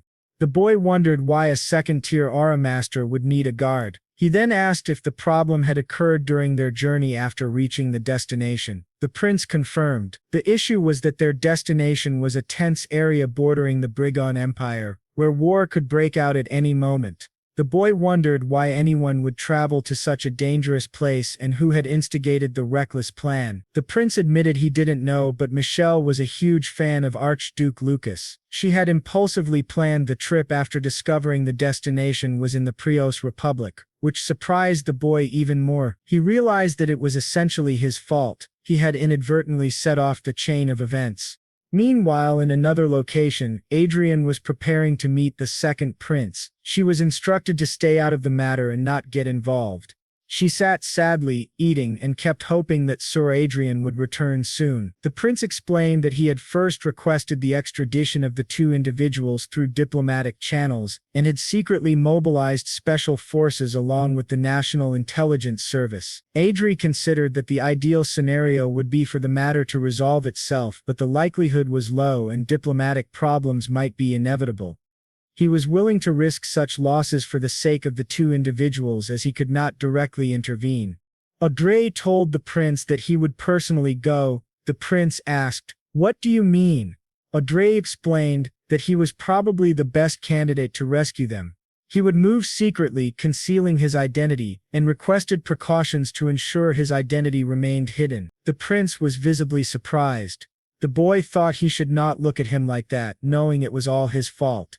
The heir prince said he would send the last known locations of the missing individuals and narrow down the areas where they could be, leaving the rest to Audrey.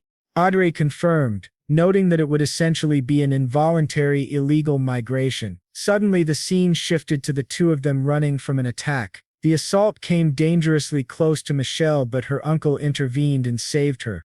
As he approached her, the verdict for her death was already decided. Michelle apologized to her uncle, but he instructed her to look at the small perimeter on the left side of the siege.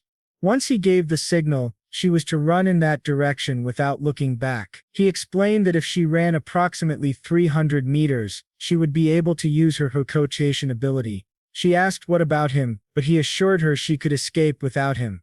Though he was gravely injured, he thought it might truly be the end. To his shock, the vanguard's head was destroyed right in front of him.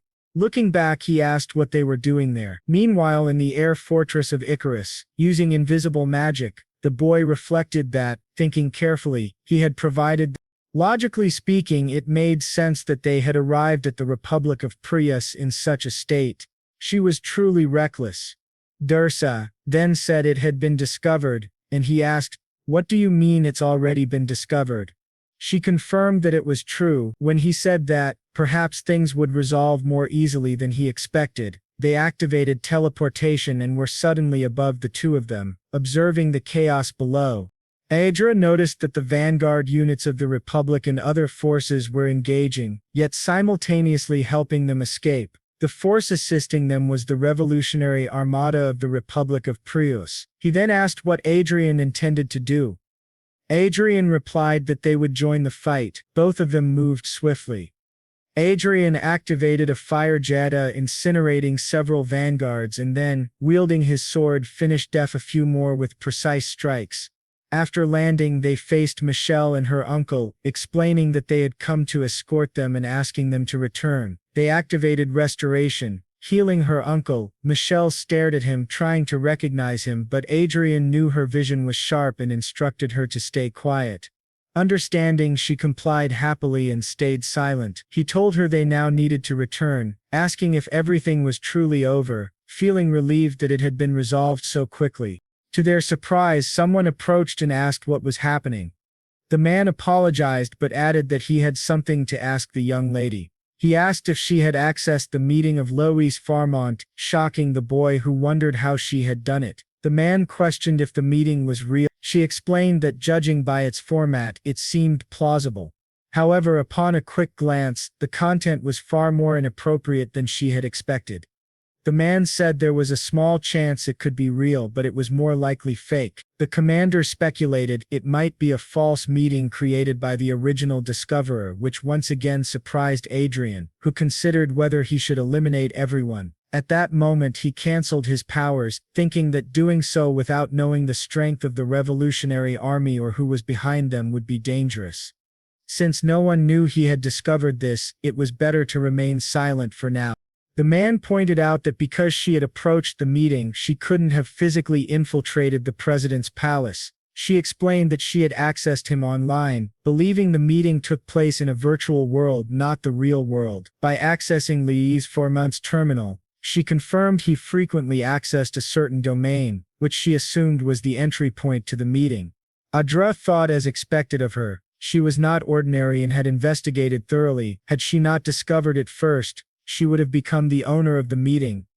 The man remarked that she truly had a unique talent, only accessing Formont's terminal. Adrian interrupted, noting that the pursuit team would arrive soon, so they needed to conclude and escort these people. The man asked them to wait, saying he had not finished and that his commander had invited the two of them.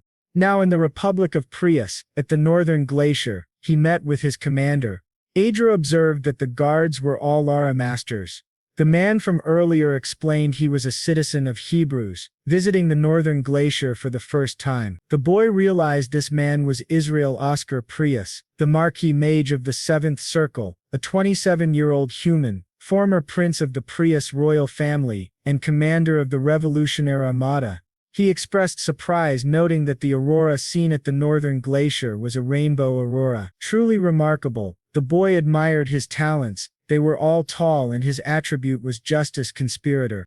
Israel Oscar Prius said it was a pleasure to meet them, and that they would never forget his kindness. The man asked if it was proper to act like a human, and Adra thought it was clear he had ulterior motives. Israel remarked that he had known the recently prominent Marquis Lawrence in the Conda clan. The boy laughed and the man apologized for surprising them. For the record, Marquis Lawrence and he followed each other on social media. One of the girls asked if it was true that Marquis Lawrence was awake, but Michelle told him to be quiet. At that moment they removed their masks and faced everyone. Michelle asked if it was truly necessary, and Adra asked the man how he discovered this. The man, a young man with long hair, said it was a secret they had exchanged. The boy realized that Israel Oscar Prius was indeed a clever man, surprising everyone. The man, suspicious, asked how he knew him. Anderson said it was a secret shared between them, and they simply stared at each other. The commander then asked them to remain calm, explaining that it had been purely intuition that led him to know both, a duo consisting of an archmage and an aura master. It was merely a guess based on their youthful voices.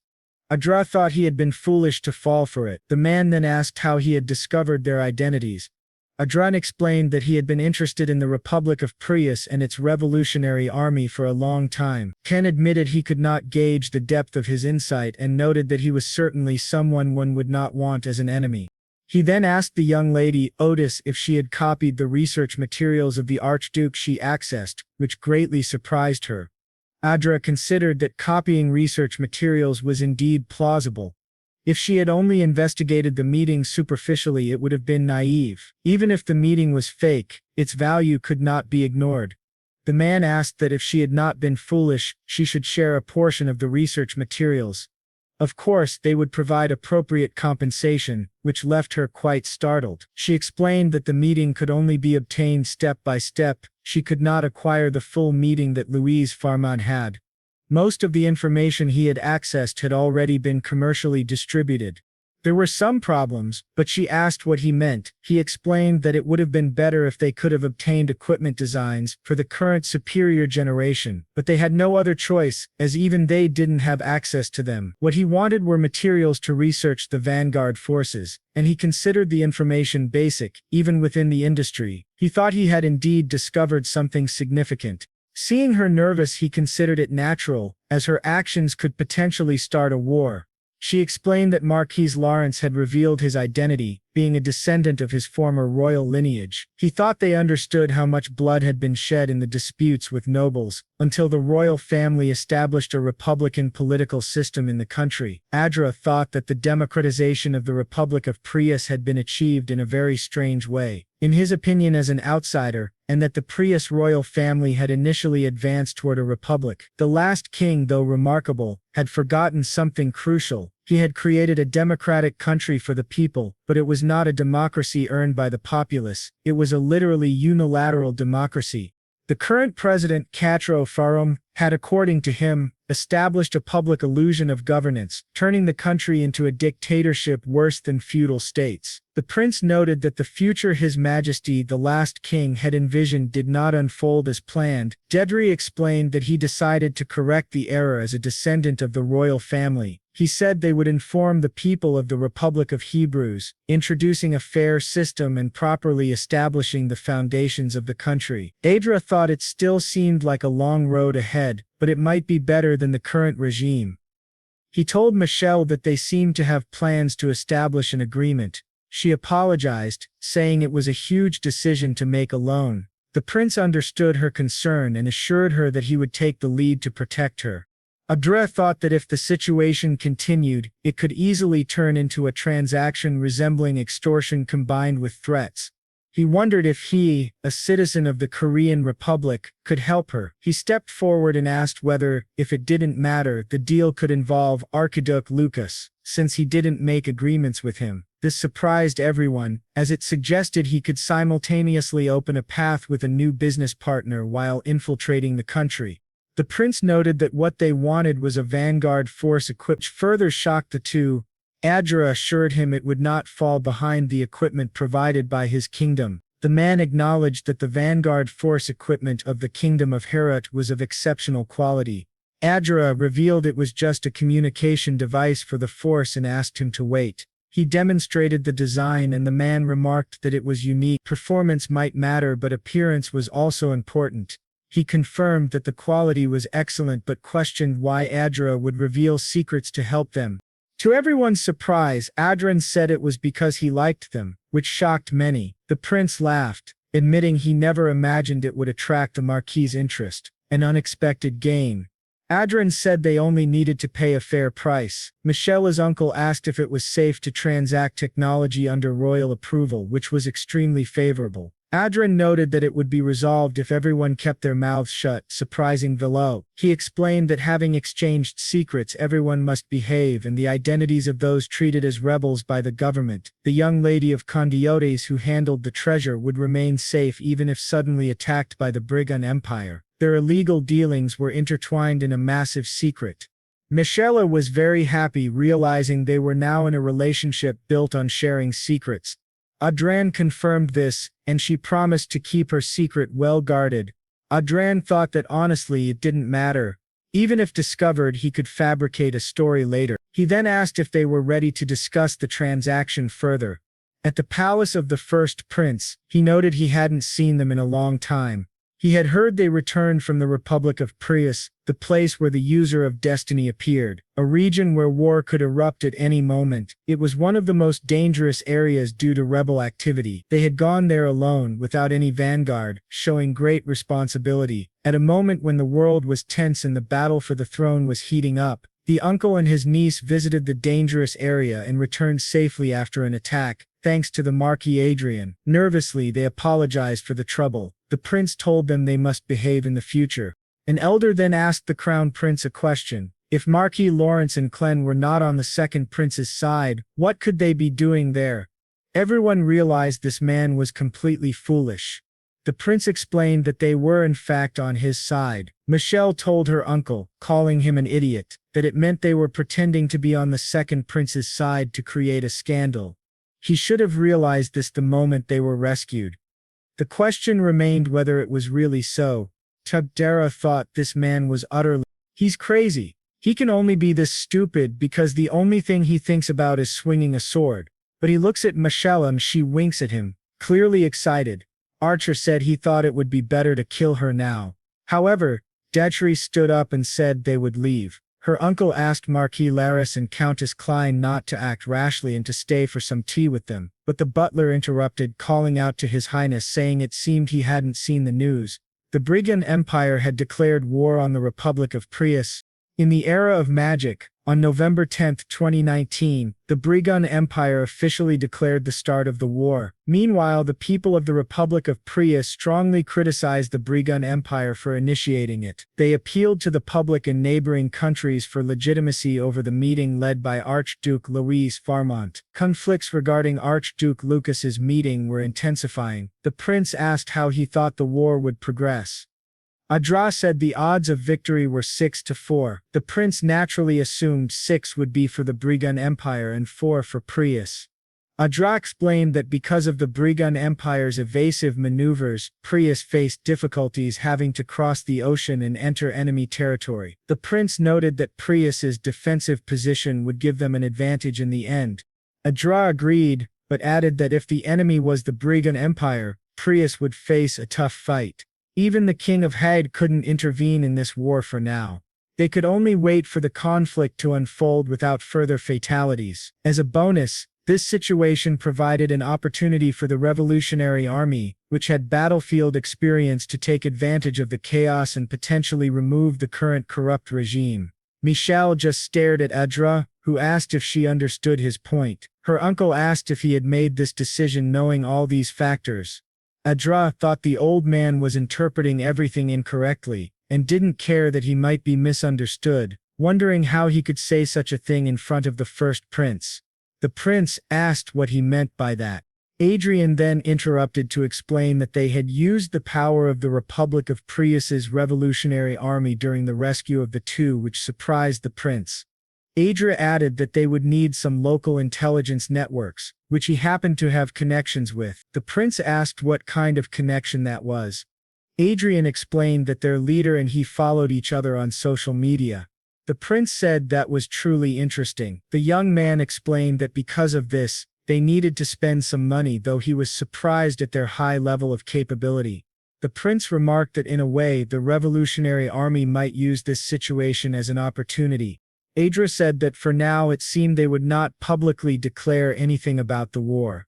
Laurenio agreed silently and said the meeting was concluded. Count Akers and Lady Oat were instructed to remain silent regarding Marquis Lawrence and Countess Clay, as they were the most valuable cards for the future battle for the throne. They acknowledged this. The prince added that, especially with the deacons, he hoped no one would be found in the palace or the information would certainly be exposed. Adra thought it was a suitable precaution. Michelle asked if she should stay as well, and the prince said he would feel relieved if she did. She agreed, saying she could stay without problem. She added that by staying she might see Marquis Lawrence and Countess Clay more frequently, winking at him again. However, next to him someone was burning with rage. The war between the Brigand Empire and the Republic of Prius quickly escalated.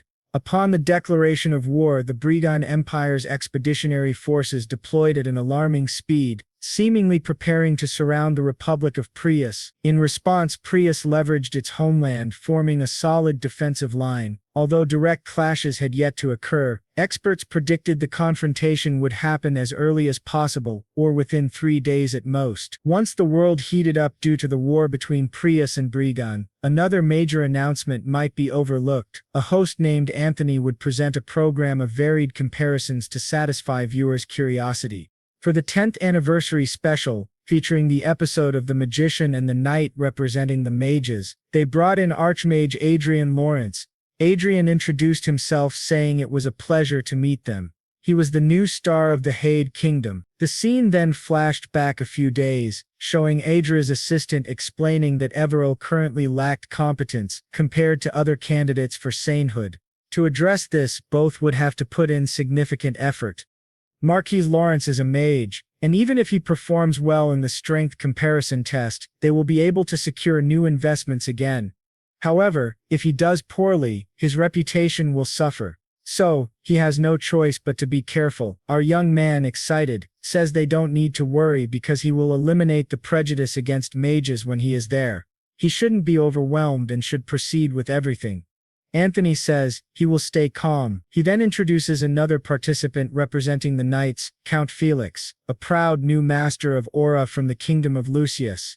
Nora, observing him, wonders if he looks familiar. Anthony explains that in many ways, he will be compared to Marquis Lawrence in today's recording. He asks why Felix decided to participate in the event. Felix replies that he accepted the offer, thinking it would be a casual event. Anthony asks if he feels confident facing Marquis Lawrence. Felix says he heard that the River Dedio Duchy praised his exceptional talent, but now that he sees Marquis Lawrence, he believes her affection for her junior influenced a hasty judgment. Today he will show Marquis Lawrence that reality is not as simple as he imagines. At that moment, our young man recognizes Felix and thinks he resembles Cedric, even acting similarly. Anthony says that today's presentation will be a declaration of war and asks Adrian for his opinion. Our young man asks if his name is Count Odiel Felix. He has no idea who he is, as it's the first time he has heard the name, which angers him. Adrian, excited, thinks Felix is an interesting man who became a master of aura. The implication is that he is no ordinary person. The nervous presenter says this battle will be nerve-wracking from the start. They proceed to the test location for the comparison. The program director, enthusiastic, believes this episode will be a great success. The two are taken to an island with a massive duel arena known as the Isle of Duels. Today, specialists are invited to analyze and comment on their training. Loyal viewers who won the 10th anniversary event are in the audience. He approaches them and asks if it would be better not to use magic to compete. Knights prepare with equipment, while mages fight empty-handed. Felix says he doesn't mind. If Marquis Lawrence wants it, he can fight using only normal equipment. To his surprise, Adrian says he doesn't care and questions how he could lose to an inexperienced master of aura. Felix is shocked, insisting that Adrian is also an inexperienced archmage. Adrian replies that they are in no way equal, which angers Felix even more. Anthony announces they will begin the training, starting the countdown. Our young man faces Felix. The armored knight wonders why he's being stared at this way, realizing he will soon see who is on top. At 0, Felix charges at Adrian, yelling for him to die. Within seconds, Felix is completely defeated, his armor broken, and the Master of Aura loses. Anthony announces that the final spell was a sixth circle blade cannon and asks if Adrian memorized it beforehand. Adra says no, he just cast it during the fight. He calls Miss Everell to heal Felix. She rushes to him, begins praying, and his body starts to heal. The audience wonders if these are angel feathers. Anthony remarks that he heard the medical team was invited by Adrian, but he didn't expect it to be a young girl. Adrian explains he preferred to call someone he could trust. The presenter asks if she is a bishop-level priestess at such a young age, which is shocking. Adrian clarifies that she was only baptized and hasn't joined the church, so her name appears only as a vassal of his house. Anthony is amazed because divine magic and the angel feather effect are typically seen only at the level of a bishop or the highest healer priest. Adrian explains she learned divine magic from Archbishop Fred of the Kingdom of Hay, and the angel feather effect stems from her remarkable nature. He confirms it is indeed her nature. Miss Everell is planning to participate in the sainthood contest, which surprises everyone. Our young man thinks her participation is perfect. Her delicate voice and appearance perfectly embody the image of a saint he envisioned. She steps before the camera and says, "It's a pleasure to meet you. My name is Everell Real Barnett, and I am in charge of magical support today. I will do my best. Please don't hurt each other too much," making a cute face which surprises everyone. Our young man thinks he understands what just happened and realizes it's thanks to Eric doing an excellent job.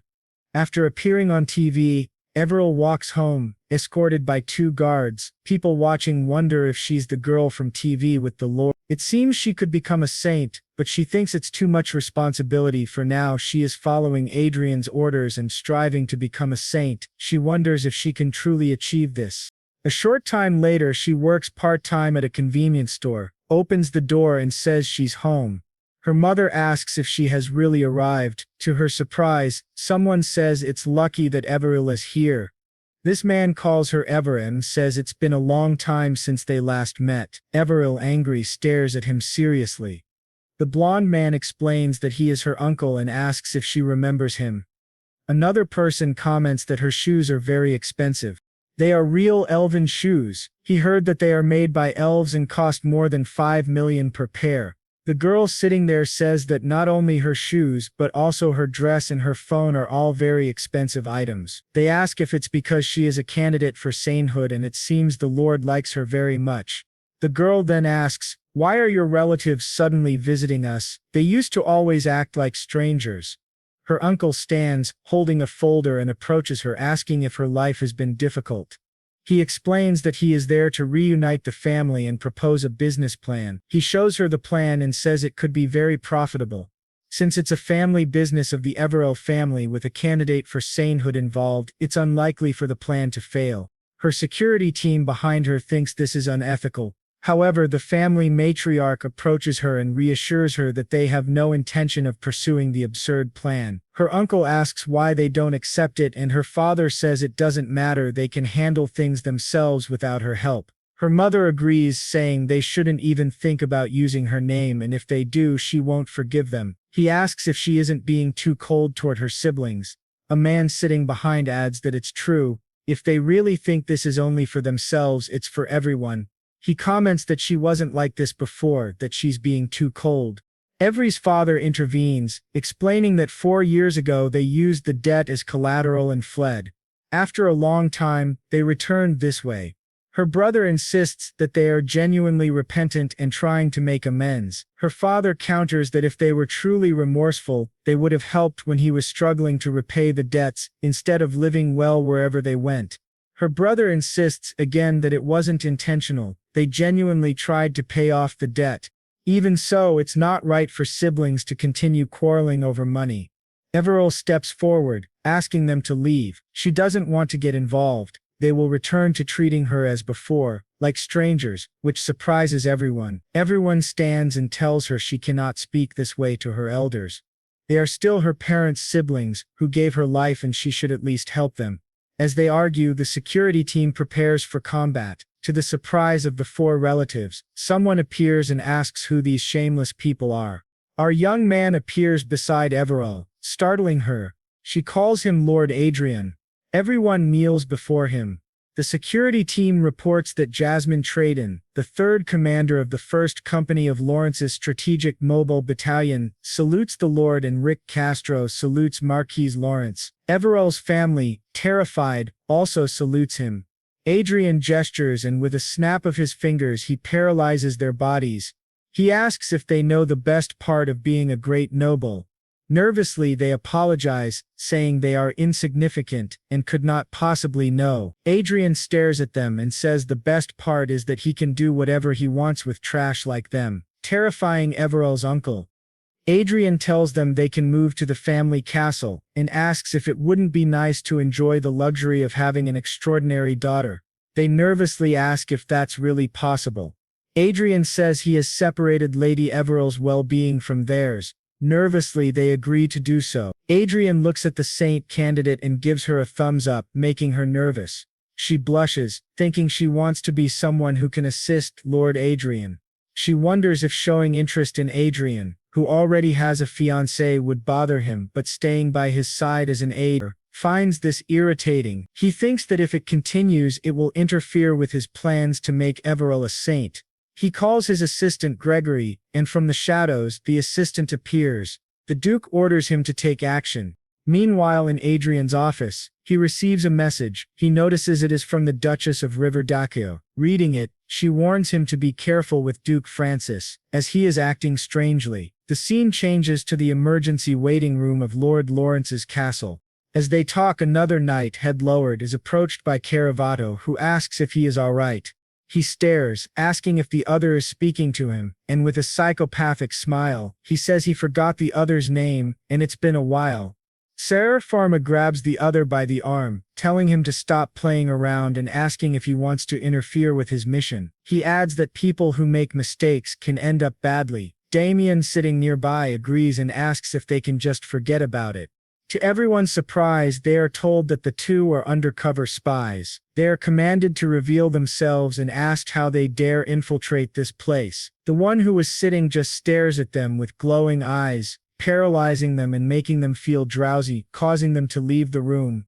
The angry man warns him not to forget, because the target isn't Marquis Lawrence but the girl named Everil. They cannot expose themselves to unnecessary risks. The man sitting down says he is more serious than ever, but they will keep an eye on the castle. He had observed Marquis Lawrence from a distance. Another man asks if he looked extraordinary or something. The first replies, no, their eyes merely met. The man says he also looked into Lawrence's eyes several times, but the standing man insists it wasn't that. When he stared at Marquis Lawrence, it was as if he knew who he was. He is told to forget, it must have been his imagination. Suddenly an alert announces intruders in the east area. Everyone prepares immediately. All the knights rush there, reporting 5 assassins armed with force daggers. Meanwhile, the 2 hide and report that everything is going according to plan, and the target is in the last room of the east building near the Lord's office. When they open the door, 2 guards ask what Sir Damien and Sir Pharma are doing there. They are supposed to be guarding the Lord. Pharma responds that he saw there weren't enough soldiers to assist. Their superiors order them to stop. No one in the castle may approach Lady Everil except those assigned by the Lord. Everil's guards arrive, so it's better for them to leave. Sharma draws his sword. They realize it is a force blade and notice that the approaching men are assassins. One of them manipulates their memories, paralyzing them and knocking them to the ground. Sharma moves toward Everil, ready to kill her, and the guards shout for her to escape. To everyone's surprise, Everil simply extends her finger and hurls the assassin against the wall, declaring it a trap and that she is not the target. The guards, shocked, just stare as Everil takes command. The assassins complain that their operation's information was leaked. To their surprise, our young hero enters the room, saying that it's even better. They've just discovered something and asks if their eyes haven't met before. He greets Gregory Haydn and Augustinox. He comments that he didn't know an organization that only exists in fairy tales actually exists in the real world. He asks if they aren't the Blue Moon, which shocks the two. Knox says they have no choice but to follow Plan B. Gregory agrees. The two then transform into their true forms. He notes that no enemy who has seen their real appearances has survived. They intend to turn this place into hell. Our hero remarks that it's quite exciting and asks Archie for her thoughts. She says they have fifth Ruano syndrome.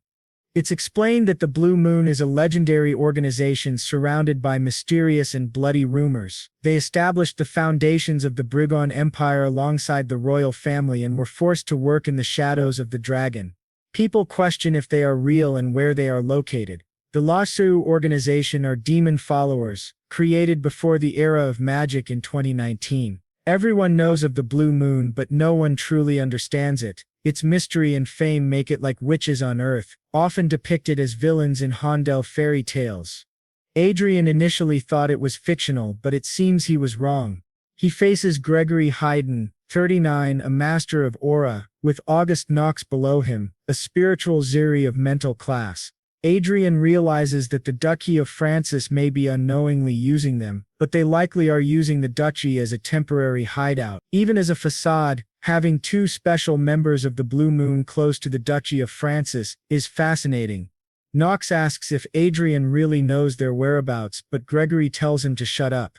Adrian wonders how this works, and how they call their support. He thinks they may be more naive than he expected. Adrian concludes that they are not exactly his partners, but he understands them very well. Gregory then says someone will have to die here, while Adrian asks if he is truly capable of this. Knox activates his butterfly magic, sending a massive swarm toward them. Adrian and Archie stare at the butterflies. Knox asks if it's their first time encountering a spirit and prepares to toy with them. Before he finishes, Adrian unleashes his power and Gregory jumps to save Knox. This surprises both Knox and Gregory as Adrian acts decisively without hesitation.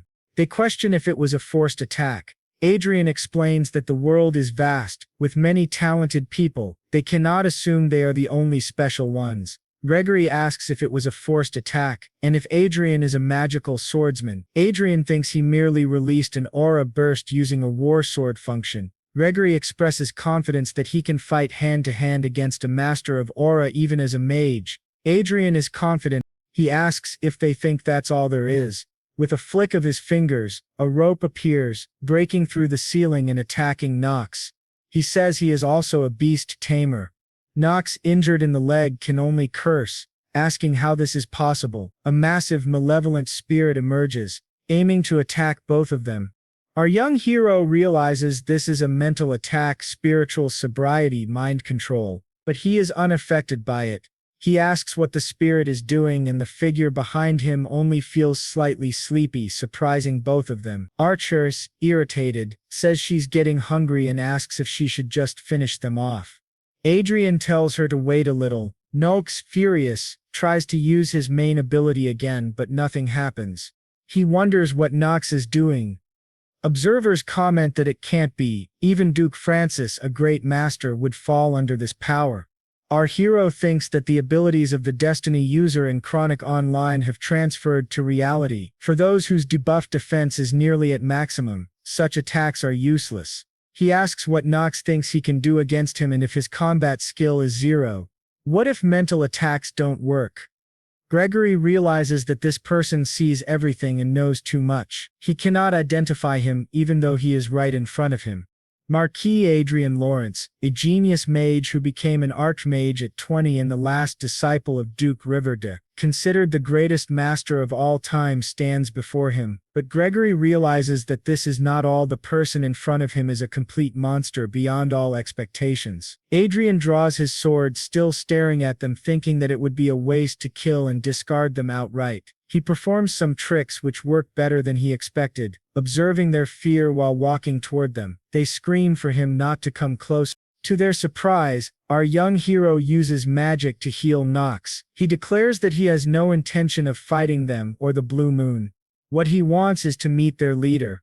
He asks if he can pass a message to him. Gregory, trembling, agrees. Adrian apologizes for having killed others and asks if they were connected to Duke Francis. They confirm that they were. After communicating briefly, Adrian tells them to leave.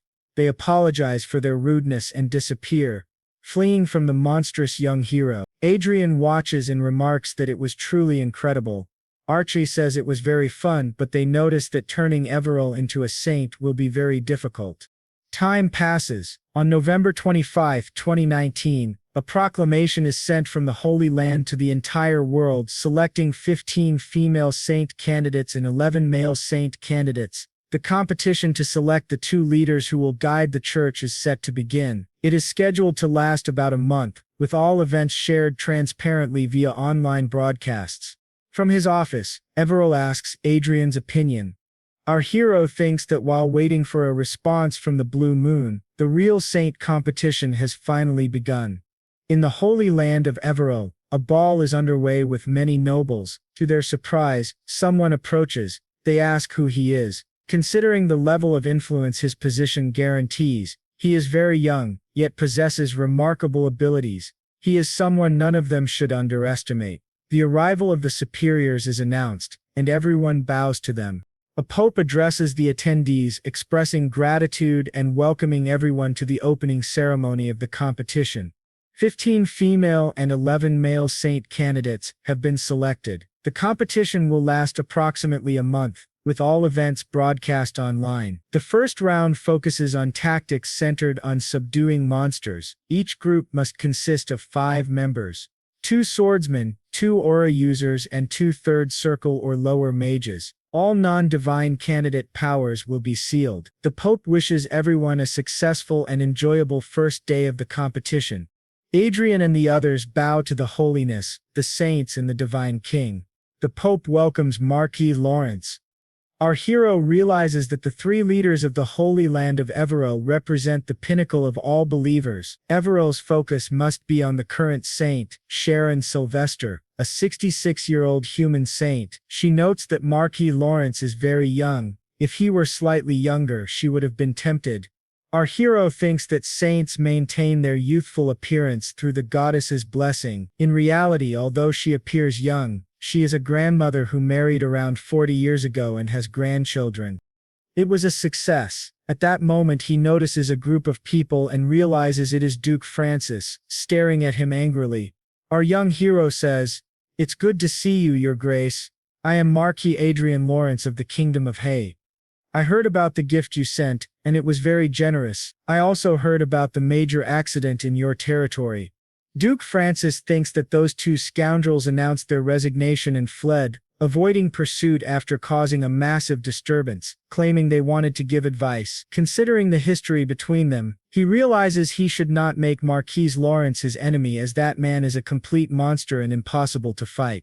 Adrian continues, "That aerial fortress of yours exploded, along with the industrial district. Truly unfortunate. The pilot supposedly fainted or something like that." He then stops and looks to the side, noting that standing next to Duke Francis must be Miss Evelyn Francis. He politely asks her to go easy on his saint candidate. Evelyn nods and says she will consider his request. Our young hero thinks Evelyn is truly her father's daughter. Her attitude is frustrating. He asks Duke Francis if he heard that he decided to meet with Gregory in August again. This surprises the old Duke. Adrian continues, "They no longer speak, so it no longer concerns you," leaving Duke Francis boiling with anger. Adrian walks away, remarking that he seems displeased, so he won't provoke him further. Everil, nervous, asks about Duke Francis from the Brigand Empire. Adrian confirms and tells her that she is more important than she realizes. He advises her to stay confident and keep her head high. More than anything, she is the one he chose. Ahead, someone approaches, and Adrian realizes he has found Kay Rivera. She asks him to call her older sister Olivia, and she will call him little brother Adre from now on. She introduces herself as Jude Stir, expressing her support for Marquis Lawrence and the great goddess Sepia. Our hero thinks that her talent is extraordinary divine power and wonders if her ability is a supreme saintly skill. It is truly impressive. Adrian discusses with Radil the strict conditions applied to the first phase of the competition. She asks if he has any objections, and he says no, believing the arrangements are suitable. He notes that Judd is a good candidate and the focus on monster subjugation tactics is appropriate. It is not bad for Judd as she is at a first-class priestess level. The blonde notes that at worst, Judd may still wield divine magic more effectively than the other candidates. The real problem lies with the team assigned to Judd. They have 2 knights but no mages with actual battle experience. Adrian observes that most modern mages focus on research rather than combat. He asks if she wants his help, which excites her greatly. He agrees as this was what she wanted from the start. He promises to find 2 skilled third circle mages for her. She is thrilled and thinks they will form an alliance, though it seems she will benefit the most. Adrian assures her that even just talking with him will put significant pressure on other participants. She grows very excited. Adrian asks a question unrelated to the competition. She asks what it is. He asks if a magical knight counts as a person in this tactical competition.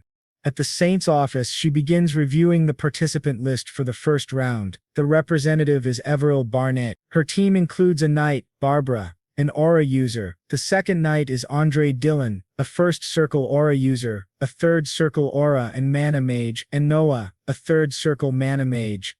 She laughs as her assistant asks what they should do. She responds that he is truly interesting. Her assistant points out that having a knight who can use magic will likely cause complaints from other candidates. She replies that it is their fault for not clarifying the rules and they must allow it, and Saint candidates are recorded as mercenaries and lead 4-person teams composed of mages and swordsmen to defeat monsters. Cameras follow each candidate at all times. The competition is broadcast live on TV and online. Each candidate has their own channel, and the audience size can be tracked by the number of supporters. The knights behind Lady Everil point out the monsters they captured, offering them to her if she wants. She is surprised but asks them to use the monsters to complete their mission. Many creatures are available and she asks the others to hold back while they jostle for her attention. She approaches the filming crew and asks if things can be left as they are. The crew member replies that he isn't sure as this has never happened before. It is said that when appearing on TV, the elves drew a lot of attention with their incredible visuals, but their rigid personalities focused solely on tasks, executing everything perfectly, turning the program into an almost dull documentary. No matter how beautiful it was, if the content was boring, viewers lost interest. As a result, once the contestants settled in, the audience began switching channels. In contrast, Everil's channel included elements of entertainment and character development, almost like a teen drama, which generated a lot of interest. Moreover, other candidates had poor personalities, with some saying the work was for plebeians, and even Evelyn admitted she hired them to handle the dirty work. The saint candidates and saints from noble families were being portrayed as villains. Public opinion increasingly supported Everil's broadcast. The knights remarked that the world looked down on mercenaries, calling them low-class people risking their lives for money, but Everil's law treated them fairly without discrimination. Other channels seemed ridiculous by comparison. Even without her help, someone like Lady Everil could easily become a saint. She nervously looked at the knights. An older man approached and explained that everyone there genuinely wanted her to become a saint. They did it on their own, so she shouldn't feel pressured. He might seem intimidating, but he assured her that he was the toughest of all the mercenaries. Despite that, she approached him first and cast her heart-colored magic toward him.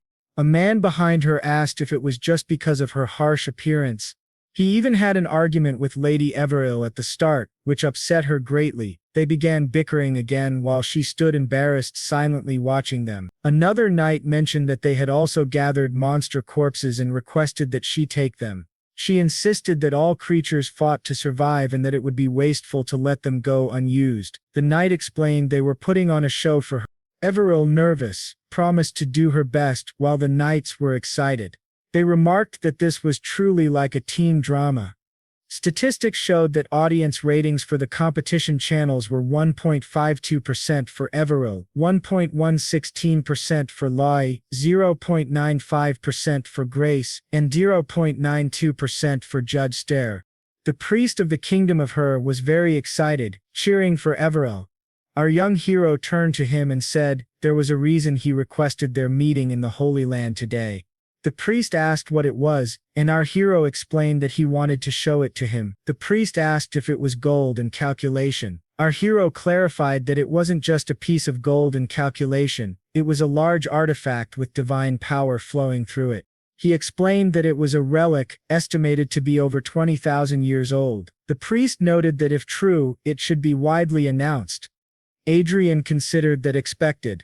Upon seeing the relic, he understood how to use it to benefit Everill but didn't want to exploit it that way. He added that with an exceptional artifact it might be possible to repair the relic. The priest asked if he truly wanted to revive such an ancient relic, and Adrian confirmed it was possible. There was a sacred magic circle inside, seemingly from the mythical era. Only part of it was destroyed, the rest remained intact. The priest asked if he would recruit a skilled artificer.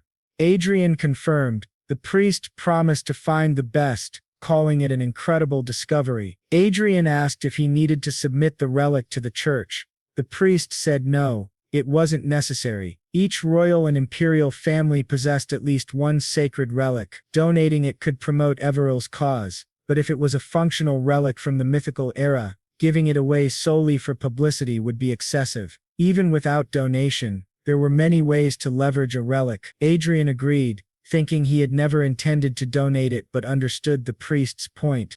The priest promised to find the best artificer and Adrian left it in his hands. They bid farewell.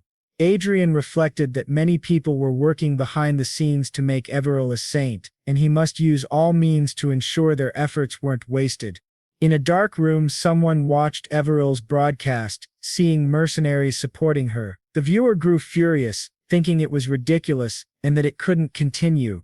A few days later, a half-dwarf master engineer introduced himself as Kobe Ventre. Adrian Lawrence greeted him politely, and reflected that Archbishop Fred had introduced him to one of the 3 greatest sacred artifacts in the world. Kobe examined Adrian's cloak, remarking that it was difficult to analyze his clothing and that he seemed to possess a great treasure.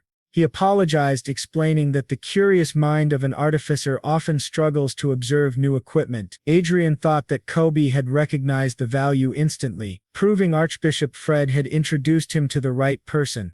Adrian presented Kobe with an item for examination. Kobe guessed it was the hilt and blade of an ancient divine magical sword, which Adrian confirmed. He expressed a desire to use it. Kobe said it was certainly possible. He had seen similar items deep within the church. Compared to those, this artifact was almost in its original state, which excited Adrian. Adrian asked if mithril could be used for the blade, as gold and calculation were hard to obtain. Kobe said it wasn't necessary. What he means is that it doesn't actually need a physical blade. If he is correct, a blade of Dean says that if he had not had the opportunity to read about sacred relics thanks to the former saint, even he would not have known what it was. There is a high probability that not even the viscount's 3 subordinates knew its purpose, which explains why people thought it was just a broken sword. Wadri asks how much it would be worth if it were functioning. Manhwa says that, at the very least, enough to buy a large city, and that it is difficult to even put a price on it. This shocks our boy, who thinks he has truly won the lottery. He then asks if it can be repaired. Manhwa replies that he will first need a divine bloodstone and new tools. Adrian transfers money to him, but he asks if that is not too much. The lady says he should think of it as payment for his effort, and if he can repair the sword, he will pay him double. Manhwa agrees, saying it is only fair considering the item's value, and asks for a week to do his best to repair it as an engineer's honor. After Quadri leaves, Manhwa smiles to himself, thinking that if he can obtain a mana blade on the same level as a sacred blade, he could become a magic knight or perhaps even adapt it into a magic spear. That would be incredible. Just then he receives a transmission from Archia. They ask what is happening, and when he inquires, Archia says that Miss Everall has been kidnapped. This shocks our boy. Now, at the border between the Sen Empire and the Land of Dragons, Everall is being held within a sacred barrier. Two men watch and wonder how this is possible, as their attacks cannot even touch her. Apparently she is bound to a type of 8th circle magic artifact. They say that all they need to do is eliminate the candidate for sainthood. They thought it would be easy, but things are getting out of control. One tells the other to stop talking and attack her mind, explaining that even magical constructs have a weakness to mental attacks. One of them says he has never heard of that, and asks if it is true. His companion asks who he is talking to, and the first man replies, "What do you mean? Who?" When they turn, they see someone standing right behind them. It is Nox. They ask who he is, and he says he is merely a spiritual user passing by. After that, our boy arrives where they are. Gregory greets him respectfully once again. Adrian asks if they are the culprits, but Gregory says no, they captured the real kidnappers who are right there. When our boy asks where Miss Everall is, Gregory replies that she is resting in the cabin and is safe thanks to their precautions. They still need to discover who is truly behind the kidnapping and who hired the attackers through an intermediary. Our boy thinks that of course the real masterminds would not leave any trace unless they were fools, which is the most worrying part. He asks why they helped, and Gregory explains that to be honest, this place is also their home. Our boy tells him to continue. Gregory says that Miss Everall was truly lucky and that he will pretend to believe them. Gregory adds that by order of their leader, if Miss Everall was ever in danger, they were to do everything possible to save her and to conceal what happened. Our boy asks what he means, and Gregory says it was the first time he had seen their leader so angry. Their leader said the Duchy of Francis no longer had any value to them and ordered them to move their base. What happened earlier was their own decision without their leader's involvement. Gregory confirms that the Blue Moon Group receives very few orders from their leader aside from what is necessary, and they are granted almost complete autonomy. But since the last assassination attempt, the entire Blue Moon has been instructed not to harm anyone connected to Marquise Lawrence or Arcia Klein. Adrian thinks the more he hears, the stranger it sounds. He cannot understand why the Blue Moon leader is being so cautious with him. Gregory bows and apologizes for the previous incident. Our boy thanks them for saving Miss Everall and says he will forget any resentment toward them. Honestly, they were never the real threat, so there was nothing to resent anyway. Considering how things are unfolding, they can assume their leader has accepted his request. Gregory confirms this and says their leader is eager for his visit. They are there to inform him that, once this situation is resolved, he is free to visit at any time. Our boy wonders why he is being invited to their base. Perhaps it is a trap, but he thinks not. Just by looking at them, it does not seem that way. Gregory then gives him a password and says the terminal they use is connected to his. He should not hesitate to call if needed. Adrian agrees and sends them off. Archia asks if she should follow them, but Adrian says they can contact them at any time. So, for now, just leave them alone. Ensuring Everall's safety is more important, and since the kidnapping of a candidate for sainthood was broadcast live, the world is in an uproar. It would be better to involve the church's investigation team instead. When Everall wakes up, she is extremely surprised and asks where she is. Meanwhile, Madre thinks to himself that not only did they accept his request, but the Blue Moon leader personally ordered that no one interfere with him. Puzzled, he wonders, what on earth is happening here? They even call him a rule breaker. Everall then asks if it was not stated that he could not use any designated equipment in the mercenary tactics competition. She questions what kind of trick he pulled and says she does not remember allowing such an entry. Adrian explains that it was an unavoidable choice for him, especially after recently surviving an assassination attempt. In truth, if he had not taken action, Lady Everall would have died. but she replies that this is only a matter of hindsight. Adrian counters that hindsight is everything, and if the church had done a better job and if he had been present from the start, this kind of thing would never have happened. A candidate for sainthood was kidnapped by people who infiltrated the competition, and the church could not even find her until he intervened. He thinks to himself that this may be the end of the good image he has built with the saint. Setting that aside, he asks her to please evaluate Lady Everill's potential. She is a victim and should not be harmed by something like this. Since he is the one who broke the rules, he believes only he should be punished. She simply stares at him suspiciously, then laughs, saying he is truly an interesting man and that she might have been tempted by him if she were 10 years younger. Adrian silently wonders what is wrong with this woman. She continues, admitting that, to be honest, there was suspicion within the inner council that this incident was orchestrated by him. He asks if she was testing his reaction, and she apologizes, saying that is the truth. Now she has confirmed there were no lies in his words. She shows him a mirror and asks if he knows what it is.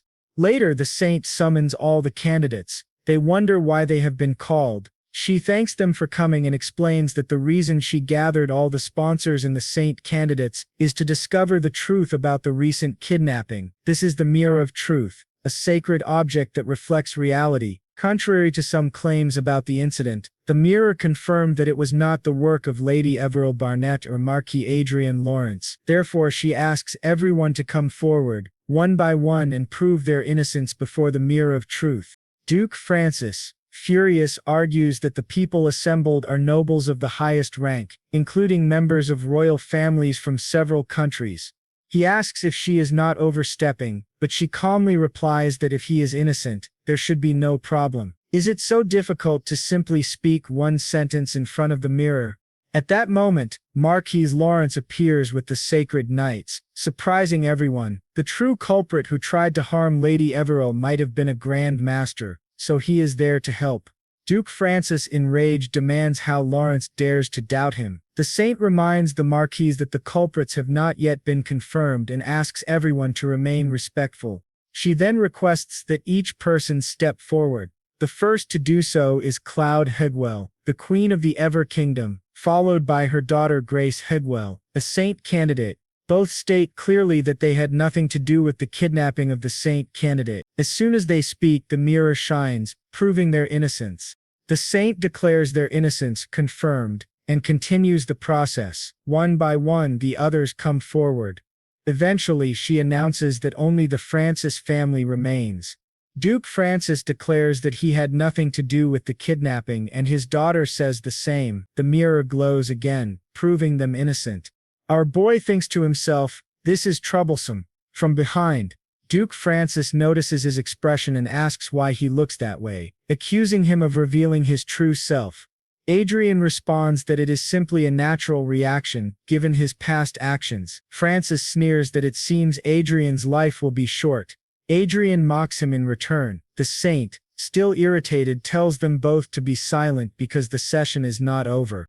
Now the last to prove their innocence are the Ost's Prime Minister Ost of the Republic of Pruis and the saint candidate Lady Mel Osti. They must step forward and face the mirror.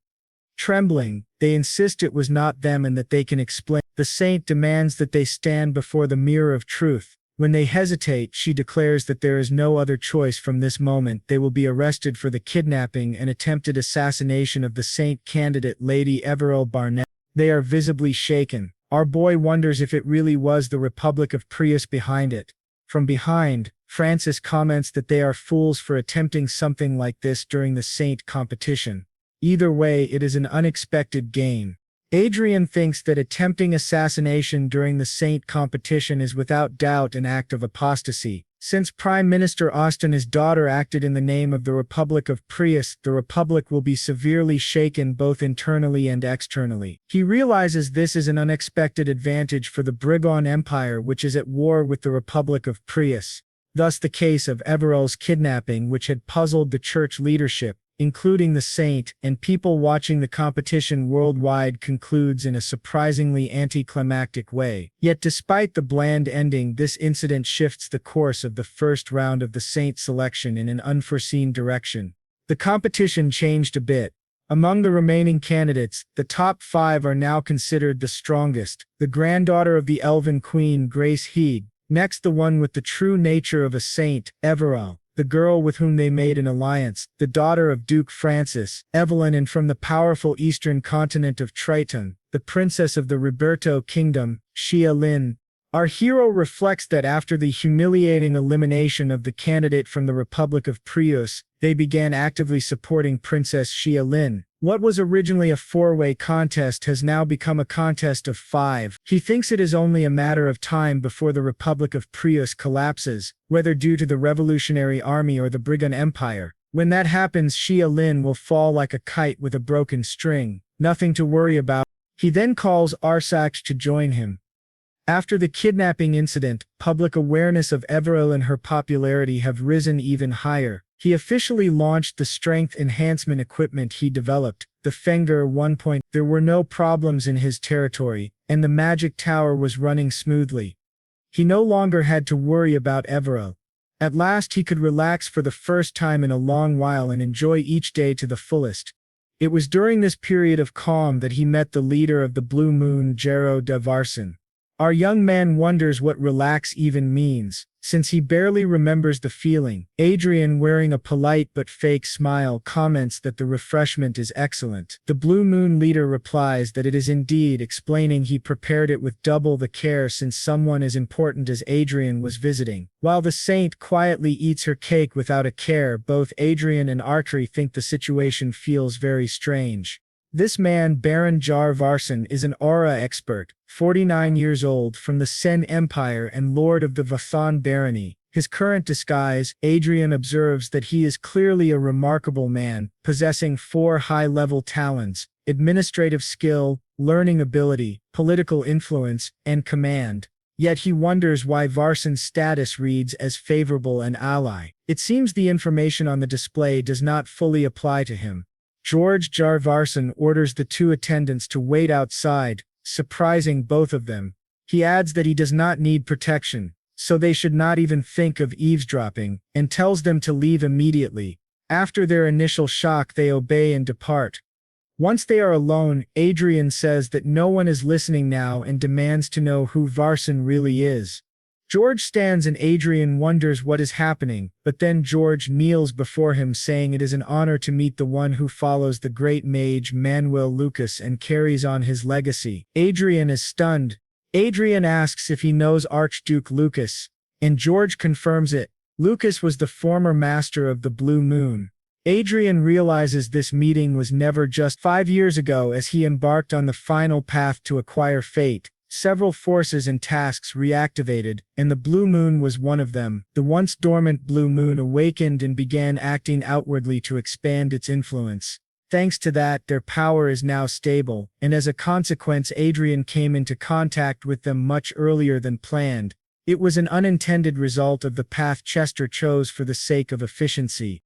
Adrian then asks who George Varson really is. Chester replies that George is his assistant and the administrator of the Blue Moon. Adrian is taken aback, so the Blue Moon was supposed to be his reward for reaching level 8. That means talking to them now is almost pointless. He wonders why Chester made him come in person. Chester says there is no use crying over spilled milk. He still cannot formally recognize Adrian as the Blue Moon's master, but he will not stop him from cooperating with them for now.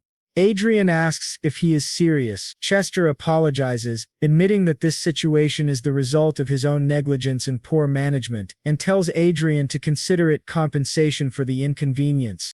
Adrian thinks to himself that he takes back everything bad he said about Chester. This is excellent news. Adrian then says that Sir Varson will remain under his care. Varson bows, calling it an honor, while Chester explains further. The Blue Moon has a total of 8 special members ranging from Aura Masters to Archmages, 1,200 high-ranking assassins at the level of armed knights with force-imbued daggers, 450 vanguards and 5 airborne fortresses. Not only that, but they also operate luxury hotels, a worldwide resort network, clubs, and casinos. Their enterprises span accommodations, entertainment, trade, and transportation. Even the Pacific Hotel where Adrian is currently staying belongs to the Blue Moon. Our young man, delighted, thinks that he and Sir Varson will get along very well. The business capital alone totals nearly 100 trillion, and their military power surpasses that of most kingdoms. Varson assures him that they will fully support Marquis Lawrence. A week later, that half-dwarf arrives, catching Adrian off guard.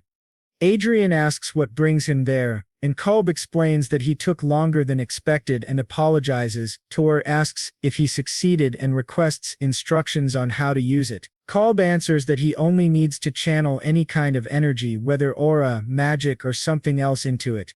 Ader began testing the sword by channeling energy into the hilt. As he did, a blade appeared that looked almost like a lightsaber. They asked if it was inspired by Star Wars, and Kobe told him to swing it. When he tested it, the blade cut through things effortlessly. He thought, yes, this is incredible, until he realized it had even cut his own body. Kobe began panicking, shouted that he was bleeding. Our hero noticed he had been cut without realizing it. Enan began yelling for a priestess, while Adric bled heavily. Archery rushed over, applied a healing potion to the wound, and helped him stand, startled. Adder heard Archery remark that he clearly needed much more training. Kobe approached, concerned, and asked if he was all right. Adrian replied that of course he would not die so easily, though he thought to himself that this was the second most dangerous incident of his life, after the assassination attempt on Rondell and Anna. He looked at the sword and a notification appeared asking him to choose a name for it. He asked Kobe if the sword already had a name, but Kobe said no because Adrian should name it himself. Adrian chose Excalibur, and the sacred sword was registered with many powerful effects. He was thrilled, thanking Kobe for helping him obtain such an incredible weapon. Kobe still looked worried, but Arce assured him Adrian would be fine and suggested he get up from the dirty floor. Adrian, however, was already thinking about the advantage this weapon could give Everil in the upcoming competition.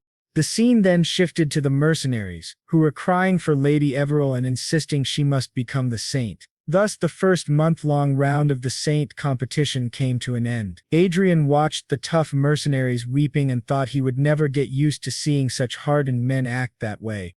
The rankings were announced. Grace Higvin first in tactical points, third in audience votes, second overall. Judster, fourth in tactical points, second in audience votes, second overall. Xia Lin, fifth in tactical points, fourth in audience votes, fourth overall. Evelyn Francis, fourth in tactical points, fifth in audience votes, fifth overall. Everil second in tactical points, first in audience votes, and first overall. Adrian was excited to hear this and told everyone he would do his best. He reflected that, setting aside the other participants, Princess Xia Len had surprised him. He had assumed she only advanced because of support from the Republic of Prux, but she had surpassed even Evelyn Francis and reached fourth place, which he had not expected. Everil approached Adrian, and he gave her a bouquet praising her hard work. She thanked him, blushing, and said she hoped to meet his expectations. He replied that she was already doing well. He knew the purpose of the Saint competition was to choose candidates who would be selected by God himself. Among the top-ranked, God would ultimately choose the one who matched his will, and if things continued this way, Everil would certainly be among the final 5. At that moment, someone greeted Adrian respectfully and announced that Princess Xia Lin wished to meet him. Surprising him, he wondered why the princess wanted to see him.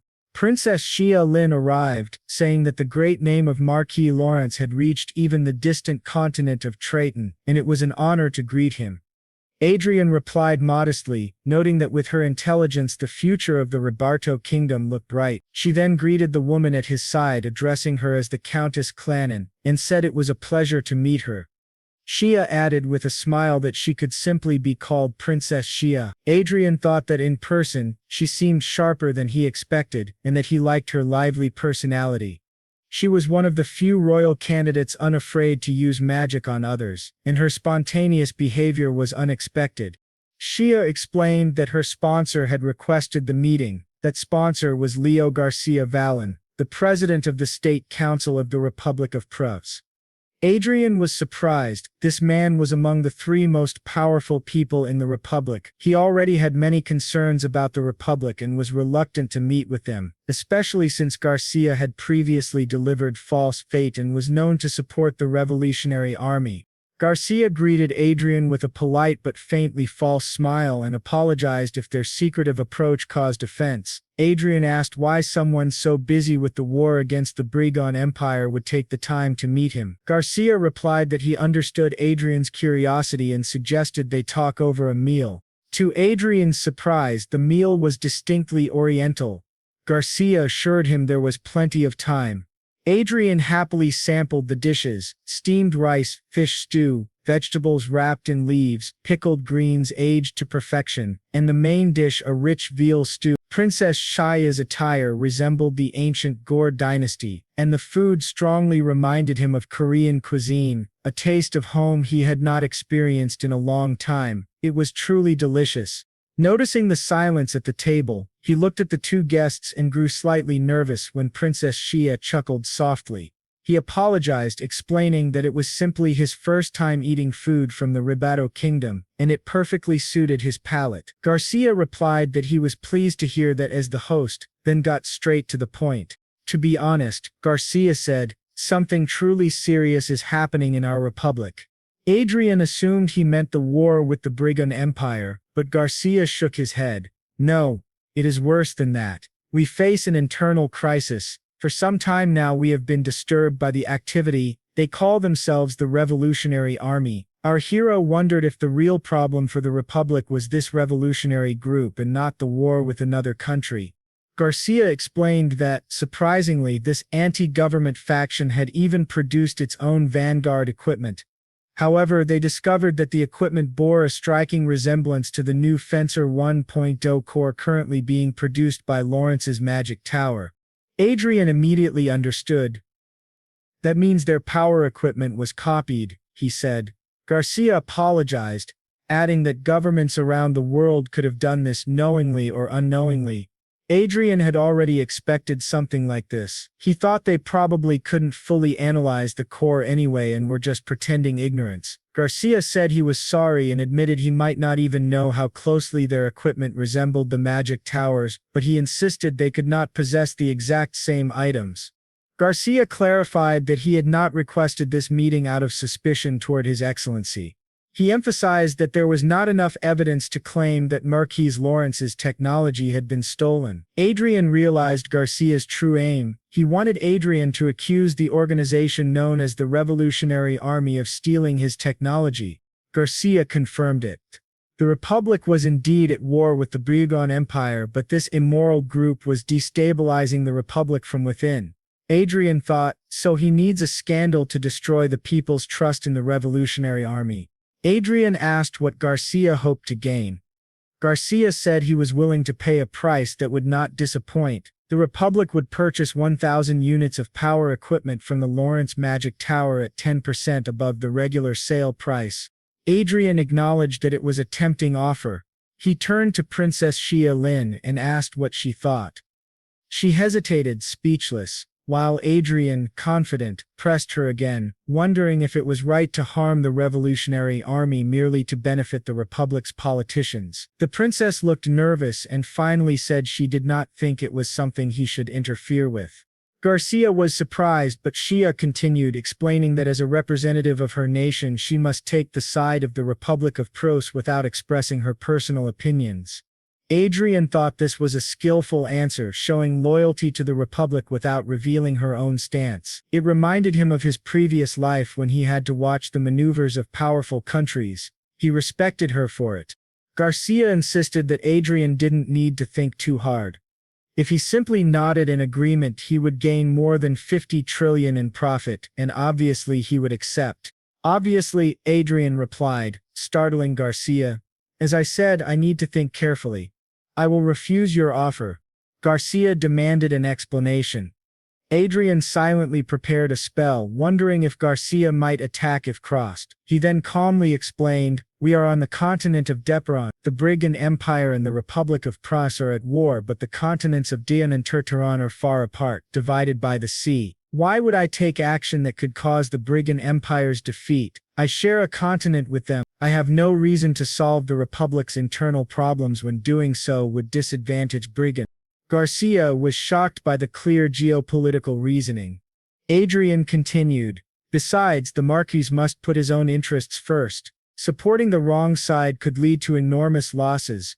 Shouldn't the Republic's government resolve its own internal issues? If the public prefers to listen to the rebels, there must be a reason. I'm sure you can resolve it easily if you truly try. Garcia's face darkened. Furious, he stood and left. Adrian thought the man was rather rude. With the intruder gone, he invited the others to enjoy their meal in peace and finally savored the food. The next day, a man shouted a warning. Marquis Lawrence, you must consider the consequences. Look at what Your Excellency posted. It was a picture of Adrian, Arcia, Princess Shia, and Chief Garcia at their secret meeting. Someone exclaimed that such sensitive information should not be shared during wartime. In response, the Republic of Prusse declared economic sanctions. Ignoring the situation, the Marquis risked repeating a serious mistake. Adrian reflected that this high-level noble meeting, described as a countermeasure session, was turning into a full hearing. His post had spread rapidly across the world, causing an uproar not only in the Republic of Prusse, but also in the Kingdom of Hyde. Because of this, new laws about stone and bullet trade were introduced. An accuser declared that, as an elder with experience in aristocratic society, it was his duty to discipline a reckless young man like Adrian. Adrian realized this was Marquis Ali Tradon, someone he had never considered an enemy. He could not understand why Tradon was being so hostile. Then Margrave Watts raised his hand and spoke. He said that the Republic of Prussia and their kingdom rarely traded, even less than with the neighboring state of George. Even if sanctions were imposed, the damage would not be great, so there was no need for drastic measures. But the accuser countered that the Republic of Prusse had strong connections to the Traton continent, which might refuse cooperation with them. He reminded everyone that many artifacts and weapons were traded with Traton. He added that they had been caught off guard by the Revolutionary Army's offensive and had come seeking aid from Marquis Lawrence. Would the Traton continent really become their enemy to support the Republic? As the debate grew heated, the king himself became visibly irritated. Is of an ancient fundamentalist group. She raised her hand. He wondered if she wasn't supposed to be shy. She had always been quiet, but now she had decided to speak. She said that she didn't understand what Marquis Lawrence had done wrong and asked everyone present what exactly his mistake was. A noble explained that Marquis Lawrence had carelessly exposed the Republic's secrets to the world. But Artria replied that even so, he had not lied. The noble insisted that was precisely the problem. His actions had put the Republic of Prusse in a difficult position. Arcia countered that, in that case, the fault lay with them for allowing the truth to be exposed, not with Marquis Lawrence. Her words left the noble speechless. The king agreed, saying she was absolutely correct. Still another noble protested, telling His Majesty that no matter how delicate the information might be, it was immoral to reveal it and place another nation in a difficult situation. But the king responded that such a rule only applied if Marquis Lawrence had agreed to conceal the information. He asked, if you were robbed, Marquis Traton, and you named the thief, would you really be at fault for causing problems for the thief? Traton muttered that the comparison was unfair. At that, the prince behind them began to laugh and said that Lady Arcia was right, just as Marquis Watts had stated. Yes, Marquis Lawrence's post had placed the Republic in a tight spot, but it was the Republic's own actions that led to this situation. In his opinion, imposing sanctions was excessive. Adrian thought to himself that the prince had stayed silent until now, fully aware of these facts. Then the prince added that his brother beside him also believed Marquis Lawrence should not be punished. The Republic had belittled their kingdom by threatening sanctions. Confront the Republic directly with their allies and should begin by issuing a statement criticizing the Republic's choice. Adrian was impressed. Who would have imagined that Artria, usually so quiet, would speak so boldly? He felt proud of her. Then beside him, a young woman raised her voice to ask a question. She was the king's fourth child, the first princess, and third in line to the throne, Princess Diana. She asked Adrian what made him so calm about the possibility of punishment. Adrian replied that he had prepared in advance. When she asked how, he explained that since they had been discussing such an interesting topic, he had recorded it. He played the recording for them, shocking everyone present. The second prince laughed so hard that he almost fell from his chair. Someone pointed out that this was why Adrian had posted a message with the hashtag claiming Briegrim was afraid. If the clip were released, Briegrim would have no choice but to take a stance, as any nation that valued its image would be forced to respond. Adrian confirmed that was exactly why he had chosen to side with the Briegrim Empire and mentioned the continent of Dian. The nobles murmured that Chief Garcia had been foolish not to realize he was being recorded, especially when dealing with an archmage. Adrian thought that because of this, the issue was no longer merely between Herod and the Republic of Pros. It had now drawn in Brigan, and he had given the other countries of the Dian continent a reason to take sides. The video of the state council chief was released after the meeting. Once it spread, not only the Brigon Empire but also the allies of the Hade Kingdom publicly commented in Adrian's favor. With this wave of messages and the involvement of the Sacred Land, all the nations of Dian criticized the Republic. Meanwhile, Princess Xia watched the news and admitted that it was frightening. Her maid asked what was so scary. Xia said that Marquis Lawrence was only a year older than she was, yet he was already shaking the world. Unlike her, who had nothing beyond the title of princess, he possessed real power. Her maid smiled and said that a man like that would be perfect for her princess. Xia agreed for a moment, saying such a man would indeed be ideal, then caught herself and grew annoyed remembering that he was already married. The maid quickly apologized, insisting she had only been speaking carelessly. At that moment, another maid entered and respectfully announced that a message had arrived from the Holy Land. The second round of the contest would pair two participants at a time. Xia asked in surprise if that was true. The maid confirmed it. The next stage would be a forced confrontation. Xia immediately asked who her opponent would be. The maid informed her that she had been matched against the young lady sponsored by Marquis Lawrence. Princess Xia was visibly shocked. Soon afterward, they were led to a studio where crews were setting up structures and positioning cameras. This would be the site of the second round of the competition.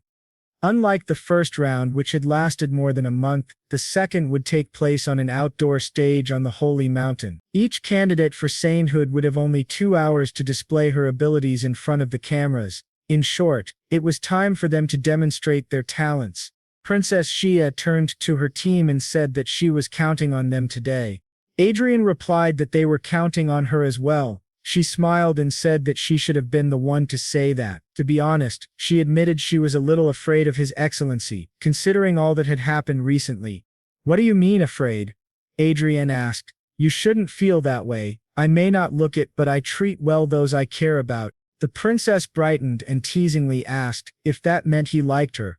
Of course, Adrian answered without thinking, surprising them both. He then noticed her attire and remarked that she looked like a dancer. Xia laughed and explained that today's theme was an enchanting dance. The senior aide, curious, said he was eager to learn more about these enchanting arts from the Triton continent. Just then, the princess's assistant interrupted, saying it was time for her to begin. The group bowed and promised to return to their places. Adrian told her that they would cheer for each other and put on a good show. After she left, Adrian and his companions continued their conversation. The princess's assistant commented that if Lady Everil was her opponent, they had little to worry about. Despite gaining attention in the first round thanks to her many fans, Everil had been an ordinary commoner before entering the contest. From what the assistant knew, Everil had no special talents to display other than the divine magic she had learned in the Holy Land. Process. And she feels something strange about this Adrian, and she cannot stop thinking about how mysterious he is. Then the director calls everyone, saying that the contest will begin in 13 minutes, and the two candidates must prepare. Backstage, she keeps thinking that she needs to become a saint. No matter what happens, she must be the strength of her country, even if only for now. And so she walks onto the stage as the director tells her to begin. During her presentation, several local songs are played and she dances traditional Oriental dances. She dances so well that she surprises everyone. Her movements are smooth and elegant, yet some even resemble the fierce attacks of white tigers. Our hero, watching from behind, notices that this art of enchantment may only be of the fourth cycle at most, yet her performance is as impressive as that of an archmage. He is sure that Princess Chia will receive a good score in the second round of the competition. However, he also knows he cannot afford to lose. At that moment, Princess Chia looks to the side and is shocked to see Everon welcoming everyone to the convenience store Ford, with a sign that reads LJ Convenience Ford, branch of the Holy Land. Everyone wonders if that is really a convenience store. The young man enters and says he would like to make a purchase. Everon responds, saying it will cost 5,000 lots.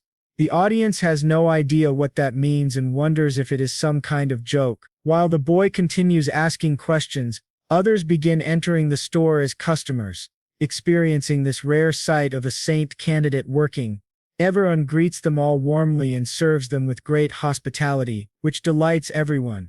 The directors comment backstage that she truly is an excellent worker. The cameraman says that although it does not have the brilliance of spiritual enchantment arts, he always feels good whenever he sees this. Adrian, behind the scenes, thinks that this was exactly the reaction he expected. The focus was to portray her as a familiar presence, no different from ordinary spectators. Instead of relying on forced talents and performances, the goal was to highlight Everon's unique qualities in a fun way. He admits the idea came from his friend Eric Jones, not himself. The audience, however, begins to complain, saying it is boring and wonder if they will really show her working in a store for 2 whole hours. Meanwhile, Chia continues dancing, thinking that they are trying to make the saint candidate look familiar, but in the end it may be too monotonous, and people will turn back to her performance. To everyone's surprise, Adrian declares that they cannot simply show her working. The whole presentation needs a beginning, development, and conclusion. Suddenly, with a snap of his fingers, a magical cycle appears, and everything changes. The director and the audience are shocked when a new figure appears, Archa dressed as a demon, thinking only about sweets. Seeing Arxia completely transformed into a demon stuns the crowd.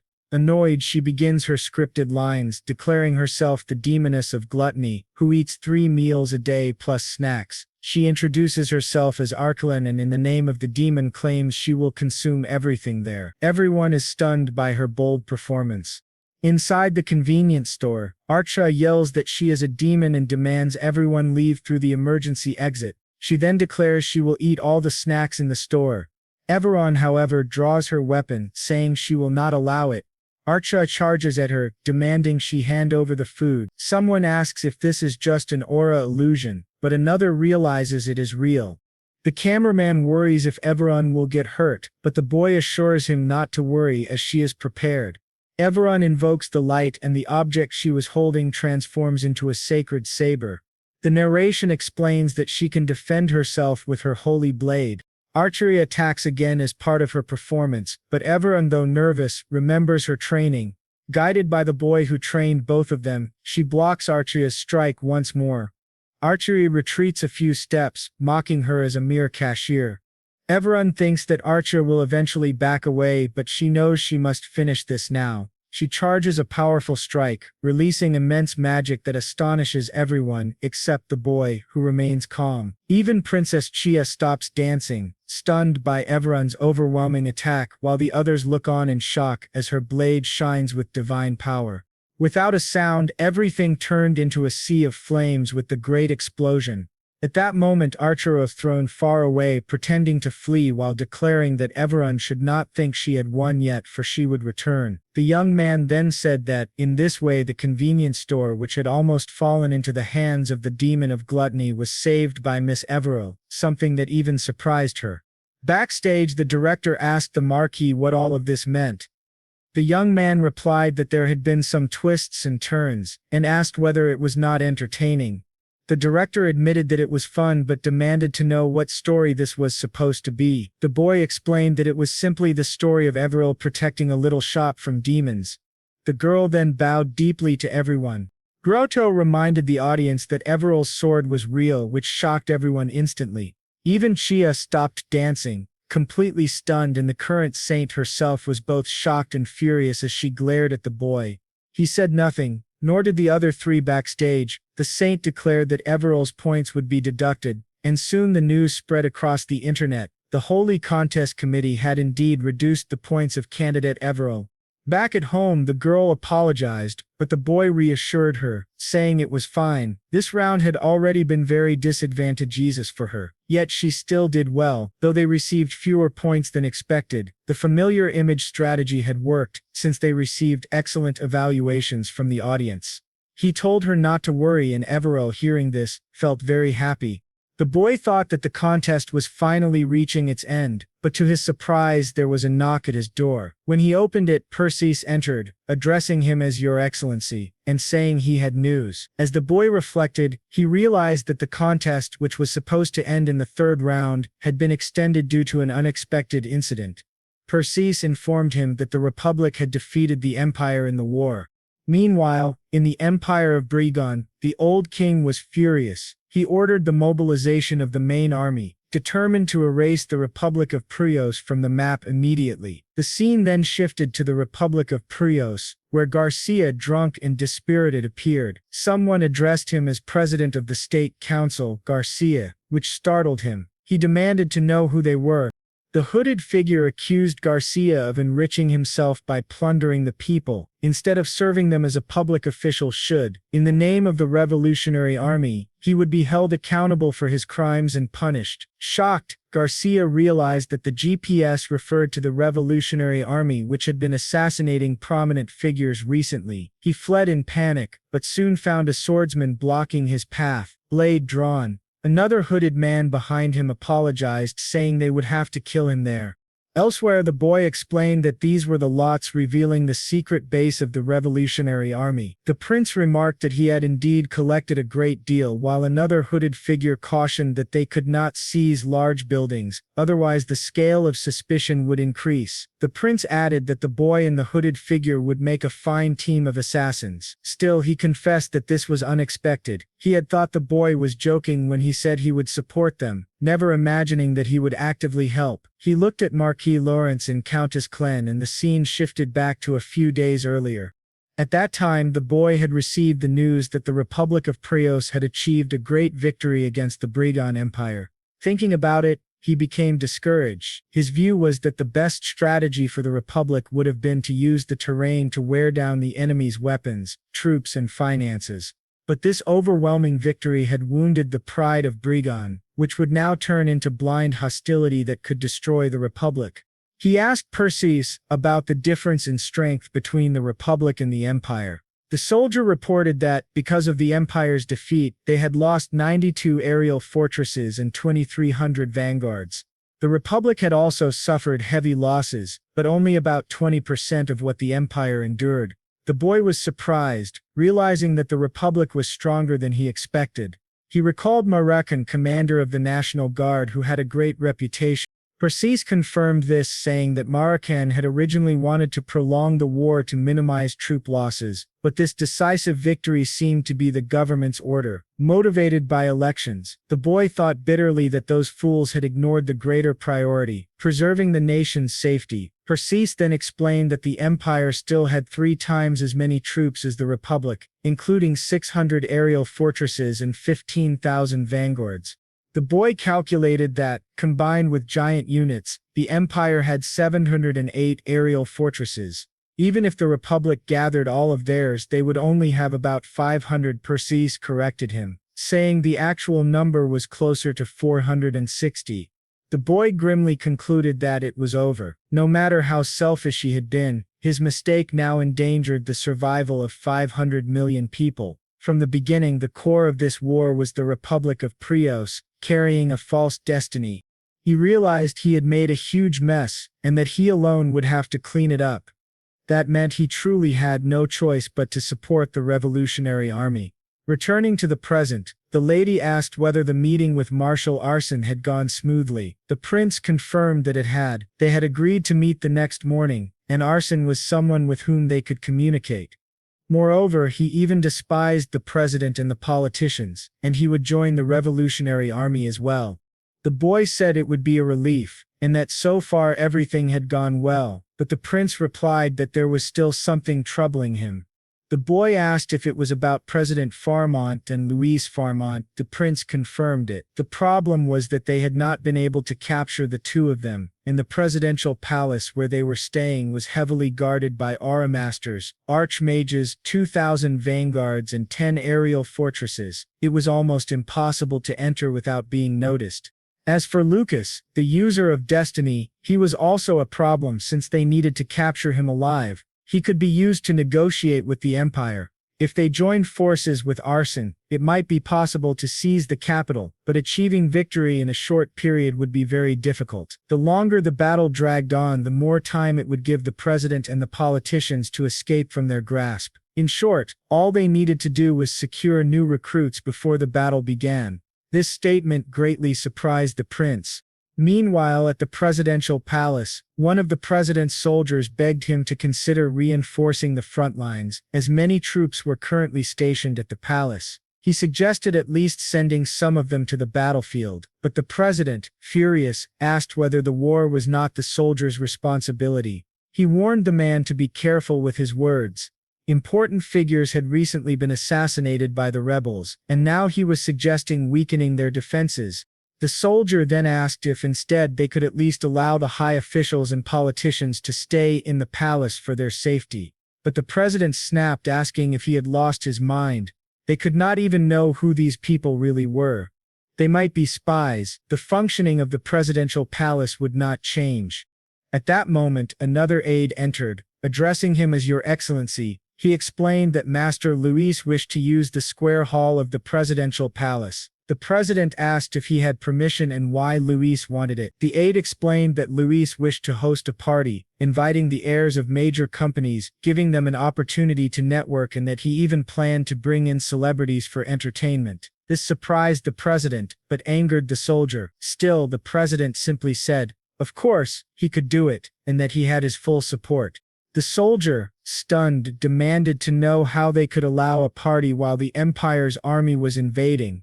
The president retorted, asking if he thought wars were free.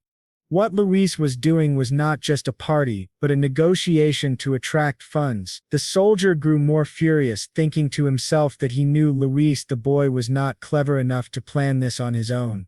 The president, irritated, ordered him to leave immediately. The soldier left, thinking that the country was truly doomed. At the party, people danced as music played. A woman approached Luis asking if it was really a good idea to hold a party while the imperial army was invading. Luis scoffed, asking what the war had to do with him. Wars were fought by soldiers. Even if the enemy invaded the palace, they did not need to worry, because the user of destiny, Archduke Lucas, would protect them all. After a long night of drinking, everyone was drunk. Suddenly a loud noise woke Luis. To their horror, vanguards stormed in, declaring it was a surprise attack. A massive unit of vanguards had breached the defenses of the presidential palace and were already inside the capital's fortifications. Panic spread among the guests. One girl asked Luis what they should do, but he shoved her aside, ordering the vanguards to protect him. He declared that he was the future of the republic and must survive for its sake. His selfishness shocked all his friends as he abandoned them and fled. Luis, guarded by several vanguards, ordered them to escort him to the underground bunker. But suddenly, an explosion erupted in front of them. 3 of his guards rushed ahead to shield him. Enemy vanguards appeared, asking whether they were guards of the presidential palace. Recognizing Luis, they charged at him, shouting that corruption had spread too far in the country, and that even the Farmont family would not be spared. Luis trembled with fear, but one of his vanguards grabbed him and urged him to escape. He frantically asked where General Lamanos, the head of national defense, was. The guard replied that he should be near the bunker. Luis ordered him to tell Lamanos to hurry and confront the traitors inside the castle. But the guard told him the truth. The national forces near Marshal Arson had already joined hands with the Revolutionary Army. This revelation shocked Luis. It was not the Briguan Empire attacking, but their own national defense forces. As they ran, debris collapsed around them. Another vanguard called out to Your Excellency, guiding him into an elevator leading to the bunker. Inside, Luis fumed, furious that he had to humiliate himself like this. Two vanguards stared silently at him while Luis cursed them as miserable worms, promising they would not have a peaceful death. When the elevator doors opened, President Farmont stood there, facing his son. "Luis," he said. Luis ran to him, asking if he had a plan to deal with those vermin. Surely he must.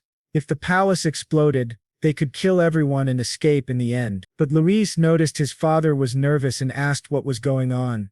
And then it seemed that someone at his side said that he had thought Luis was only a dumb scoundrel, but in the end he turned out to be nothing more than an idiotic fool. Luis, trembling, asked who he was. Our boy then introduced himself as Marquis Adrian Lawrence, and beside him was Countess Arsène, his fiancée. Behind the president, another man spoke, saying that he was his friend. Luis suddenly realized that this was Israel Oscar. The man declared his full name, Israel Oscar Prius. He asked Luis who had given him permission to speak his name so carelessly, since it was the very inspiration of the nation. This made Luis increasingly nervous. He asked how they had all managed to get there.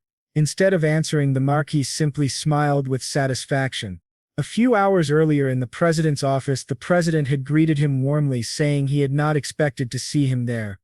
Marquis Lawrence, eloquent as always, replied that he also had not planned to come of his own will. In truth, it had not been difficult to find the president, since they had much interest in him. The president asked if he wanted to do business, and said he hoped it was worthwhile since he had set aside time for a marquis who did not even have good relations with him. The boy smiled and replied that he would like what he had to show. He then revealed 2 stones.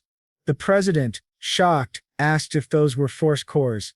The boy confirmed, explaining that they were Grimista Force Cores 1.0, crafted in Lawrence's own magic tower. The president was astonished, asking if this technology was being used by the rebels.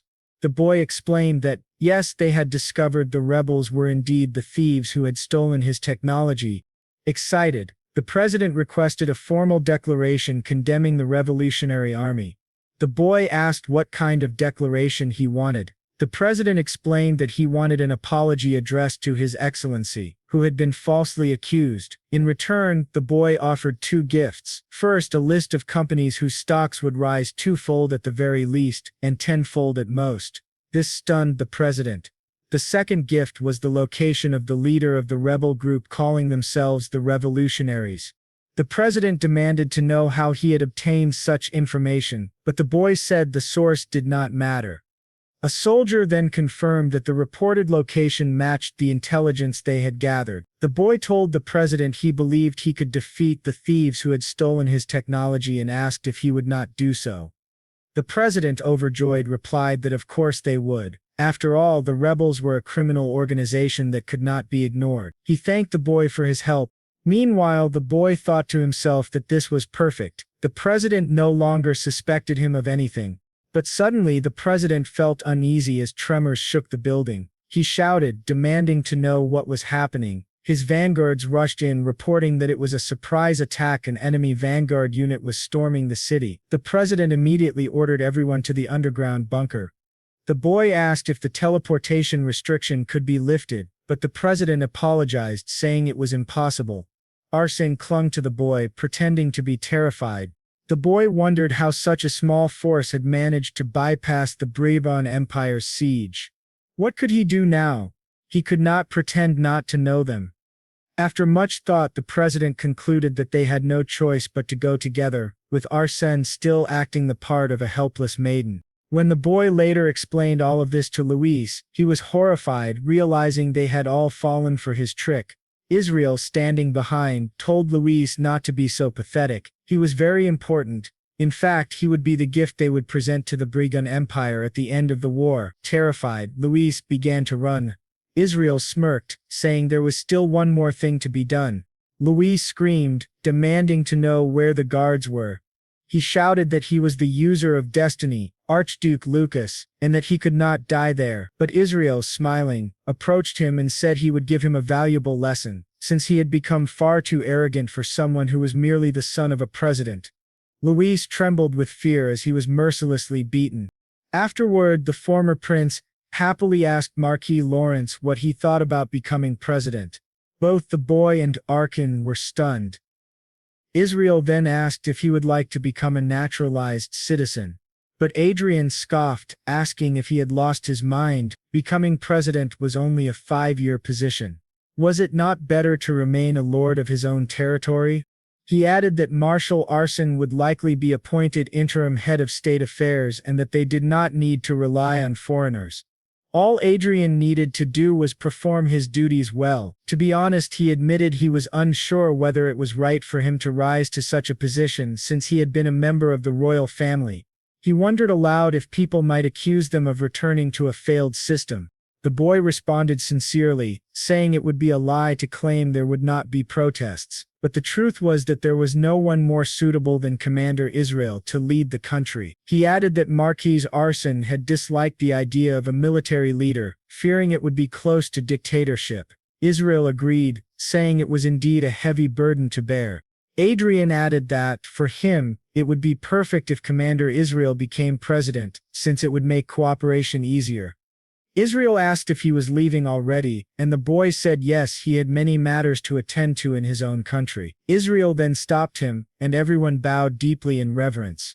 The commander declared they were immensely grateful to him. The boy felt embarrassed but remained silent. He said that at the very least he deserved this courtesy, and our boy agreed, though he admitted he had been acting in his own interest as well, but in the end he had still helped them. Waiter thought to himself that even if Israel held power, things would not be so easy. The citizens, after experiencing a revolution, now had excessive expectations for a prosperous future. There would also be conflicts with the supporters of President Farmont. Still, there was no need to worry too much, since Israel was highly competent. He remembered how the crowds had celebrated the revolution in their country. A few days after the revolution of the Republic of Hybris, in the royal estate of the Kingdom of Mage, our boy was calmly drinking his tea when several notifications arrived. He thought about how the revolution had ended with the fall of the corrupt Farmont family. Leading the revolution, Israel had temporarily assumed control of state affairs until the next presidential election. The former president, Farmont, the very symbol of corruption and deceit, had been sentenced to death by a jury, while his son Louis Farmont was handed over to the British Empire under a false identity in exchange for peace. Our boy was rather pleased, thinking that everything was going smoothly. With the Republic's affairs resolved, he could now focus on the holy contest and continue leveling up in the game without worry. Yet he grew irritated because just as he thought this, someone beside him spoke, saying that His Excellency seemed bored. Adrian sighed. Because of the second prince, he now had to involve himself in useless social ties. Adrian replied that he was not interested in hunting. The man beside him said it was a pity. He mentioned hearing rumors that the Republic of Prios had withdrawn during Farmont's fall, and asked if it was true. Adrian confirmed it, surprised that rumors had already spread so quickly. The nobles began making various comments about the Republic's revolution and Adrian's involvement, but to their surprise Artria spoke up, reminding them that they were speaking carelessly within earshot. The noble quickly apologized for the rudeness of his servants. Adrian said he did not mind. Such was the way of high society, like a masquerade ball, where one must always smile outwardly while never knowing what someone was truly thinking inside. Another noble, acting overly familiar, remarked that Marquis Laris rarely socialized and warned him that many nobles wished to be his friends. Since Adrian was a seventh circle mage, he believed social interaction would not be a problem. But then another voice behind them called the man shameless, pointing out that after having attacked Marquis Adrian in the last meeting, he now wanted to get close to him. Adrian looked back, recognizing him as Marquis Visitan, and asked whether he too was trying to approach him. Marquis Vicit hastily explained that Adrian had misunderstood. He had not come to approach him with such an obvious purpose. The other noble grew angry, realizing that an alliance between Marquis Tritat and Marquis Vincent would not be favorable. Vincent then turned to Countess Klein and asked if it was her first time participating in a hunt. He invited her to demonstrate her skill, noting that her fame as a military talent had spread ever since she defeated an RO beast on live broadcast. Many were curious about her real abilities, since they had never seen her fight in person.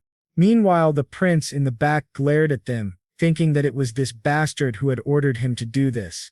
Vincent declared that he would prepare 2 ogres for her. That should be enough to prove her strength as an aura master.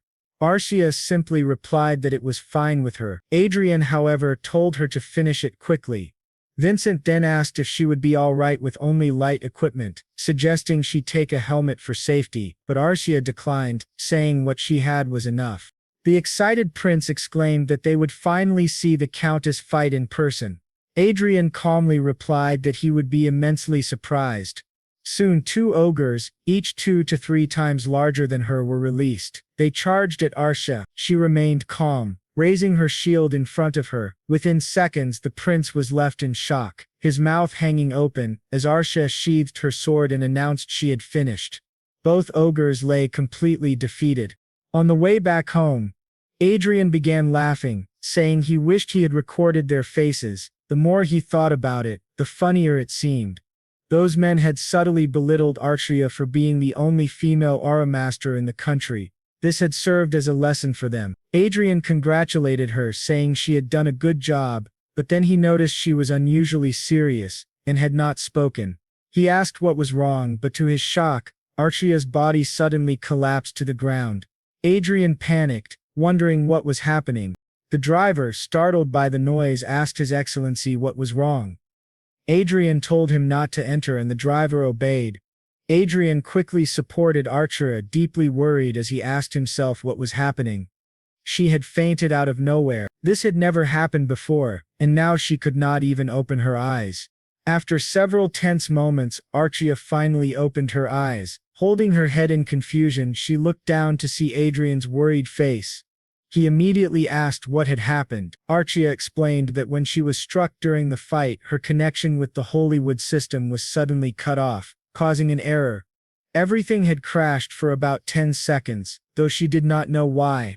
Adrian, greatly relieved that she was awake, asked if she was all right. She assured him that she was fine. She had only fainted from the shock and her body was unharmed. Still, Adrian remained troubled. The Hollywood system had never experienced a single error since its creation 50 years ago. Thanks to its perfect stability, it had become trusted worldwide, even by public institutions, financial organizations, and the military. For such a flawless system to experience an error was no ordinary problem. He told the driver to return to the castle at once. Meanwhile, Adrian thought to himself that, although he still did not fully understand it, being granted administrative access to Hollywood had been one of the rewards of his mission.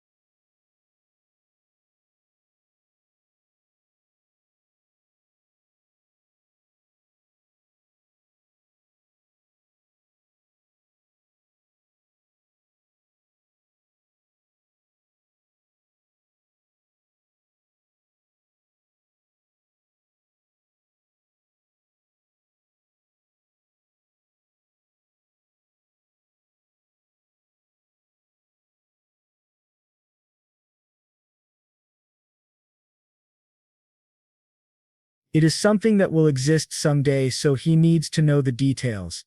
While R continues staring at him, she looks to the side and places her hand on his to calm him down. He thinks that more than anything, if something like this happens again, he doesn't know what might happen to Marcia, and that is what worries him the most right now. Finally back home, he goes to his office as quickly as possible. Once he enters the game, he goes directly to Manuel Lucas's magic tower on the 8th floor, already looking for Chester. That small one appears behind him, saying that he came earlier than expected. Adrian says that he just fainted, and Chester mentions there was an error in Hollywood. When Adrian asks what happened, Chester explains that if they assume Hollywood is like Earth, then it would have an internet connection as well as hardware and software. The difference is that information is transmitted through the mana atmosphere, so there's no need for separate lines or bases. In summary, to make the system lawful, an administrative system is necessary. Adrian replies that, in other words, something is wrong with the central system. Chester confirms this, which makes Adrian very serious. When Adrian asks if that's really the case, Chester thinks for a moment and then says that, as the official successor of Archirage Manuel Lucas, he must consider whether it's right to spread information about this incident. Rosora wonders, what incident? Then several images begin to appear, and Chester explains that today around 4:30 a.m., Hondo intrusive time, assassins dressed in black and heavily armed vanguards infiltrated the building where the central system is located. The automatic security system was activated but wasn't enough. However, the intruders couldn't reach the main body of the system and self-destructed. He adds that the Hollywood 2 system has already started operating in a safer location. Adrian asks what would have happened to Fate if the system had been taken by them, but Chester tells him not to worry. Just as Unit 2 succeeded Unit 1, other safety measures were taken. Even if all terminals are attacked by enemies, there will be no problem, since the owner of that tower is none other than Sir Adrian, which leaves our hero deeply concerned. When he asks where the intruders came from, to his surprise, Chester says he doesn't know. Adrian thinks that if even Chester, the leader of the Blue Moon and almost a genius, doesn't know, that's truly frightening. Chester explains that the attackers were extremely meticulous. There were no terminals, artifacts, or voices left behind. No fingerprints and no equipment similar to theirs had ever been seen before. When they died, their bodies simply vanished due to poison, and their fighting techniques were also well disguised. Adrian realizes they have no information that could help identify them. Chester confirms this. Rera apologizes for interrogating him, but Chester says he understands. When Rera asks if Unit 2 is truly safe, Chester assures him that it is, and that it will be much harder to find than Unit 1. There are about 21 units in total, so there's no need to worry. Still, Adrian says that if something like this happens again, he wants to focus on reconnecting Arcia so that she doesn't shut down or self-destruct. Chester admits it was his own carelessness, and promises to act according to Adrian's instructions from now on. For now, Adrian feels relieved that both Arcia and the Hollywood system are safe. Even though he doesn't know who the enemy is, it's obvious why they attacked the Hollywood system. If they could manipulate it freely, it would be as valuable as obtaining Fate itself. To Chester's surprise, Adrian declares that he'll have to focus even more on the game, even if it means stopping sleeping altogether. Chester agrees that it's a good idea, while Adrian thinks he must reach the 8th circle as soon as possible, and prepare for future incidents, especially with the system showing signs of instability and viruses infiltrating it. The next day, Every confidently says she'll do her best for His Excellency, and Adrian smiles, saying that countries finally ended, and a period of stability began again. The Saint competition was resumed, and the only remaining task was for her to gain practical experience, something he couldn't help her with directly. He had no choice but to rely on Evil or Eric. In other words, he now had plenty of free time since he couldn't interfere anymore, and he used that time mainly to level up in the game alongside Arcia and his eagle companion. Currently he's at level 240, just 10 levels away from reaching the requirements for the 8th circle. He thought he could achieve it in 3 months as planned, but once again he was assassinated by the user Veltar. Arcia complains that she doesn't understand what's wrong with that human, though she admits he's been quite lucky. Adrian wonders what's going on now. After they respawn, Archia says it was very embarrassing, and Adrian agrees, saying it only happened because of that lunatic. He asks if she lost any items, and she replies that yes, her bracelet was taken, quite unfortunate for them. Feeling down, Adrian realizes that Veltor must be earning a lot as a PK player killer. He begins looking for her only to discover that Veltor is selling Archia's bracelet for 52 million lotis. Adrian tells Archia to get another bracelet since 50 million lotis means nothing to him. He decides to file a complaint with the Black Dragon Guild, claiming he paid for the hunting grounds.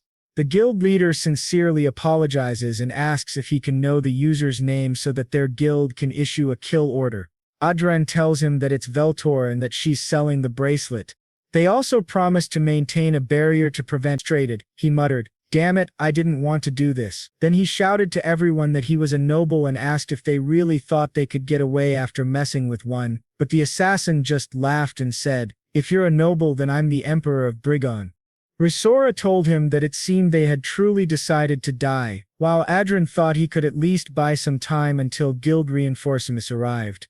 But to his shock, that same Veltor from before stabbed him right in the back and said, "You tried too hard, but in the end you still died again." The assassins began cheering, saying they had a great hunt, that they'd take everything they could and then leave.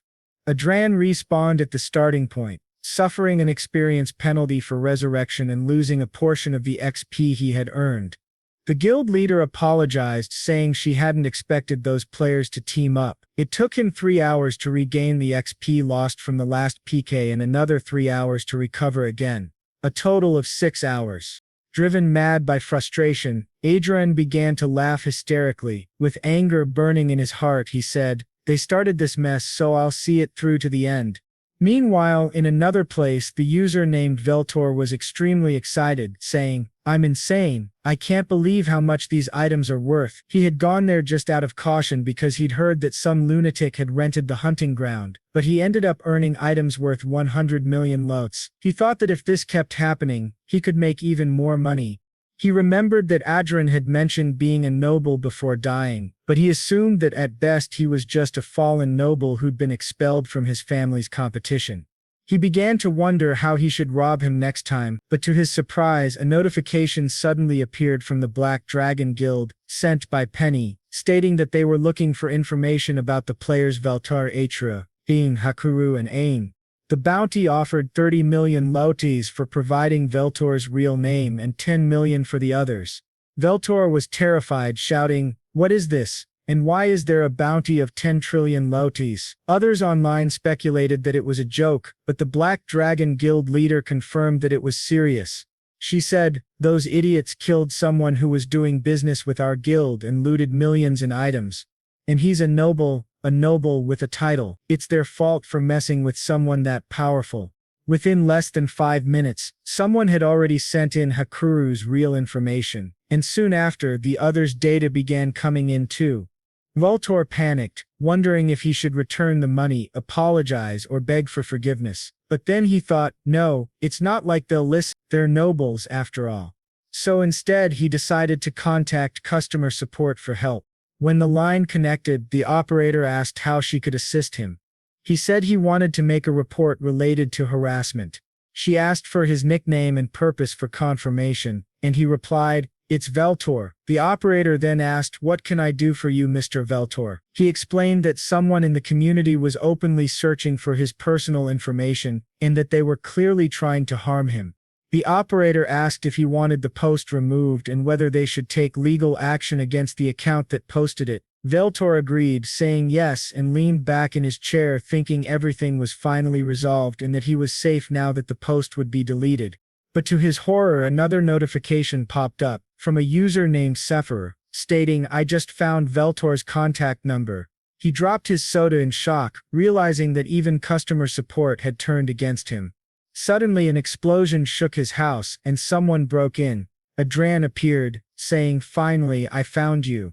Veltor stammered, "What is Adrian Lawrence doing here?" While Adrian, now using his in-game name Mundi, shouted, "You miserable bastard." Back at the hunting grounds, a rabbit girl asked if everyone was seriously getting so worked up and how anyone could keep playing a game this terrifying.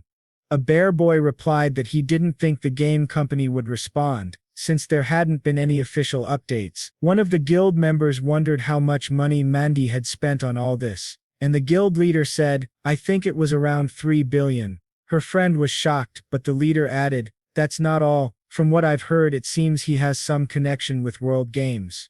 Adrian thought that rumor was false, but when he finally met all four of them, those players were on their knees begging for forgiveness. He remembered that after capturing them, he discovered they were all unemployed people with nothing better to do than play games. Feeling some pity, he gave them jobs. At least now he wouldn't be killed by PKers again. That meant he could finally focus on leveling up. He called Archia and asked if she wanted to go to the next dungeon. She said yes. Fortunately for our hero, the second prince announced that the time had come. This was the perfect opportunity and the last chance to remove the first prince and claim the throne. As Adrian thought about how everything had turned into a mess, he realized that since the king had decided to abdicate the throne, the struggle for power had reached a critical point. Once the king abdicated, the current crown prince would become the next ruler, meaning that Prince Luke, the second prince, had to act before that happened. Adrian thought, he's really going to start a civil war. It seemed the time had come though. Truthfully, all he wanted right now was to keep leveling up in the game. Looking ahead, he recognized two familiar figures, Marquis Ali Troughton, a 7th Circle Archmage, and Marquis Ariel Lolis, a high-level 6th Circle Mage. Their relationship was cautious. Allies, yet subtly hostile. Adrian wondered if the Troughton faction would treat him coldly because of what happened during the last hunting tournament. Standing beside them were people of different stances, like Marquis Douglas, who maintained a neutral yet allied position. Adrian thought to himself that perhaps these two could become future traitors. In the end, he understood that on the surface the balance of power between the first and second princes was roughly 6-4, with the first prince's side being about 20% weaker. They discussed their strategies quietly. The man leading the discussion, cunning and ruthless, had clearly drawn everyone into his scheme. The Troughton faction couldn't allow the war to drag on any longer. If the civil government continued to weaken the kingdom, the Cizan Empire could invade at any moment. Therefore, Prince Luke declared that he would personally infiltrate the royal castle, dividing the operation into small guerrilla units to restrain both his father and the crown prince. He stated that Marquis Vincent would fight alongside him, so he would assign the position of commander to Marquis Hamilton, with Marquis Lawrence serving as second in command. Adrian noticed one of the marquises glaring at him furiously. It was Marquis Straton. He thought that the crown prince had truly chosen the perfect person for his side. Straton was arrogant and hungry for power. Fearing the loss of his status within the faction, Straton had aggressively pushed for Adrian's punishment after the last meeting and had even tried to recruit him into his faction during the previous hunting tournament. Moreover, Straton had no relationship with Marquis Vincent, the right-hand man of the second prince. Despite having become a noble himself, Adrian had only been promoted to a non-commissioned officer about 6 months ago. In contrast, no official role had yet been assigned to him, even though he held the same rank.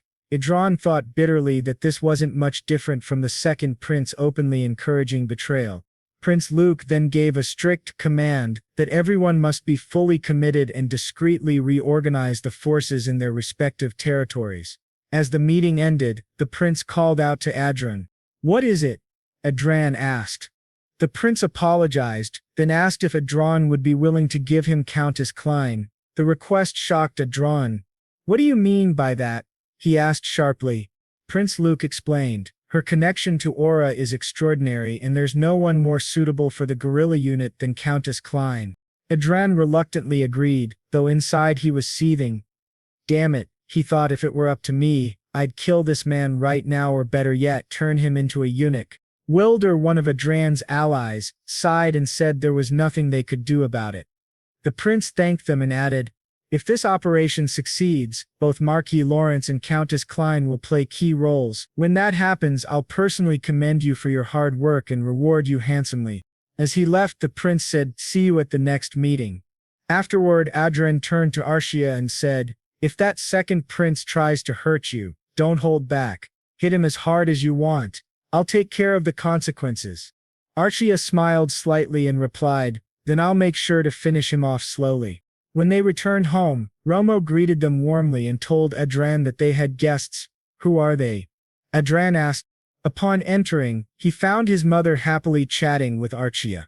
She was talking about how perhaps because the Lord's castle was in a large city, its scale was incredibly vast. While they spoke, Adrian asked if it was their first time visiting the territory.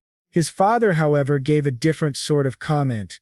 "Is there anything more unpleasant," he said, "than visiting your son's home and interfering in everything?" Adran thought to himself that even though people said his parents had benefited from having such a successful son, they had actually been protecting the territory, refusing countless invitations from nobles to prevent harm from reaching him, especially his father. His father had stopped socializing with nearby nobles entirely and had withdrawn from all political activities. Adran asked his father what brought him there, since he usually only visited with good reason. His father nodded and said, "Yes, I've heard that a civil war is about to begin." Adran was surprised. Despite having cut ties with the outside world, his father still knew about such developments. His father continued, "His Majesty is planning to abdicate the throne and His Highness Luke has no intention of sitting back and watching. Orders will likely be sent to barons and viscounts before the operation begins." He then asked, "Will you be at the vanguard of the second prince's faction as well?" Adran replied, "His Highness Luke wants me to serve as second in command. That means I'll be ahead of even Commander Hamilton. As for Archia, she'll be in the guerrilla unit." His father looked deeply troubled by this. "Adrian," he said gravely, "if the royal army, the personal troops of His Majesty, appears on the battlefield, you must not fight them under any circumstances." Adran was startled. "What do you mean by the royal army? What are you talking about?" His father's eyes darkened. "His Majesty is far more terrifying than people believe," he said. "He's not a mere puppet. Despite what happened in Prius, any major power would have systems in place to preserve the royal and imperial bloodlines. It's no different here in Harriet." Adran admitted, "That may be true, but could that really change the course of the war?" His father replied solemnly, "A Grand Master might be involved." That revelation stunned Adrian. A Grand Master was equivalent to an 8th Circle Mage, and as far as he knew there was only one Grand Master in the entire kingdom, among the 5 that existed across the continent.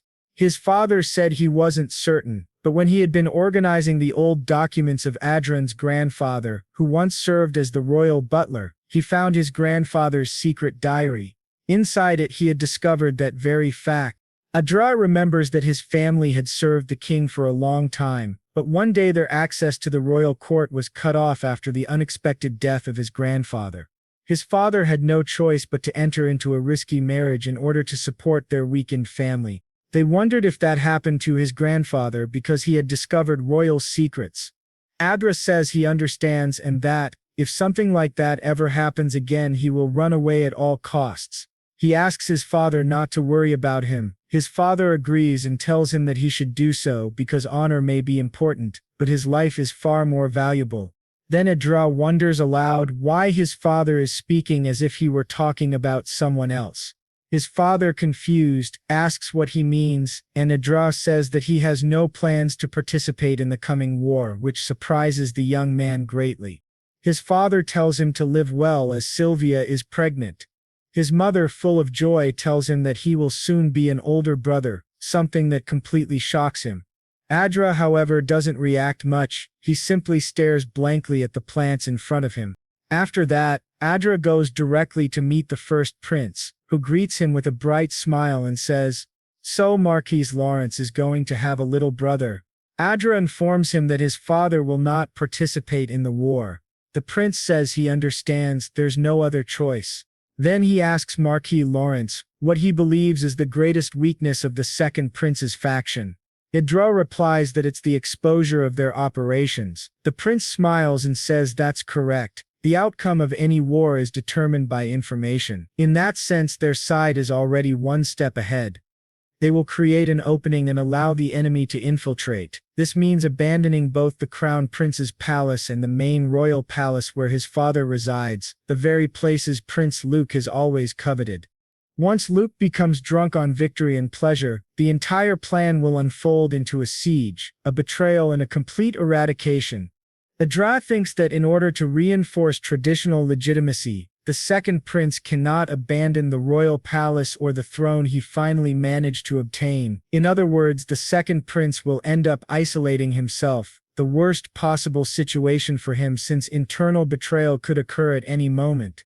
Adra understands the implications and remarks that it will truly be a modern-day Trojan horse. The prince says that the second prince will feel triumphant, believing that the crown prince has fled, completely unaware of what's really happening. However, the prince adds that there's one problem with this plan. Adra immediately realizes that this means Countess Klein, he himself and the other informants will all be in danger. The prince confirms this. He explains that the second prince's faction is currently off guard and will quickly collapse once the betrayal begins. They may become the targets of retaliation. Therefore, he shows Adra several secret passages within the castle and explains that using them to confuse the enemy will significantly increase their chances of survival. Adra agrees but insists that it still won't be enough. When the prince asks what he means, Adra proposes another idea. He explains that he played a major role in the recent crisis of the Republic of Prius and made significant contributions to their revolution. As a result, they promise to guarantee him certain things. The prince, curious, asks what he's talking about. Adra replies that they agreed to provide military support to their kingdom in the event of a civil war just as he once helped them. The prince realizes that no matter how Adra phrases it, it will sound as if he's bringing foreign forces into the country. Adra clarifies that it won't be a massive intervention, no armies or sky fortresses. They will only provide 3 Aura Masters. That level of military strength will serve as insurance without anyone being able to accuse them of relying on foreign powers. The prince is astonished and asks if all the incidents related to the Republic, which once seemed like minor anomalies, were actually part of a larger plan. Adra smiles faintly and says that, while not exactly, it all worked out that way in the end. The prince bursts out laughing, saying that there's no way Marquis Lawrence would ever do something meaningless. They shake hands, agreeing to work together diligently. As Adra leaves, he thinks about his circumstances, and recalls his father's warning about a certain Grand Master. He asks the prince what would happen if Prince Luke tried to subjugate his majesty but ended up being subdued instead. The crown prince says that it's unlikely, but if that did happen it would certainly make his job much easier. Adra realizes that even the crown prince himself doesn't seem to know the full truth. He wonders whether that mysterious Grand Master truly exists. Now on the day of the battle, still at home, Adra tells Archa that Black will continue flying around the royal palace. She must make sure to send him telepathic messages if any emergency occurs, since Black will support her with his magical sharing skills. Archa, clearly disheartened, nods and says yes. As she turns to leave, Adra calls out for her to wait and hands her something. She looks surprised and says, "This is the sacred sword. It's far too precious." But Adra tells her, "You're far more precious than this sword." He admits that he's scared of what might happen to her. He warns her that a Grand Master might be hiding within the royal palace, and if she ever encounters him, she must surrender, no matter what happens. Not only in that case, even if she finds herself in danger for any other reason, she must prioritize her survival and surrender immediately.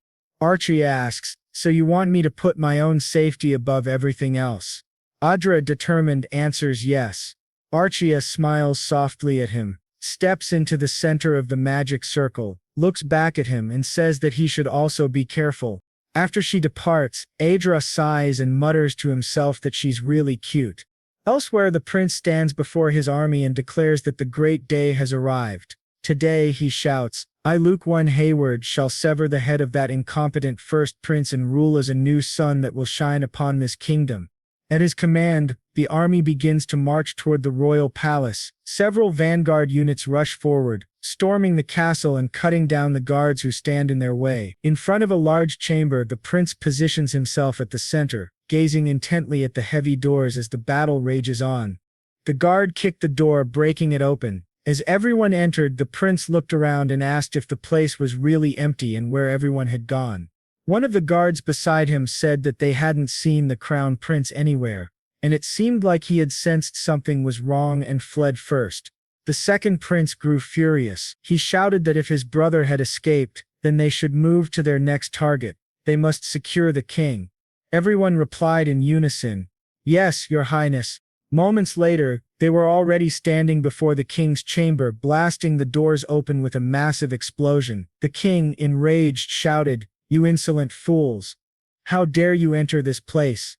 Luke stepped forward and apologized to his father, asking him to entrust his destiny to him for just a moment. But the king, his anger overflowing, shouted back, calling Luke a fool and demanding how he could do something so disgraceful. Meanwhile, in another place on the outskirts of the capital inside the airborne fortress, one of the nobles said that the prince was currently taking care of His Majesty the King. Everyone began to celebrate joyfully, saying that if he could convince His Majesty, it would all be over for the crown prince. At the back of the room, Adrian remained silent, simply watching them. He walked over to the commander-in-chief and said that this was not the time to sit idly. They needed to move the squad to the capital immediately. Once it was confirmed that they had secured His Majesty, the Crown Prince would undoubtedly send his forces for a rescue operation. The commander agreed, saying Adrian was right. They had to act now. He ordered all troops to prepare for deployment, declaring that their destination was the capital, and their mission was to protect His Majesty, the King, and the next ruler, His Highness Prince Luke. Inside, Adrian thought to himself that everything was going exactly as he had predicted. These fools really have no idea, he mused. The commander noticed him and asked if something was bothering him. Adrian quickly hid his smile and replied that it was nothing. He just found it surprising that the crown prince had escaped on his own. He never imagined that someone like him would prioritize his own life over his father's. The commander replied that this only proved how urgent the situation was. That's how humans act when their lives are in danger. Adrian nodded, pretending to agree, but in truth, he thought bitterly that the man smiling beside him had no reason to be so happy. After all, Adrian already knew that once the war ended and he had served his purpose, they would discard him without hesitation. He glanced at his status window and noticed that his alliance with the commander was marked as temporary, while his titles were assassin and relieved. The commander then said that they would now need the efforts of Lady Klein and Marquis Lawrence to assist the prince. Adrian simply replied that they could count on him, though deep down he was already planning to kill the commander before the man could betray him. Then Marquis Raven spoke up, saying that it was time to set aside their grudges and work together, which greatly surprised the old noble beside him. Adrian asked coldly how long he planned to keep up that self-righteous attitude. The old Raven, irritated, said that he had no idea what Adrian was talking about. Adrian continued, saying that Marquis Cascabel and Count Brooks didn't need to keep watching him because of what happened to their sons, but in his mind he thought, forget these bastards. I'll kill them all the first chance I get. After all, Raven was Cedric's grandfather and Anna's father, the one who had controlled the Lawrence family and made his childhood miserable. The Raven, Brooks, and Cascabel families had constantly bullied him and Catherine back at the academy. He had been suppressing his revenge until now because of his position as an informant within the Second Prince's faction.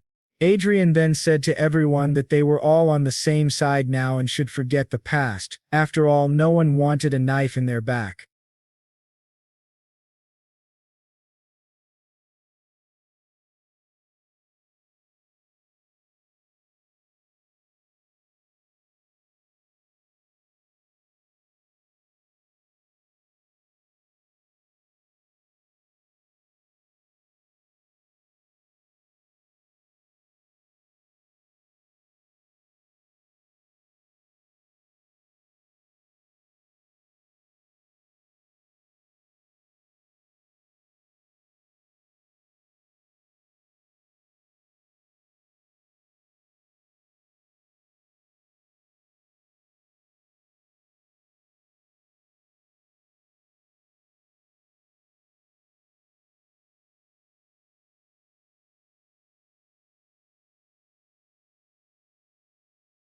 Old Revan, furious, asks who would do such a thing, although in his heart he knows it would clearly be him. The commander smiles broadly, agreeing with Lawrence's words and saying that is exactly right. He suggests taking this opportunity to put the seeds of the past aside and build a new future together, while another man listens nervously. Now, in the king's office with everyone gathered, one of the vanguards approaches the prince and reports that everything has been settled. The prince points his sword at his own father and declares that his era is over. He orders him to hand the throne over to him. The king simply calls him a great fool. One of the guards asks where they will go next. He walks up to Artria and asks what she is staring at. Artria replies that she is preparing out of precaution. He asks, "What do you mean, precaution?" To everyone's surprise, a mysterious voice asks His Majesty if he needs assistance. Prince Luke is taken aback, trying to locate the source of the voice. The king shouts that he must be protected now. Artria realizes then that what Adrian had said was true. The mysterious voice says it has received its orders, and suddenly the 4 vanguards surrounding them are all killed. The prince retreats back to the aerial fortress. A noble, confused, realizes that communications have been cut off due to interference. They cannot contact the fortress, which alarms everyone, and they wonder if things are as suspected and whether someone there might be in danger. Back in the king's office, Luke, fallen to the floor, asks, "What the hell is this?" 4 members of the special unit have been beheaded in a single strike, and he doesn't know where the attacker came from. The prince asks who the man is. The old man replies that he is His Majesty's knight. Nervous, the prince says he has never heard of such a knight. The knight answers that it is because he serves only the second prince. The prince has no right to know. Filled with murderous intent, the prince asks if the king of the great realm of Haiti could really be assassinated so easily. This shocks him. His father truly is frightening to have such a trump card that even his own son didn't know about. He asks whether the king was the only one who knew, but the king does not answer. The prince then orders them to kill the knight and secure the king.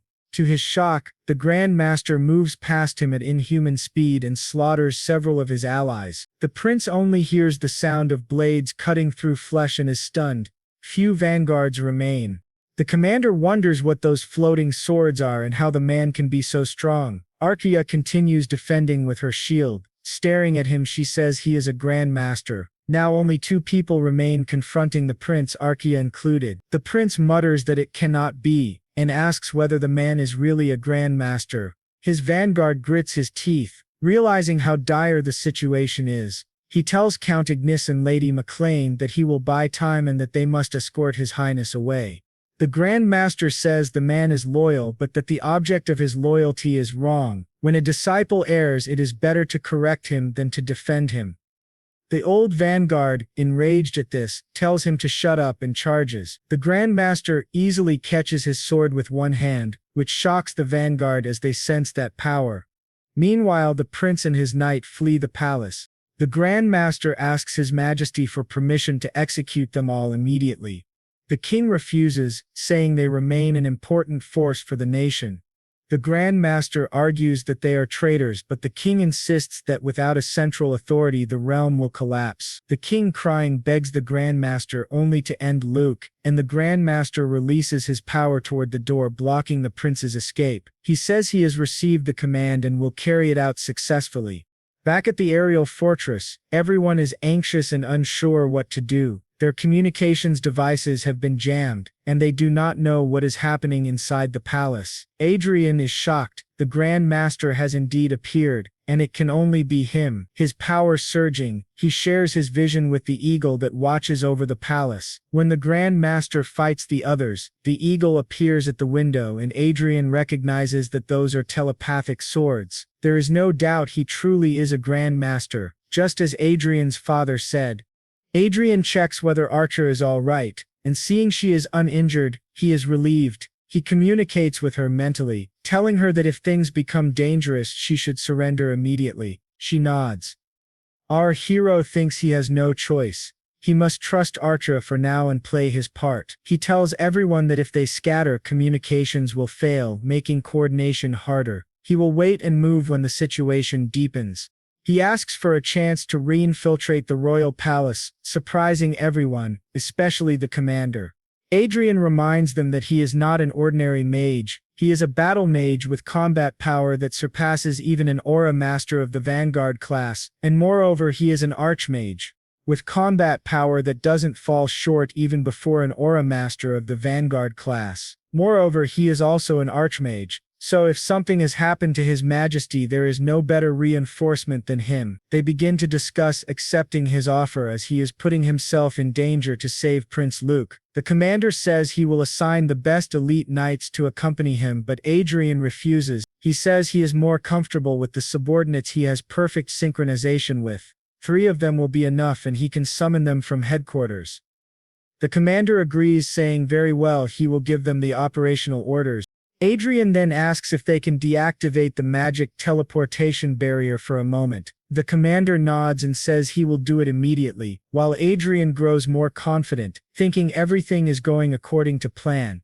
Back in the king's office, Prince Luke tries to defend himself while his companions struggle against the Grand Master. He realizes that even with 4 aura masters fighting together, the Grand Master can block all of their attacks effortlessly. They wonder where this old monster came from. At that moment, Archia senses something strange and says, "The ground." The prince doesn't notice anything, but a sword suddenly emerges from beneath the floor, ready to kill him. Damn it, he thinks. This Grand Master can control 4 telepathic swords. That's bad. I can't block that attack. But to his surprise, Arcia steps in front of him and defends against the strike, shocking both the Grand Master and the prince. She stares seriously at the enemy while the commander praises. Lady McLean did a fine job. The Grand Master frowns, thinking, what was that just now? He had expected her to be easier to deal with because she was young, yet her defense was solid. Her stance rooted like a tree. She's closer to a defensive knight than a sword fighter. Not only are her individual skills impressive, but her equipment is also special. Prince Luke, standing behind her, thinks to himself that she's exactly as expected of the woman he desires. The man is shameless. He admires her skill and beauty and tells himself he could never do something so foolish as to let her belong to another man. Even though his plan has failed, he's still alive. Once they escape, he can burn down the palace, sparking a civil war. In time, he'll deal with the crown prince. When all is over, Arcia Kin will be his. He smiles when she glances at him, but to his shock, Arcia suddenly moves. A burst of power slashes across his neck and other guards' heads explode from Adrian's magic. In his final moments, Prince Luke stares in disbelief, while the remaining guards can't comprehend what just happened. Meanwhile, Adrian, still in the aerial fortress, slaughters his enemies one by one, tearing their heads apart. Arcia declares this is the execution of a sexual predator. In the fortress, Adrian says that from now on he has completed his revenge. 3 more have fallen. As the prince's head is severed, one of the guards in the back screams for His Highness. At that instant, Adrian's eagle bursts through the window, shattering everything, and restrains the vanguard with its chains. The Grand Master steps in front of the king, shielding him with his flying swords. He stares at Arcia and notices that the eagle is a mystical beast. The eagle bows before the king and begins to speak with Adrian's voice, saying, "Your Majesty, this is Marquis Adrian Lawrence." The king is shocked. The Grand Master asks why Marquis Lawrence stands behind His Majesty. Adrian responds that he wishes to resolve this situation before it escalates into war.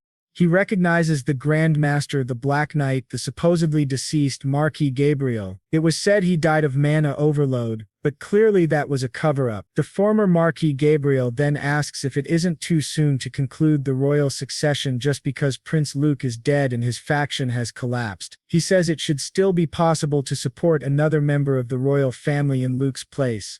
But Adrian replies that it doesn't matter, that won't happen. The Grand Master asks, "What do you mean?" Adrian answers that as of now 72 notable nobles, including Marquis Hamilton, who was leading the rebel army, have been captured by him. Wasting more time will only deepen the chaos. The king, looking sorrowfully at his dead son, asks if Adrian is suggesting they persuade the rebels to surrender.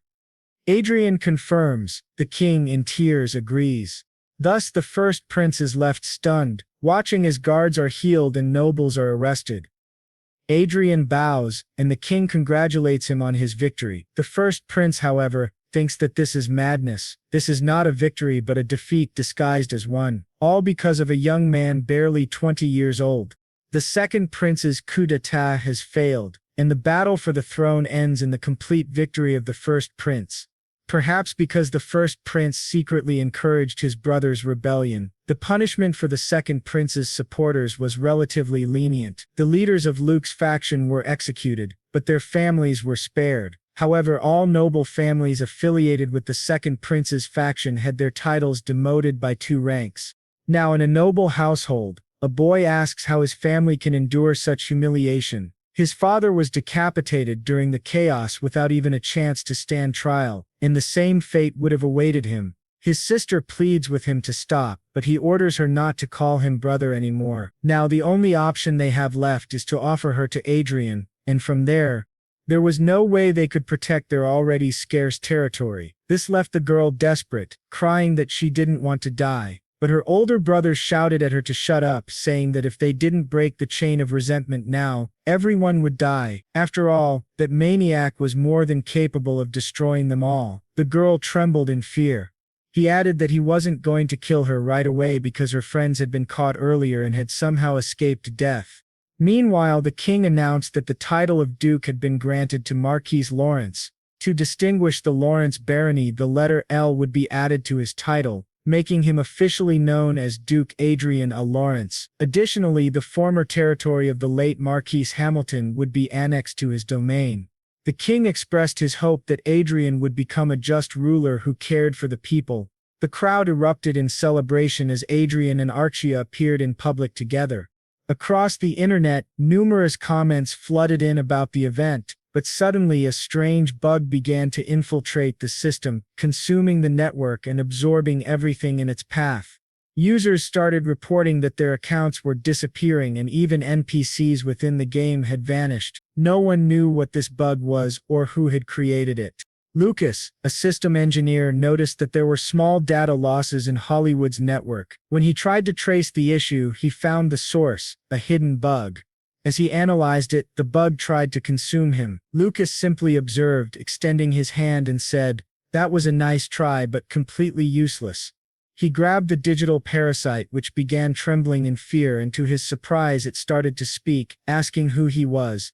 Lucas was astonished that the bug could express itself. It seemed that due to the previous network crash, an artificial intelligence had been accidentally created. If it were up to him, he would have loved to experiment with it. But since the bug continued to destroy everything around it, he had no choice but to crush it. As he did, he was surprised to see a skull-shaped heart appear in his hand. He examined it closely, wondering what it meant, then smirked and said it could be useful as a messenger in the real world. Later in his office, Adrian stared coldly at the 2 young nobles who remained alive before him. One of them bowed and called him Your Grace, begging for forgiveness and mercy. Adrian tilted his head and asked, "Mercy? Did you show any mercy before?" He then ordered his men to take the boy away as the young man screamed for his life, begging Adrian not to do it. Adrian then turned his attention to another person, a girl who had been one of the cruelest among his former bullies. "What should I do with you?" he asked calmly. Turning to Catherine, one of his allies and also a past victim, he asked her opinion. Catherine smiled faintly and said she was perfectly satisfied seeing Isabella kneeling in front of her. "That's enough for me," she said softly. "Please, do as you wish." Adrian nodded thoughtfully and said, "Now that I think about it, I've just had a great idea." He returned to Hollywood and met with Chester, asking him if he wanted to take in a pet to turn into a doll. Chester replied yes and asked if Adrian was ready. Adrian said he had found something very useful. Chester asked what kind of beast he had prepared, and Adrian replied that he had initially planned to use a flying beast like a black eagle, but after thinking it over he realized that nothing was better than a human, especially one that looked like the girl beside him. Chester chuckled, saying he had thought about placing a brain inside an empty body to create a marionette, but using a living human was certainly interesting. He asked if Adrian's motive was revenge. The girl, terrified and confused, looked around and whispered, "Where am I?" The narration explained that this girl was someone from Adrian's past, one of the tormentors who had made his life as miserable as Anna and Cedric once did. Chester sighed, saying he thought Adrian would use a flying beast, but instead he had chosen a human, and things were spiraling out of control. It's not easy to fix a human brain, Chester added. Adrian smiled coldly and said, but a human can be used to perform far darker arts. That'll be fun. The girl, trembling, stammered, excuse me. What do you mean by brain? And what do you mean by marionette? She turned to Adrian and said she was scared. Chester handed the skull-shaped heart to Adrian, who began walking toward her. The girl panicked, crying and begging him to forgive her, saying she had been wrong. But Adrian grabbed her face, silencing her screams. Do you remember what I said? He whispered. That I'd make you regret being born into this world in the worst way possible. The girl sobbed and pleaded for help, but Adrian ignored her.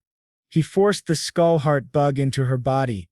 In her final moments, she thought that perhaps if back then she had shown him genuine affection instead of twisted interest, none of this would have happened. Yet, the heart still burrowed into her chest, consuming her. While Adrian was dealing with the rebellion, Everil had successfully completed the final stage of the great competition with astonishing results. After months of trials, only the goddess's final decision remained. Adrian traveled directly to Everil's sacred land, accompanied by his disciple and friend Bernardo. She said softly, so this is where the goddess will make her final choice. Adrian looked around, remarking that it was a massive altar. Another noble, Francis, appeared and said coldly, this is a holy place, only saints and chosen ones may enter. Those without divine permission cannot proceed. It's as if an invisible wall stops them. Adrian asked if the old man was French, and Francis chuckled, saying he had heard that Adrian had become a duke and seemed to be living quite well. Adrian replied lightly that it was thanks to people like him. His companion teased him for speaking so casually now. Adrian simply smiled and said, I was only answering him. He started it. Francis then warned, anyone not permitted by the goddess will be unable to enter even if he is a grand master or a great mage. Only the candidates who reach the altar at the top will have the opportunity to receive the goddess's blessing. Adrian thought to himself that the candidates for sainthood who gathered there should be able to climb without falling, but Francis, standing beside him, explained that only true saints and saint candidates could do so. There had been only one exceptional individual who had managed to ascend all the way to the top. Archa asked who that was, and Francis replied, of course it was Archduke Manuel Lucas, the renowned figure of the Brigand Empire.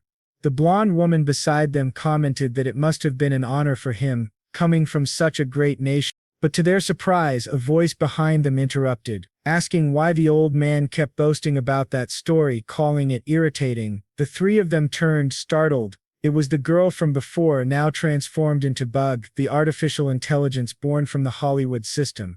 In the story's narration, it's revealed that although she looks like Isabella, she's not Isabella anymore. She is Bug, an AI that took control of Isabella's empty brain. Using her body as a shell, her personality seemed coarse and unstable, likely because of the corrupted data and dark history stored within the Hollywood network, where her consciousness had developed.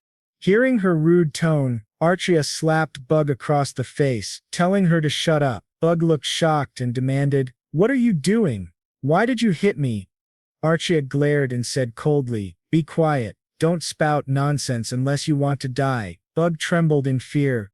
Adrian quickly apologized to Duke Francis, explaining that she had no sense of decorum. The old man sighed and said he would overlook it, only because today was a special day. At that moment, the High Saintess finally appeared and announced, today the 14 female saint candidates and the 11 male saint candidates who have received the call of the goddess Sepia, please step forward. The holy saint added, if you truly possess the qualifications, the goddess will open the path for you. Everyone realized the ceremony had officially begun. The elven candidate, the half-Japanese girl, Everil, and the daughter of a noble all began climbing the grand staircase. Francis muttered that many unqualified people were trying to ascend. Turning to Adrian, he asked who he thought would be chosen.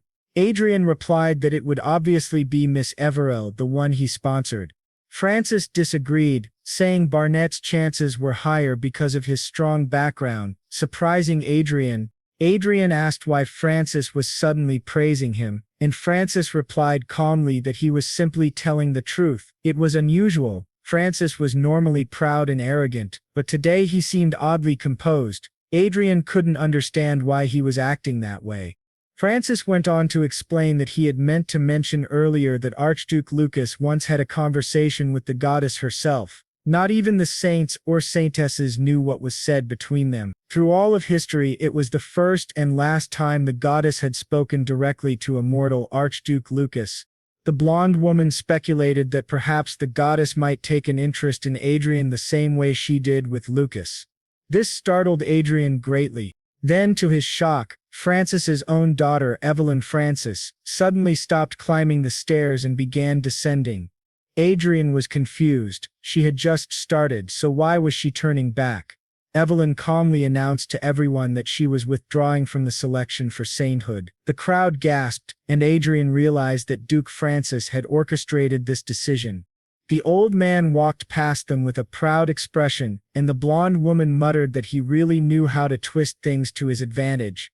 Adrian now understood Francis's earlier friendliness. It was clear that while it had been expected for Evelyn to take the goddess's path, her chances of surpassing the other candidates and becoming the saintess were very low, so they chose honor over futile ambition. The blonde woman whispered that the difference between withdrawing gracefully and being eliminated was enormous. Evelyn would now be remembered not as a failed candidate, but as someone who graciously yielded her place to others. The remaining candidates continued their climb. Adrian thought to himself that he was genuinely surprised by Evelyn's withdrawal, but the ones who reached the top were exactly the ones he expected. Jude Stur Shia Lin, Gracie Higvan, and of course Everil Barnett. The odds had shifted dramatically, from 14-1 down to 4-1. As the four stood before the High Saintess, she proclaimed that they had been granted permission to embark on the divine path, and must now pray to the goddess Scipia. Then suddenly, a blinding flash of light appeared before them, symbolizing the goddess's descent. Everyone was stunned. Even the saintess herself took a step forward, instinctively moving to shield Adrian. Bug in the back froze, not knowing what to do. Adrian stared at the divine light, thinking, what kind of monstrous energy is this? Could it be an advent? The goddess herself was manifesting in physical form. The four candidates immediately fell to their knees before her. Everyone whispered in disbelief, wondering if the goddess had truly appeared. Adrian thought that simply being chosen by the goddess should have been enough to convey her will, but the fact that she had personally descended was beyond comprehension. Even the saintess and saint looked completely bewildered. They began to wonder if someone among them had drawn the goddess's attention strongly enough to make her descend in person. Then the goddess Sepia spoke. I shall make my choice. Her eyes glanced briefly toward Adrian, which left him completely stunned. Then she declared, the chosen ones shall be Dihad and Everel. With chaos ever consuming the world, you must be vigilant of the coming of the fallen black star. And with those final words the goddess vanished, leaving everyone in awe, questioning if what they had just witnessed was truly an oracle. He was warning them about the demons. Bug, terrified, muttered, what the hell is this? Her fear clear on her face. Meanwhile, Ever, who had now become a saintess, thanked Sir Adrian deeply. The High Saintess praised her, saying she had worked hard and called her Lady Everil. She added that if Ever needed help, she should call on her any time and she would do her best to assist. Ever then asked if they could still see each other even after she became a saintess, to which the saintess smiled and replied, of course. That made Ever beam with joy. Adrian thought to himself that, now that Ever had been chosen by the goddess, she would serve under Saint Sylvestra for an entire year to learn her duties before inheriting the full title of saintess. He also reflected that although the legend of the goddess Sepia had endured for over 300 years, too much attention on Ever, who was only a commoner, would have overwhelmed her. So in a way, the situation wasn't bad. Still, he couldn't forget the goddess's words. The Holy Land and several great nations had launched investigations into the goddess's oracle, yet none found any real clues.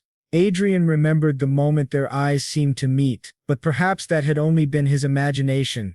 Inside the virtual world, Bugs suddenly shouted for everyone not to get distracted, setting a trap in the ceiling 30 meters ahead. Two dragon demons are approaching, she warned, quickly activating a healing ability and restoring Adrian's health. Then laughing maniacally, she said, "Virtual reality is my domain, my birthplace. This is like shooting fish in a barrel."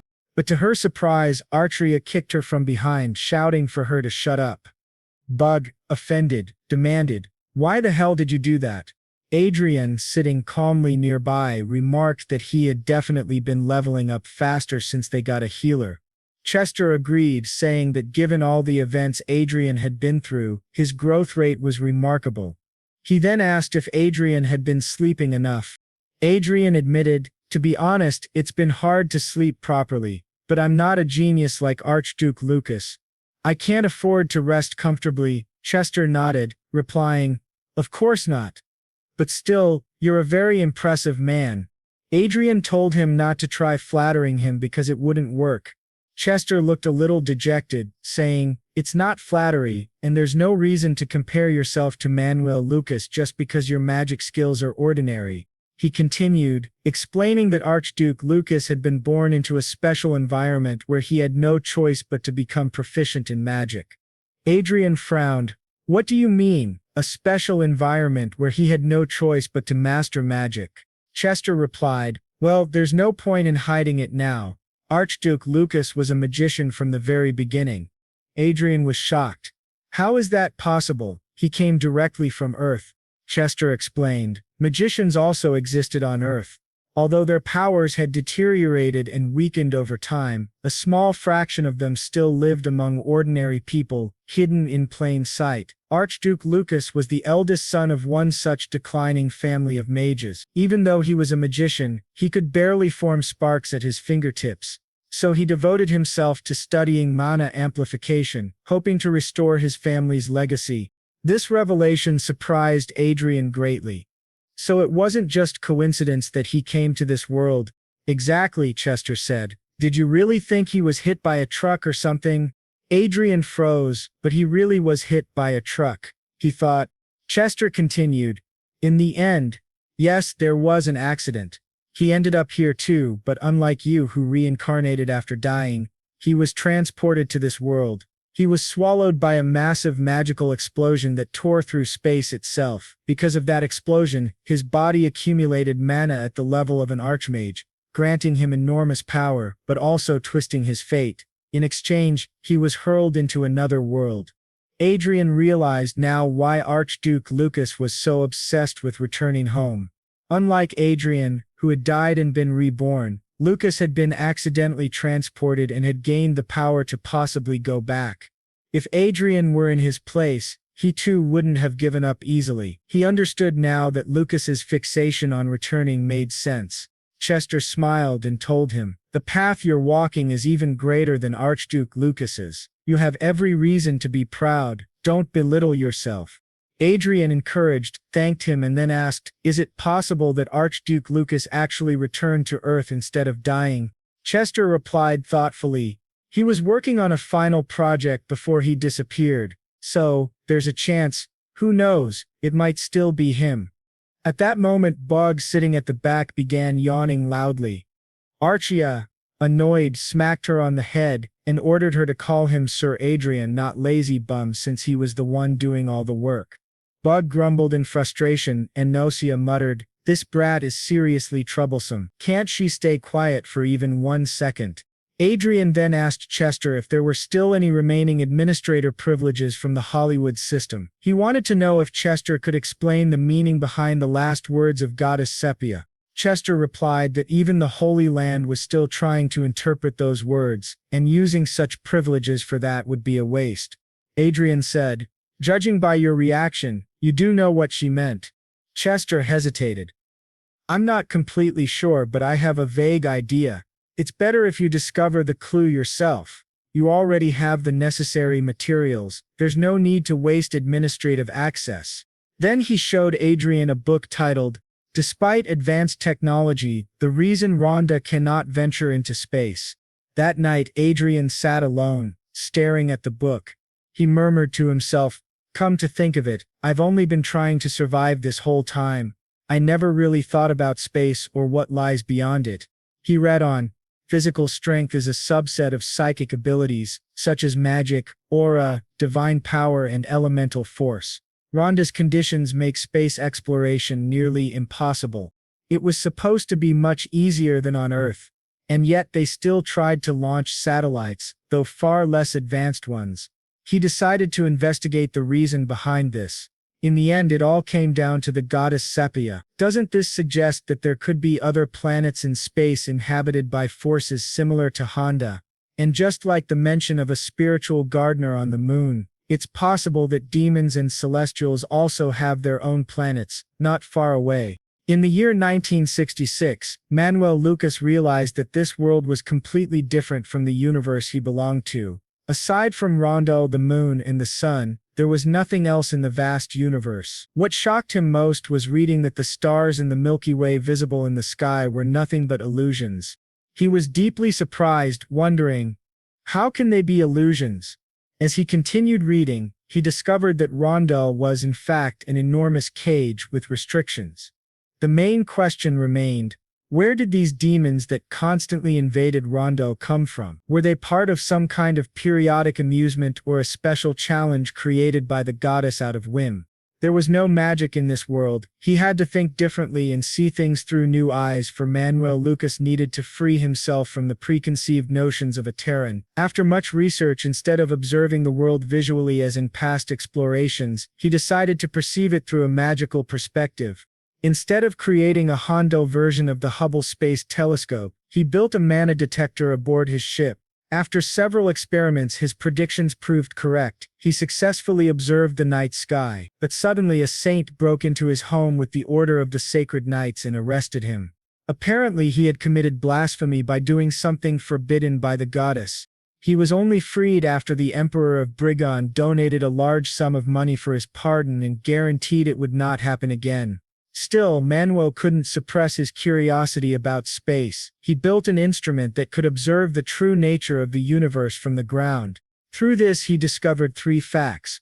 First, despite being invisible due to a camouflage effect, he confirmed the existence of two more planets within Hondo's solar system, both with similar conditions, the worlds of the Celestials and the Demons. Second, the coordinates of these planets were positioned in such a way that traveling from one to another was impossible. To invade them, one would have to traverse space, a method strictly forbidden by the goddess. Third, many constellations that exist on Earth also appeared there. He began to wonder whether the constellations overlapped. Thinking about it further, he realized that the skies of Honda and Earth were quite similar. As he observed the night sky for a long time, he sensed a certain disharmony, which greatly shocked him. The stars in Honda's night sky were mirrored, left and right inverted, compared to the night sky he knew from Earth. This world was deeply connected to his home planet. It was possible that this place was a world on the opposite side of the Earth. He knew. He was stunned when he realized what Chester had meant when he said he wasn't sure. It was just a vague idea. Perhaps the black star the goddess mentioned, referring to the planet on the opposite side of the other world, was in other words Earth itself. If this world was indeed another world on the opposite side of Earth, then the goddess's prophecy could be interpreted as a prediction that conflicts between the two worlds might soon occur. If that were true, it would signify a global threat. He then wondered why the goddess had spoken in such vague terms and began shouting, asking what she wanted him to do. Why couldn't she just say it clearly? It wasn't like he could share this information with others.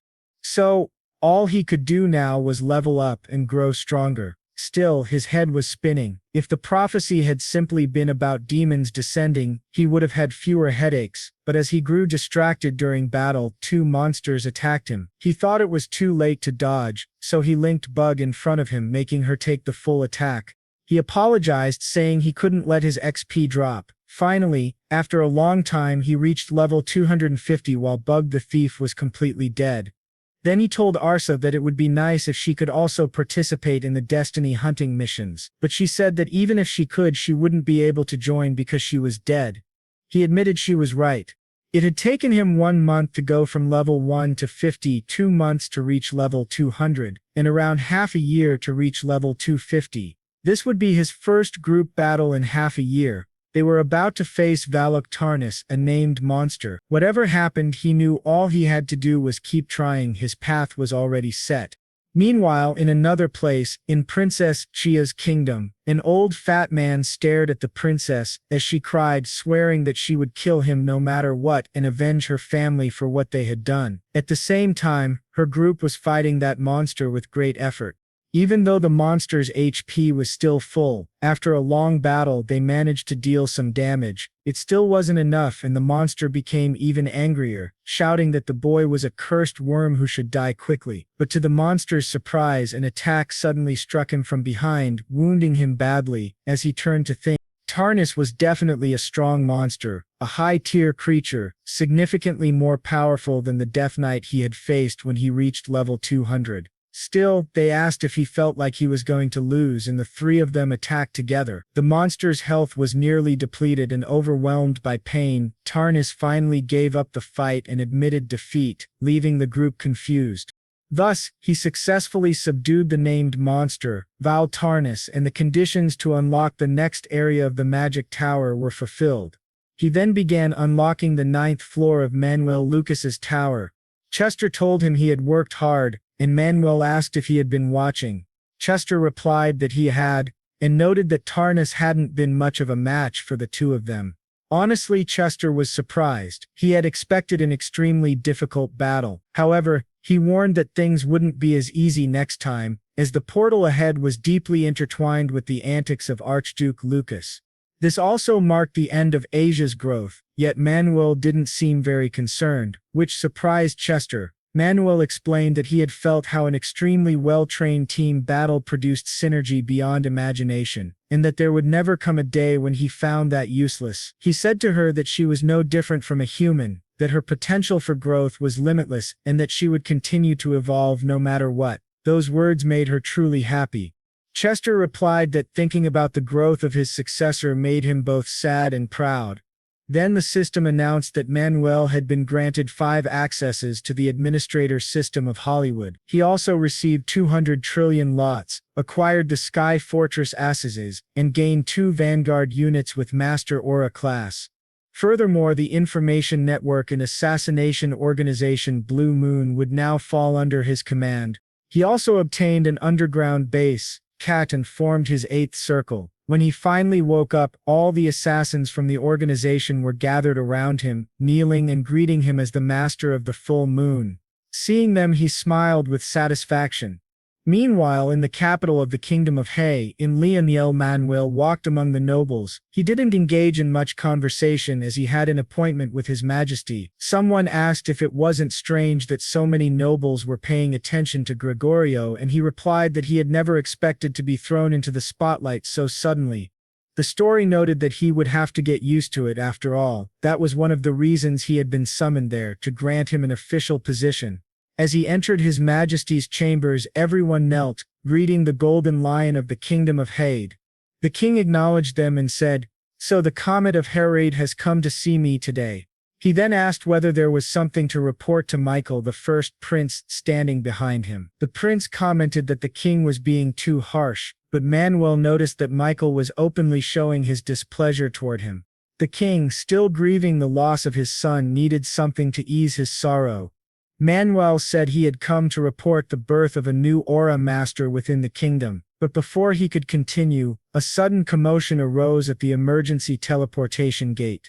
One of the guards rushed in, announcing, "Your Majesty, Princess Qialan of the Kingdom of Roberto has appeared gravely injured at the emergency teleportation gate."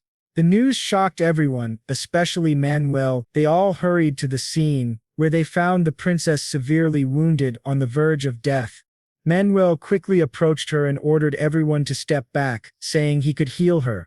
He activated recovery magic, but soon realized it wasn't enough. Half of her internal organs were gone. It was a disaster. He thought, damn it, who could have done something so cruel? At this rate, she would die. Then the princess weakly spoke, calling him Duke Lawrence. He asked her what had happened, but she only pleaded, "Please, help me." Without hesitation, Manuel lifted her into his arms and said he would take her with him, shocking the guards. The prince commented, "Now that I think about it, she's your guest after all." Understanding the implication, Manuel thanked him for his understanding and teleported away. In another room, he began casting not simple healing or recovery magic, but eighth circle resurrection magic, revive. The scene then shifted into Chilean's mind, where she was surrounded by a sea of blood, screaming for her father and mother, begging for someone to help her. At that moment she heard Manuel's voice calling her name, and she woke up. As she opened her eyes, Adra asked if she was awake. They were now in Marinkov, the central city, and she was safe. It was his territory. Manuel had learned that the kingdom of Roberto, once the conqueror of the eastern Traton continent of Hond, had fallen after the collapse of the Farmant regime of the Allied Republic of Prius. Due to the revolution, breaches had appeared in the barrier protecting the royal family, which eventually led to the usurpation of the throne by Emperor Lan. The kingdom of Roberto had always been ruled by a noble council stronger than the royal family, making it difficult to stop the rebellion. They speculated that the desperate attempt to win the Saint competition was also meant to restore the weakened royal family. Manuel then told her that he would help her reclaim her kingdom. Shocked, Chilean protested, saying she couldn't trouble him any further. But Manuel replied that he wouldn't help her for free. He asked if she knew of Ophelia, the small island near Tamar. He told her that if she allowed him to occupy that land rent-free for 50 years, he would end the rebellion without sparking a large-scale war. Grateful but surprised, she asked if that was truly the price for extinguishing the rebellion in her country. Manuel answered that he would explain more later. His true goal was the embedded tourmaline. On that island, it was said that the world's largest deposit existed. She confirmed it was true, but added that tourmaline was a mineral of little value.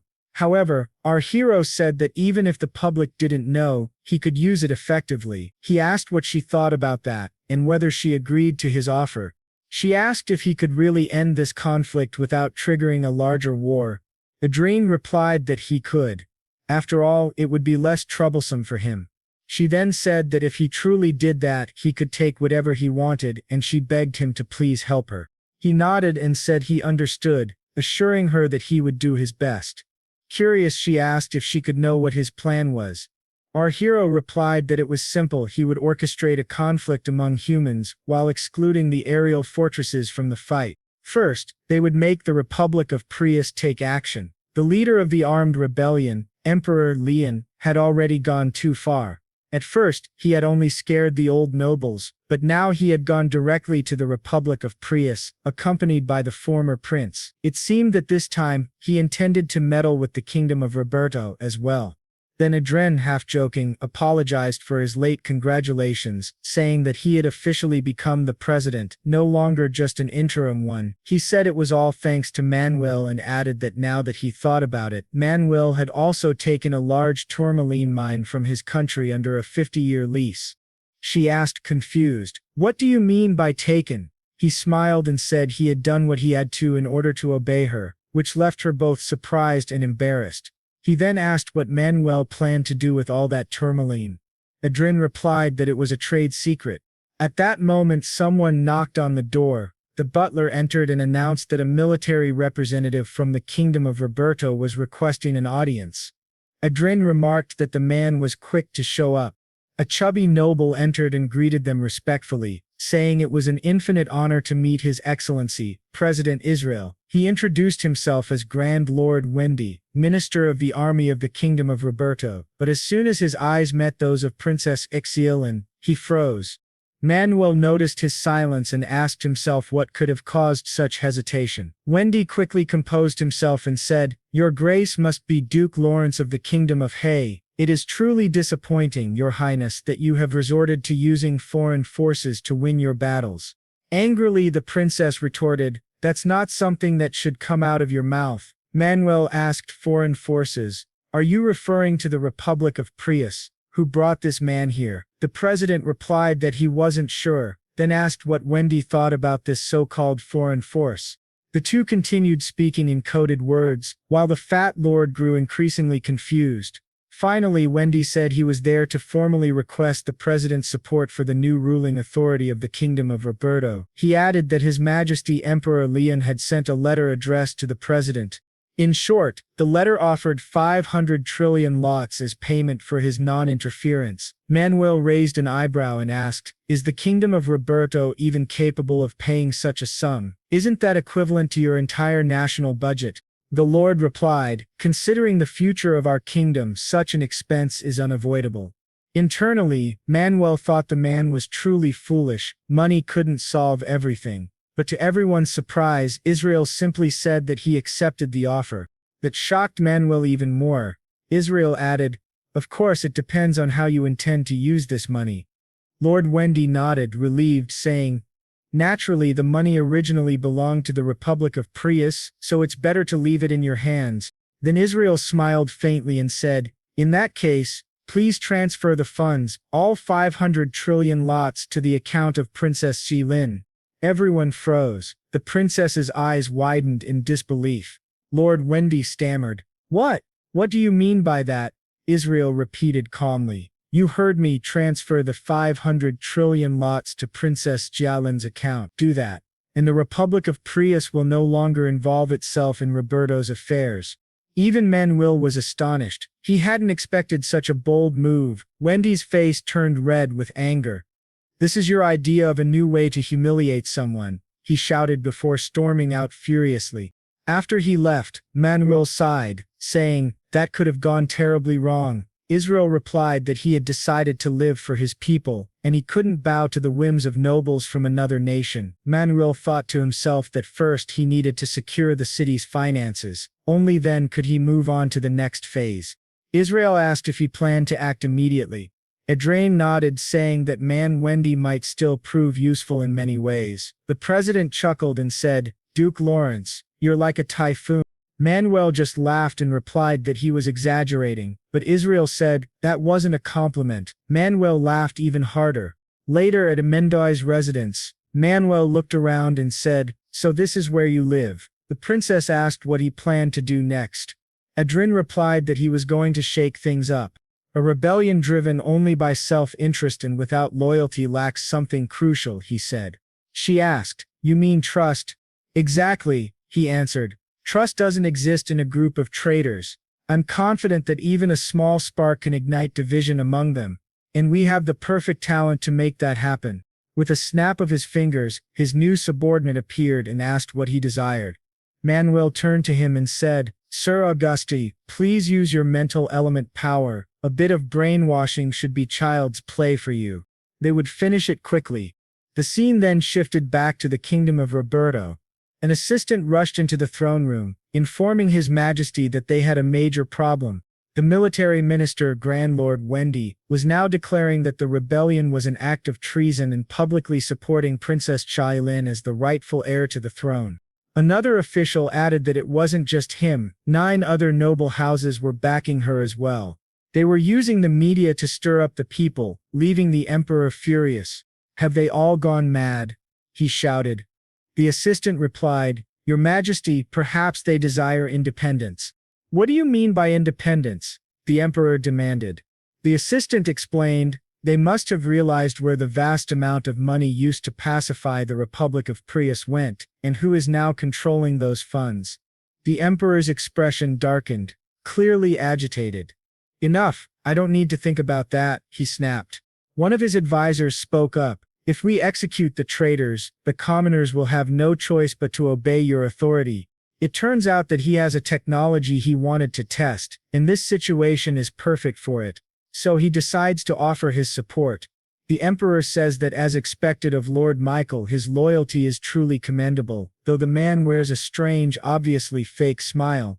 Our hero then investigates this man, whose name is Michael Gale, and realizes it's no surprise, he doesn't even seem like he's from the Kingdom of Roberto. He asks who this guy really is, and Shia explains that people say he's a mage from Resort Island. He's a 6th circle mage, but he has an innate talent for designing and creating artifacts. In the 2 years since he began serving the emperor, they started producing cutting-edge equipment on their own.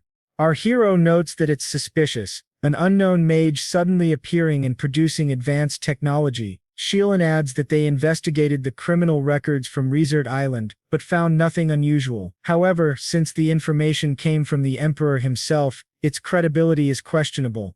She then tells Duke Lawrence to let her punish the Emperor personally, to execute him herself. This surprises our hero, who asks if she really wants to slit his throat with her own hands. She confirms that she does and insists that she wants to kill him. He says he understands and that they'll do it for her. The operation is extremely simple, and they plan to avoid causing chaos or confusion. There's also an advantage in targeting the elite. Depending on how things unfold, there might come a time when the princess will have to mobilize herself, so she must be prepared. She promises to do everything she can. Our hero then speaks with Sir Gregory. A hooded man asks what's going on and he gives him his orders. Now the citizens have gathered in front of the castle. One of them shouts that they should stop persecuting Princess Xiaolin, that the Chia family is the only true royal family. Those who wish to serve her are being called rebels, and they must eliminate everyone. Chaos erupts as the guards attack, but at that moment, the princess appears and demands to know how those who swore to protect the nation could turn their swords against their own people. Princess Xiaolin stands there before them, and all the guards rush to capture her, but suddenly a white knight appears. It's Gregory. Earlier our hero explained the mission to him, saying that this event would go down in history, and that appearance matters just as much as ideology. Gregory thinks to himself that he's really pretending to be a holy knight. Meanwhile, back in the royal palace, the emperor asks if the princess is truly in front of the palace. His assistant confirms it and reports that she's fighting the vanguard troops who were attacking the protesters alongside the military. The emperor orders them to capture her immediately and bring her to him, saying he wants her kneeling before him. But then something strange happens. The palace begins to shake violently. The counselors ask what's going on, and then an explosion rips through the hall. Our hero appears, declaring that, obviously the villain is right there. He asks if this is the old emperor while everyone recognizes him as Duke Lawrence. Our hero mocks him, asking if he's had pleasant dreams over the past 3 days. The emperor, furious, declares that he is not only the emperor but also the king of Roberto, but our hero calmly replies that it won't be for much longer. The emperor's general snaps, saying that there's a limit to arrogance and that just because he became a duke at a young age doesn't mean the world belongs to him. Soldiers surround our hero, but in an instant he activates his magic and slaughters them all, shocking the emperor. Andra then asks what the emperor was saying earlier. At that moment, our hero says that from the very moment they entered the palace, the battle was already over, and that the emperor is destined to lose. The emperor glares at Princess Xiaolin, who returns his look and says that she promised she would have her revenge and take his head. Adra orders that no one be allowed to escape. Every noble is the enemy. The guards confirm the order and advance. The imperial guards tremble in fear, unsure how to fight. The emperor, terrified, promises them great rewards if they kill the intruders. But Andra coldly says they should ignore the pig and that if they wish to live they must lay down their weapons now. Otherwise they'll lose their heads. The terrified soldiers drop their weapons and surrender peacefully. The emperor shouts that this is ridiculous. Then our hero calmly tells him that he understands he must be shocked to see strangers meddling in his affairs. He should just think of this as bad luck. It will make things easier to accept. Then as Princess Xiaolin approaches him, covered in blood, our hero wonders if the emperor can still think of himself as a ruler. But suddenly, he spots that suspicious man again. He asks who he is, but the man nervously claims not to know what he's talking about. Our hero attacks him instantly. The man defends himself, saying it's quite a surprise he attacked without hesitation, and asks how he discovered that he was using dark magic. Our hero shouts that he knew it. The man is a damned dark mage. He had suspected it all along. He thought the man was just a background character, but he turns out to be the real villain, Michael Guy, a 7th Circle dark mage and the master of the magical tower of the Kingdom of Roberto. Our hero wonders where this dark mage came from. Michael arrogantly asks how he found out, but our hero mocks him, saying that someone unworthy of the title Archmage should at least be able to sense such a thing. It turns out that Michael was using sinister dark magic. He says that although he's met many people, this is the first time someone has been able to sense his energy. Our hero replies that it's because he's on another level, though he admits to himself that dark mages are still uncharted territory for him. He then hands the sacred sword to Arshia, who grabs it and charges straight at the dark mage. Confident, Michael casts his magic toward both of them, but Adria dodges skillfully and traps the mage in chains, surprising him. Arshia then follows up, slashing off Michael's arm. Screaming in pain, he stumbles back, realizing his arm is gone, and mutters that he never imagined meeting people like them. Our hero tells him that if he's gonna keep talking, he might as well surrender and let them finish this. But Michael refuses, saying he can't let that happen. He still has many things left to do. He then activates a massive magic field, stunning both of them. At that moment, two enhanced Vanguard soldiers appear, called Relentless Vanguard. After reading their data, our hero realizes, horrified, that Michael had dismembered humans and fused them with Vanguard equipment. Michael laughs, saying that our hero has a sharp eye and asks what he thinks. Unlike armor worn over a human body, this integration is flawless. It must be the final form of the Vanguard. He asks, "Don't you agree? With these two, defeating an Aura Master will be easy. The paradigm of war is about to change." Our hero coldly responds that he's not sure what paradigm of war will change, but what he does know is that dark mages like Michael must be killed. Michael grins and says he can't wait. He then wonders aloud what kind of masterpiece he could create using the brain and spine of an archduke and a holy knight. The two vanguards charge toward Adria and Arshia. Even the Emperor is caught off guard. Our hero quickly casts a sealing spell to protect him, saving the terrified Emperor's life. He mutters that, honestly, he doesn't care if the Emperor dies, but he made a promise to the princess. Meanwhile, Arshia fights one of the vanguards. The narration explains that this one is definitely stronger and faster than the others, but it lacks any of the subtle irregularities of a true human fighter. Its movements are too mechanical. Our hero asks Michael if he really believes such things can replace humans, defeating both vanguards in quick succession. Desperate, Michael summons orbs of dark magic and hurls them at the two, but Adria binds him again. Arshia pierces the dark mage's chest with the sacred sword, but Michael only laughs maniacally as a system notification appears. Vanguards have entered frenzy mode. Michael sneers that since things have come this far, they'll all die together, letting out a crazed, evil laugh. The entire palace begins to shake violently. The explosion is moments away. The princess and the royal advisors are thrown to the ground, confused and terrified. Michael suddenly stops laughing and stares at our hero in disbelief. "It can't be," he whispers. Adria had formed a reverse barrier, a shield designed to suppress the explosion. Michael trembles, realizing that Adria just contained a spell above the seventh circle. He shakes in fear, reaching his conclusion. "Shut up," Adria says coldly. He activates his magic and burns the dark mage alive. After the battle, the soldiers behind them realize they've survived. Our hero mutters that there's nothing good about that. There was a dark mage hiding among their own ranks. The Emperor, terrified, realizes he has no way out. Right in front of him, the princess points her sword at his face. He begs for forgiveness, but she slashes his ear instead, making him faint in fear. She declares that she won't kill him.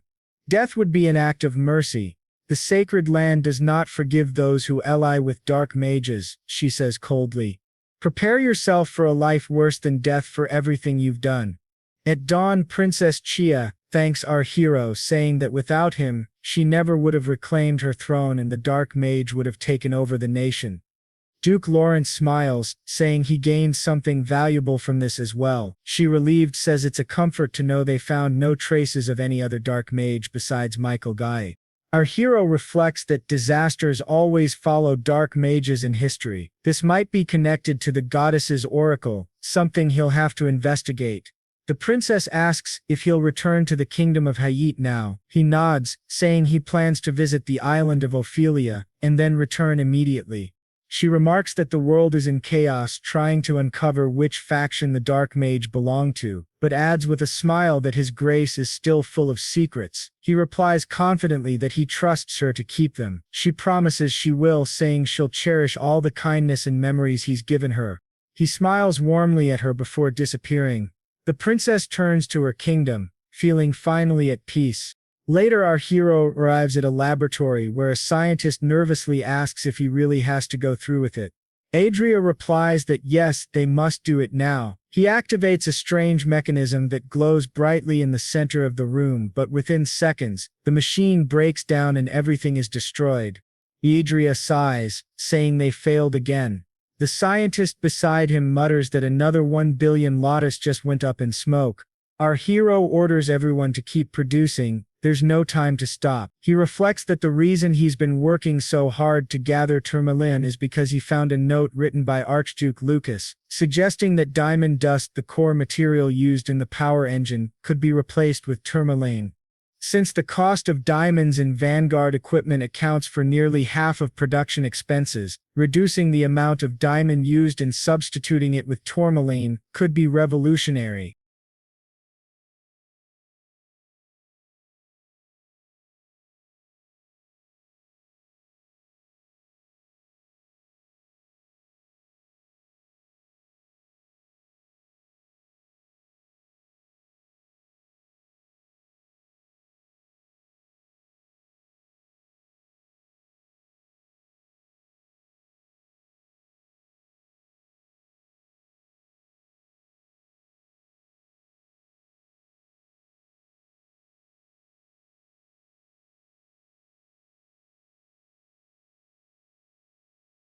By combining tourmaline with other materials, he managed to lower production costs and earn a huge profit just from that. The scientists in front of him asked if he was sure about it, and he told them to stop crying and continue the experiment. Soon 1-2-3 billion were gone in the blink of an eye. After some time, they watched 100 billion disappear overnight, which drove them to the brink of insanity from the stress. When they were just about to burn through 2 trillion lotus, they finally succeeded. Everyone cheered in excitement. The narration noted that it was great. They had successfully reduced the production cost of the power engine to only 20% of its original price. The Swordsman 1.0 model had already been popular even with its inferior performance compared to rival products. Now the newly launched Swordsman 1.5 was expected to sell like crazy. The king, however, said that he wanted the prices of the new Swordsman 1.5 models to be raised, as at this rate they would monopolize the domestic vanguard industry. He reminded them that monopoly is a poison that hinders industrial progress. Meanwhile, our hero thought that since the sales were so good, they would surely be summoned by the royal palace. He added that losing the competition this time would make the Magic Tower's development team feel a sense of crisis, igniting the flame of competition. However, as he reflected, such motivation only works when there is a healthy level of rivalry. That month, the number of contracts from the Royal Magic Tower had dropped by 60% compared to the previous month. The Magic Tower's sales plummeted by 90%, while the Lawrence Magic Tower experienced a staggering 150% surge. At this rate, the other towers would collapse before they even had a chance to compete. Seeing these figures, it made perfect sense that the king would get directly involved. Understanding the situation, our hero agreed to raise the price by 10%. In exchange, he asked for permission to export Vanguard equipment and its core components. The king asked if he was implying that he would increase profits through exportation in exchange for reducing domestic sales. When our hero confirmed, the king agreed and granted permission. Both men bowed respectfully before leaving. Now alone with the first prince, the king said to Michael that he should eliminate every potential threat before passing down the throne to him. Duke Lawrence, he said, is a particularly troublesome one. The prince replied that he thought Lawrence was someone who elevated the kingdom's prestige, but the king warned him that the stronger the nobility grows, the worse it becomes for the royal family. Michael then said that they too could grow stronger, adding that he didn't want to be a ruler who hinders the growth of his subordinates. The king countered, saying, "People are cunning. Once they gain power, they inevitably desire higher positions. You can relax for now as our royal family still has powerful supporters, but no one can predict the future. Nobles always side with whoever holds real power. He continued. If he seeks power, I'll give him power. If he seeks authority, I'll grant him authority. But would it not be fine as long as I'm not the target of his ambition and display of power? The prince, intrigued, asked what he meant by that. He explained, the world is vast, filled with countless lands beyond this royal family. His hunger for strength and conquest could be directed elsewhere. The king was taken aback while the prince continued. For example, a troublesome neighboring nation that constantly provokes conflicts, or the vast undeveloped territories beyond it. The king was shocked, but Michael added that they shouldn't underestimate the empire of King. Even though it was currently losing ground to the Brugon Empire and the allied forces of Elia, it had maintained its imperial status for centuries. Michael said he believed it would be best to accelerate the king's abdication, as he had grown too complacent in his reign. However, he was underestimating the king's own strength. In that moment, the Grand Master appeared, pointing his sword at the prince's throat, declaring, Your Highness, the Crown Prince, you are crossing the line. The prince, unshaken, replied calmly, Just like you, I am my father's shadow. Unfazed, he asked if Duke Lawrence had told the Grand Master about their conversation. Michael answered that yes, he probably had. He seemed very close to Lawrence. Angered, the king ordered both of them to stop immediately. He finally understood why he had allowed the second prince's faction to grow unchecked. It was so that the crown prince would have to overcome internal opposition and strengthen his resolve. The prince admitted that this was true. The king then told him to stop provoking Duke Lawrence any further and not to push him to turn his back on the royal family. He added that the future of the kingdom should be left to the younger generation, for they would one day transform this realm into an empire. That night in a dense forest, a young boy was running at full speed, following a strange light. When he reached the end of the forest, he stopped in awe, staring at a highly advanced city filled with futuristic technology. Confused, he looked around and checked his phone, only to see that it displayed no service area. Meanwhile, back home, Bug was browsing the internet when our hero entered the house and suggested that they go out to eat. She happily agreed, but to their surprise they noticed Bug hiding something. Our hero asked what she was doing and she nervously claimed it was nothing, that he must be imagining things. However, Artria quickly struck her and demanded that she tell the truth. At that moment he grabbed what Bug was hiding, a phone from a very well-known brand. Bug explained that she found it at the market last time. The design on the back was written in English, and she was planning to give it to him. I found it first, so I wanted to play with it a bit. Rugwa's expression hardened. Where exactly did you find this? Meanwhile, in the Marquisate of Watts, a man sat alone, lost in thought. A woman's voice interrupted him. Thinking of your homeland again? He turned and bowed slightly. Lady Michelle, how are you feeling? She asked kindly. I'm well, thanks to you, he said sincerely. I truly appreciate that you took me in, even though I have no defined status and can barely communicate. Michelle smiled. I welcomed you because I was fascinated the moment I saw you. Just then, a servant entered. Lady Michelle, you have visitors. Visitors? At this hour? She asked, puzzled. Yes, Your Grace, Duke Adrian Lawrence and Duchess Arcia clan. Michelle's eyes widened. You should have said that first. Moments later, Rode and Artria entered. Forgive our unannounced visit, Rode said politely. Michelle, thrilled, replied. It's an honor to have you here. What brings you to my estate? It's nothing serious, Rude said calmly.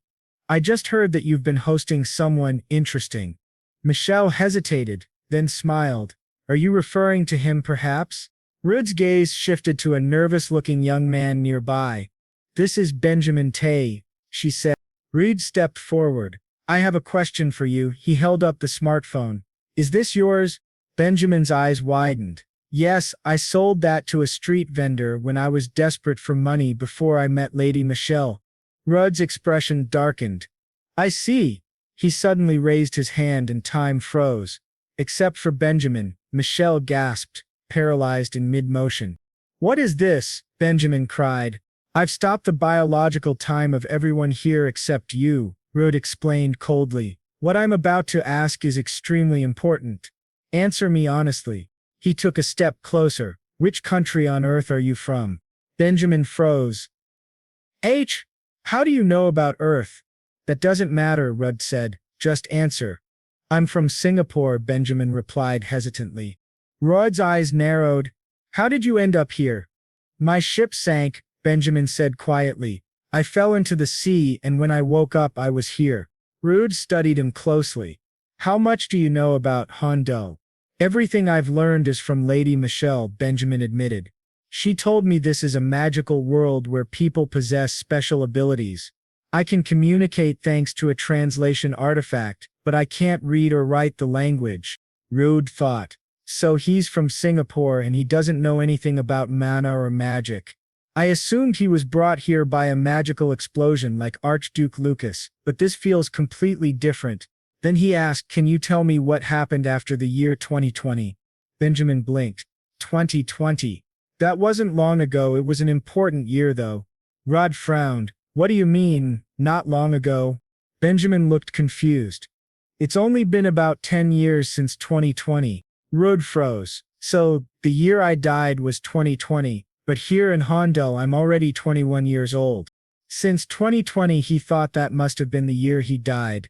But when he turned 21 in Hondo, only 2 years had passed on Earth. That means the difference in time between the two worlds is about 10-1. Benjamin said that 2020 was a special year on Earth, but he could only describe it as a disaster. Every kind of natural catastrophe struck the world: earthquakes, tsunamis, typhoons, tornadoes, and volcanic eruptions. Due to these massive disasters that lasted around 10 days, international communication was completely paralyzed and countless lives were lost. When the natural disasters finally calmed down, strange phenomena began to appear, throwing the world into chaos. Our Lady asked, "What do you mean by strange phenomena?" Benjamin replied that the only way he could describe it was this. First, a highly contagious disease with an extremely high transmission rate and lethality spread across the world. Fighting against this virus, which kept mutating again and again, was incredibly difficult. It wasn't completely contained until 2022, right before he came to this world. The second issue was the appearance of deadly poison zones and mutant creatures. Toxic gases gathered in certain regions, making it impossible for people to move freely. In addition, mutated creatures began to appear in large numbers within those zones. Fortunately, the military regularly burned and cleansed these areas to prevent further damage. And lastly, out of nowhere, new lands began to appear on Earth. One day, islands would rise from the ocean where there had been none, or mountains would suddenly emerge from flat plains. Adrian was deeply troubled. He realized that all of this happened within just 2 years since he'd been in Hondo, and he wondered whether his family was still safe. He also thought that this might be connected to the goddess's prophecy. He thanked Benjamin for telling him everything, saying that the information was very helpful. Then Benjamin asked if he, by any chance, was from Earth, because he had said he wasn't born in this world and had a precious family there. But he also had memories of a previous life. What he meant was that he had been Korean in his past life on Earth, which greatly surprised Benjamin. Then the lady said they should stop talking about this. No one in this world could understand his situation better than she could. If it were up to her, she would have already sent him back to Earth. But interdimensional travel was impossible at the moment, so he should stop thinking about it. He asked excitedly if there was any way for him to return. Adrian replied, "Who knows? I'm the only one who might be able to find a way to send you back to your original world. Until then, I'll help you survive and adapt here. But in return, you must swear never to reveal my secret or talk about Earth to anyone without my permission." Benjamin nodded, saying he understood and would follow every instruction carefully. He addressed him as Sir Adrian and said, "If it's not too much trouble, may I ask something?" Adrian told him to go ahead. Benjamin then asked, "Can the magic of Rondel solve the poisonous zones or the virus problem on Earth?" Adrian replied, "Yes, with magic that would be quite simple," which completely shocked Benjamin. Benjamin wondered aloud, "Then maybe I was sent here to find the savior of Earth." Adrian was surprised. "Savior of Earth? That's impossible," he muttered. Just then, with a snap of fingers, Michelle, who had been petrified, returned to normal and asked, "Hey, where's my dessert?" Someone had eaten it all. Adrian told Michelle that he would be taking Benjamin with him. Michelle, shocked, asked, "What do you mean?" Adrian replied that she was coming too, which surprised Asia even more. She asked, "Do I really have to go to His Grace's palace?" He nodded, saying yes, and that he wanted her to stay at the Duchy of Lawrence for now, which made her both surprised and excited. She said she understood and went off to pack her things. Meanwhile, Errol stood nearby, staring at her even more intently. Adrian thought that after him, she was the person who had come closest to crossing paths with destiny. If she had met Benjamin just a little later, she would have already learned the entire English alphabet. He wondered if it was just a coincidence, but when coincidences pile up like this, they call it fate. He decided that before anything troublesome happened, he would keep that crazy girl under his watch, but someone behind him said no, they should just kill her now. Later, after she packed, she told her father she was leaving. Her father asked, "What do you mean? What kind of mess are you getting into this time?" Meanwhile, in a secret meeting, a man with silver hair asked, "Are we just going to let the Lawrence Magic Tower do whatever they want?" Last month alone, they bought nearly 60% of what they purchased in the entire previous year. The number of power engines they've sold has already surpassed international demand. We must impose sanctions against them. If we don't act, the entire international market will fall into the hands of one single group. This man was a prince from the Qing Empire. One of the other figures said, "Then the ex-Qing Empire must have a brilliant plan." The prince replied, "We can impose anti-dumping tariffs to solve this issue." A woman responded, "Anti-dumping tariffs are imposed by the countries that buy the products. From their point of view, purchasing high-quality power equipment at low prices is an advantage. There's no reason for them to agree with you." But the prince said, "We'll just force them to align with us. The countries buying such advanced equipment are at best of medium power. If we all work together to pressure them, we can handle this easily." The woman glared at him and said, "So you're asking us to pressure another country just to squeeze money out of them? That's disgraceful for a prince." He frowned and asked, "Disgraceful? How so?" But from the way she spoke, he could tell she completely disagreed with him. "The Duchy of Riverdale must be like this." She asks on what basis His Highness believes he has the right to make such a judgment, and if by any chance he thinks he owns the place. At that moment, an old woman speaks up, telling them to stop fighting. This is the Marchioness Cordelia Winfred, leader of the second largest magic tower in the Brine Empire. She says that, personally, she finds it difficult to accept the Crown Prince's opinion, although it is possible to discuss anti-dumping measures and request voluntary cooperation. Pressuring foreign countries to impose sanctions is both illegal and unacceptable. This has gone too far. The prince, visibly angry, returns to his office, muttering that this is ridiculous and that those bastards only react that way because they are not the ones being pressured. His side is taking the greatest losses. He curses the kingdom of Hyrule and Duke Adrian, calling them a bunch of bastards if they think he will stand by and do nothing. He orders his soldier to contact Count Tre, saying that he will show them what happens when someone dares to provoke the Empire of Qing. The Crown Prince then declares that about 2 hours ago, around 2:30 today, the Viscounty of Pier collapsed. The one responsible was Count Tre, a marquis of the Kaisin Empire, who launched a surprise attack with 200 vanguard soldiers, instantly capturing the local lord's castle. The Kaisin Empire denies any involvement, claiming it has nothing to do with the incident. All the nobles call them shameless, while our protagonist thinks that the Empire of Kaisin's behavior has become an annual tradition, but this time it is far worse. The prince summons our protagonist. When he asks what is happening, the prince orders him to capture the Marquis Tree's territory.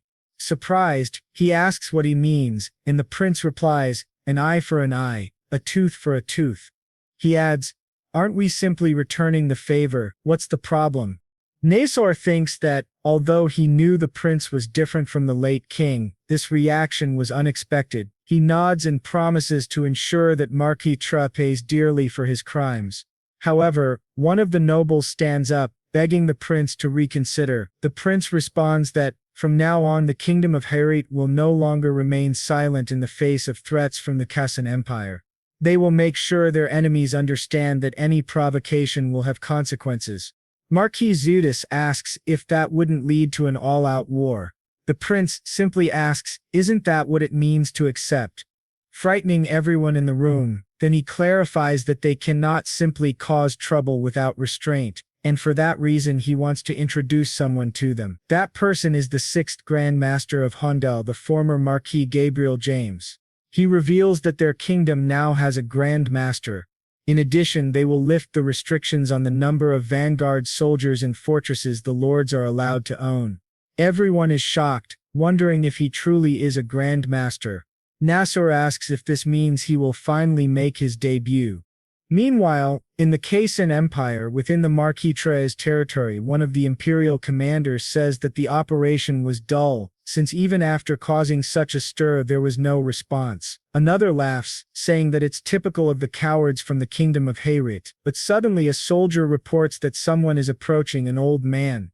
Everyone laughs, thinking they sent a wrinkled old man to meet his end. In that instant the old man draws his sword, sealing the fate of all of them. In another scene, in the Kaysen Empire within the Marquis Tre's castle, a blonde young man asks his father if this plan will really work, taking over an entire territory without resistance. His father cuts him off, saying that they are only following the orders of the first prince. The soldiers of the Heirit kingdom won't want a real war, they'll just pretend to react and let things calm down as they always do. This man is K-Tre. At that moment a guard rushes in, calling out, "Your Excellency," and reporting that the viscounty of Pirene has been retaken, and in the process almost all their forces were wiped out. Count Tre, shocked, asks how that's possible since they had deployed an aerial fortress and an escort unit. The guard replies that the enemy was a single Grandmaster. Count Tre jumps to his feet, asking what he just said. There's actually a Grandmaster in the kingdom of Heirit. The guard answers that it must be from their secret forces, and that the supposedly deceased Marquis James is in fact alive and has become a Grand Master. Suddenly the ground begins to shake, and the security systems report that the enemy has been detected. 5 aerial fortresses and 300 vanguard units from the Heirit kingdom have teleported into the area. Among them 2 individuals, a man and a woman from a special unit, break through the defense barriers and infiltrate the Lord's castle, terrifying the Count and his son. The system continues reporting Sir Ludes, Sir Ara and Sir Marces have all been killed. Count Tre orders his son to retreat. The boy asks about his mother and sister, but his father insists they have no choice and tells him to hurry. As they run, an explosion erupts in front of them and suddenly our protagonist appears. He coldly asks where they think they're going. Recognizing him as Duke Lawrence, they demand to know why he invaded their border and attacked their castle. Adrian replies, asking if they're joking, they were the ones who attacked first. Count Tre asks if the kingdom of Heirit is truly declaring war against the Kaysen Empire. Adrian retorts that they should know better than anyone how wars begin, and the right thing now is that both of them will die before doing anything else. Archia gestures as if slicing a throat, and the father and son begin to scream in terror. A massive explosion then erupts at the center of the palace. Now in the Crown Prince's office, he receives the news. He wonders if the kingdom of Heirit has completely lost its mind. Why on earth are they acting like this all of a sudden? One of his aides explains that a few days ago, news came out that the first prince of the kingdom of Heirit had taken over state affairs, and it seems he's very different from the previous king. He's adopting a much harsher approach, which leaves the prince furious. He thinks back to when he competed for the throne against the second prince. At the time he thought his rival was useless, but who would have imagined he'd be so cold and calculating? He admits he doesn't know much about him anymore, but Adrian Lawrence and the first prince together make an extremely dangerous combination. He mutters that before that man with closed eyes officially becomes king, he must do something and it must be done immediately. After that confrontation, numerous reports spread about the ongoing battles between the Saising Empire and the Kingdom of Heirit. Our protagonist reads the updates on his wrist device and notes that relations with the Empire of Saising have continued to deteriorate. The Crown Prince of Saising says it's probably because of the previous conflict involving Marquis Tre, and that the invasion of the Pirene barony was officially announced as the result of the Marquis's unilateral decision. an isolated incident from both sides. However, in truth, it was most likely done under royal orders. He adds that the other side now seems furious, and it looks like they've made an interesting move. The prince then asks the two guests before him what brings them to the palace. Archia calmly tells him that they are getting married, shocking the prince. He asks, "Getting married? What do you mean?" He insists that he never planned this when they last spoke. Adrian explains that they have good reason to do so, and to be honest, they recently overcame many obstacles together. The prince is astonished, realizing that this must be the so-called kingdom of the telepathic sword. Adrian thinks to himself that he can't reveal he's an 8th circle mage because of Archduke Lucas. Archia's situation, however, is different. He just needs to get what he came for quickly. Adrian then says that once the duchy is officially granted to him, he plans to get married immediately, otherwise ignorant people might try to spread discord. The prince agrees that it's a wise idea, a good way to consolidate power, and laughs heartily. Archia blushes deeply while Adrian looks confused, wondering what's wrong with her. She asks him about a proposal which catches him completely off guard. He explains that this marriage is part of his political plan, so why would he need a proposal? Hearing that, she becomes visibly upset.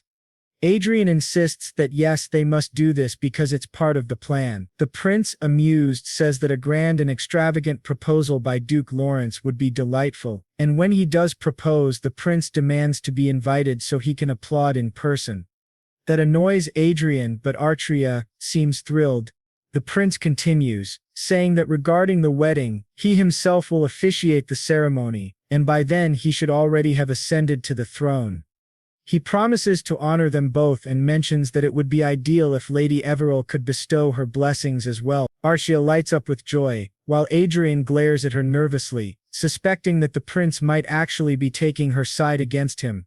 As the butler serves dessert to Adrian, he dismisses him and asks the prince how he plans to deal with the Hermes spies who have infiltrated the palace. The prince replies that, for a clean eradication, he intends to simply observe for now. If he intervenes too soon, they'll only scatter and hide, ruining the surprise they've prepared for them.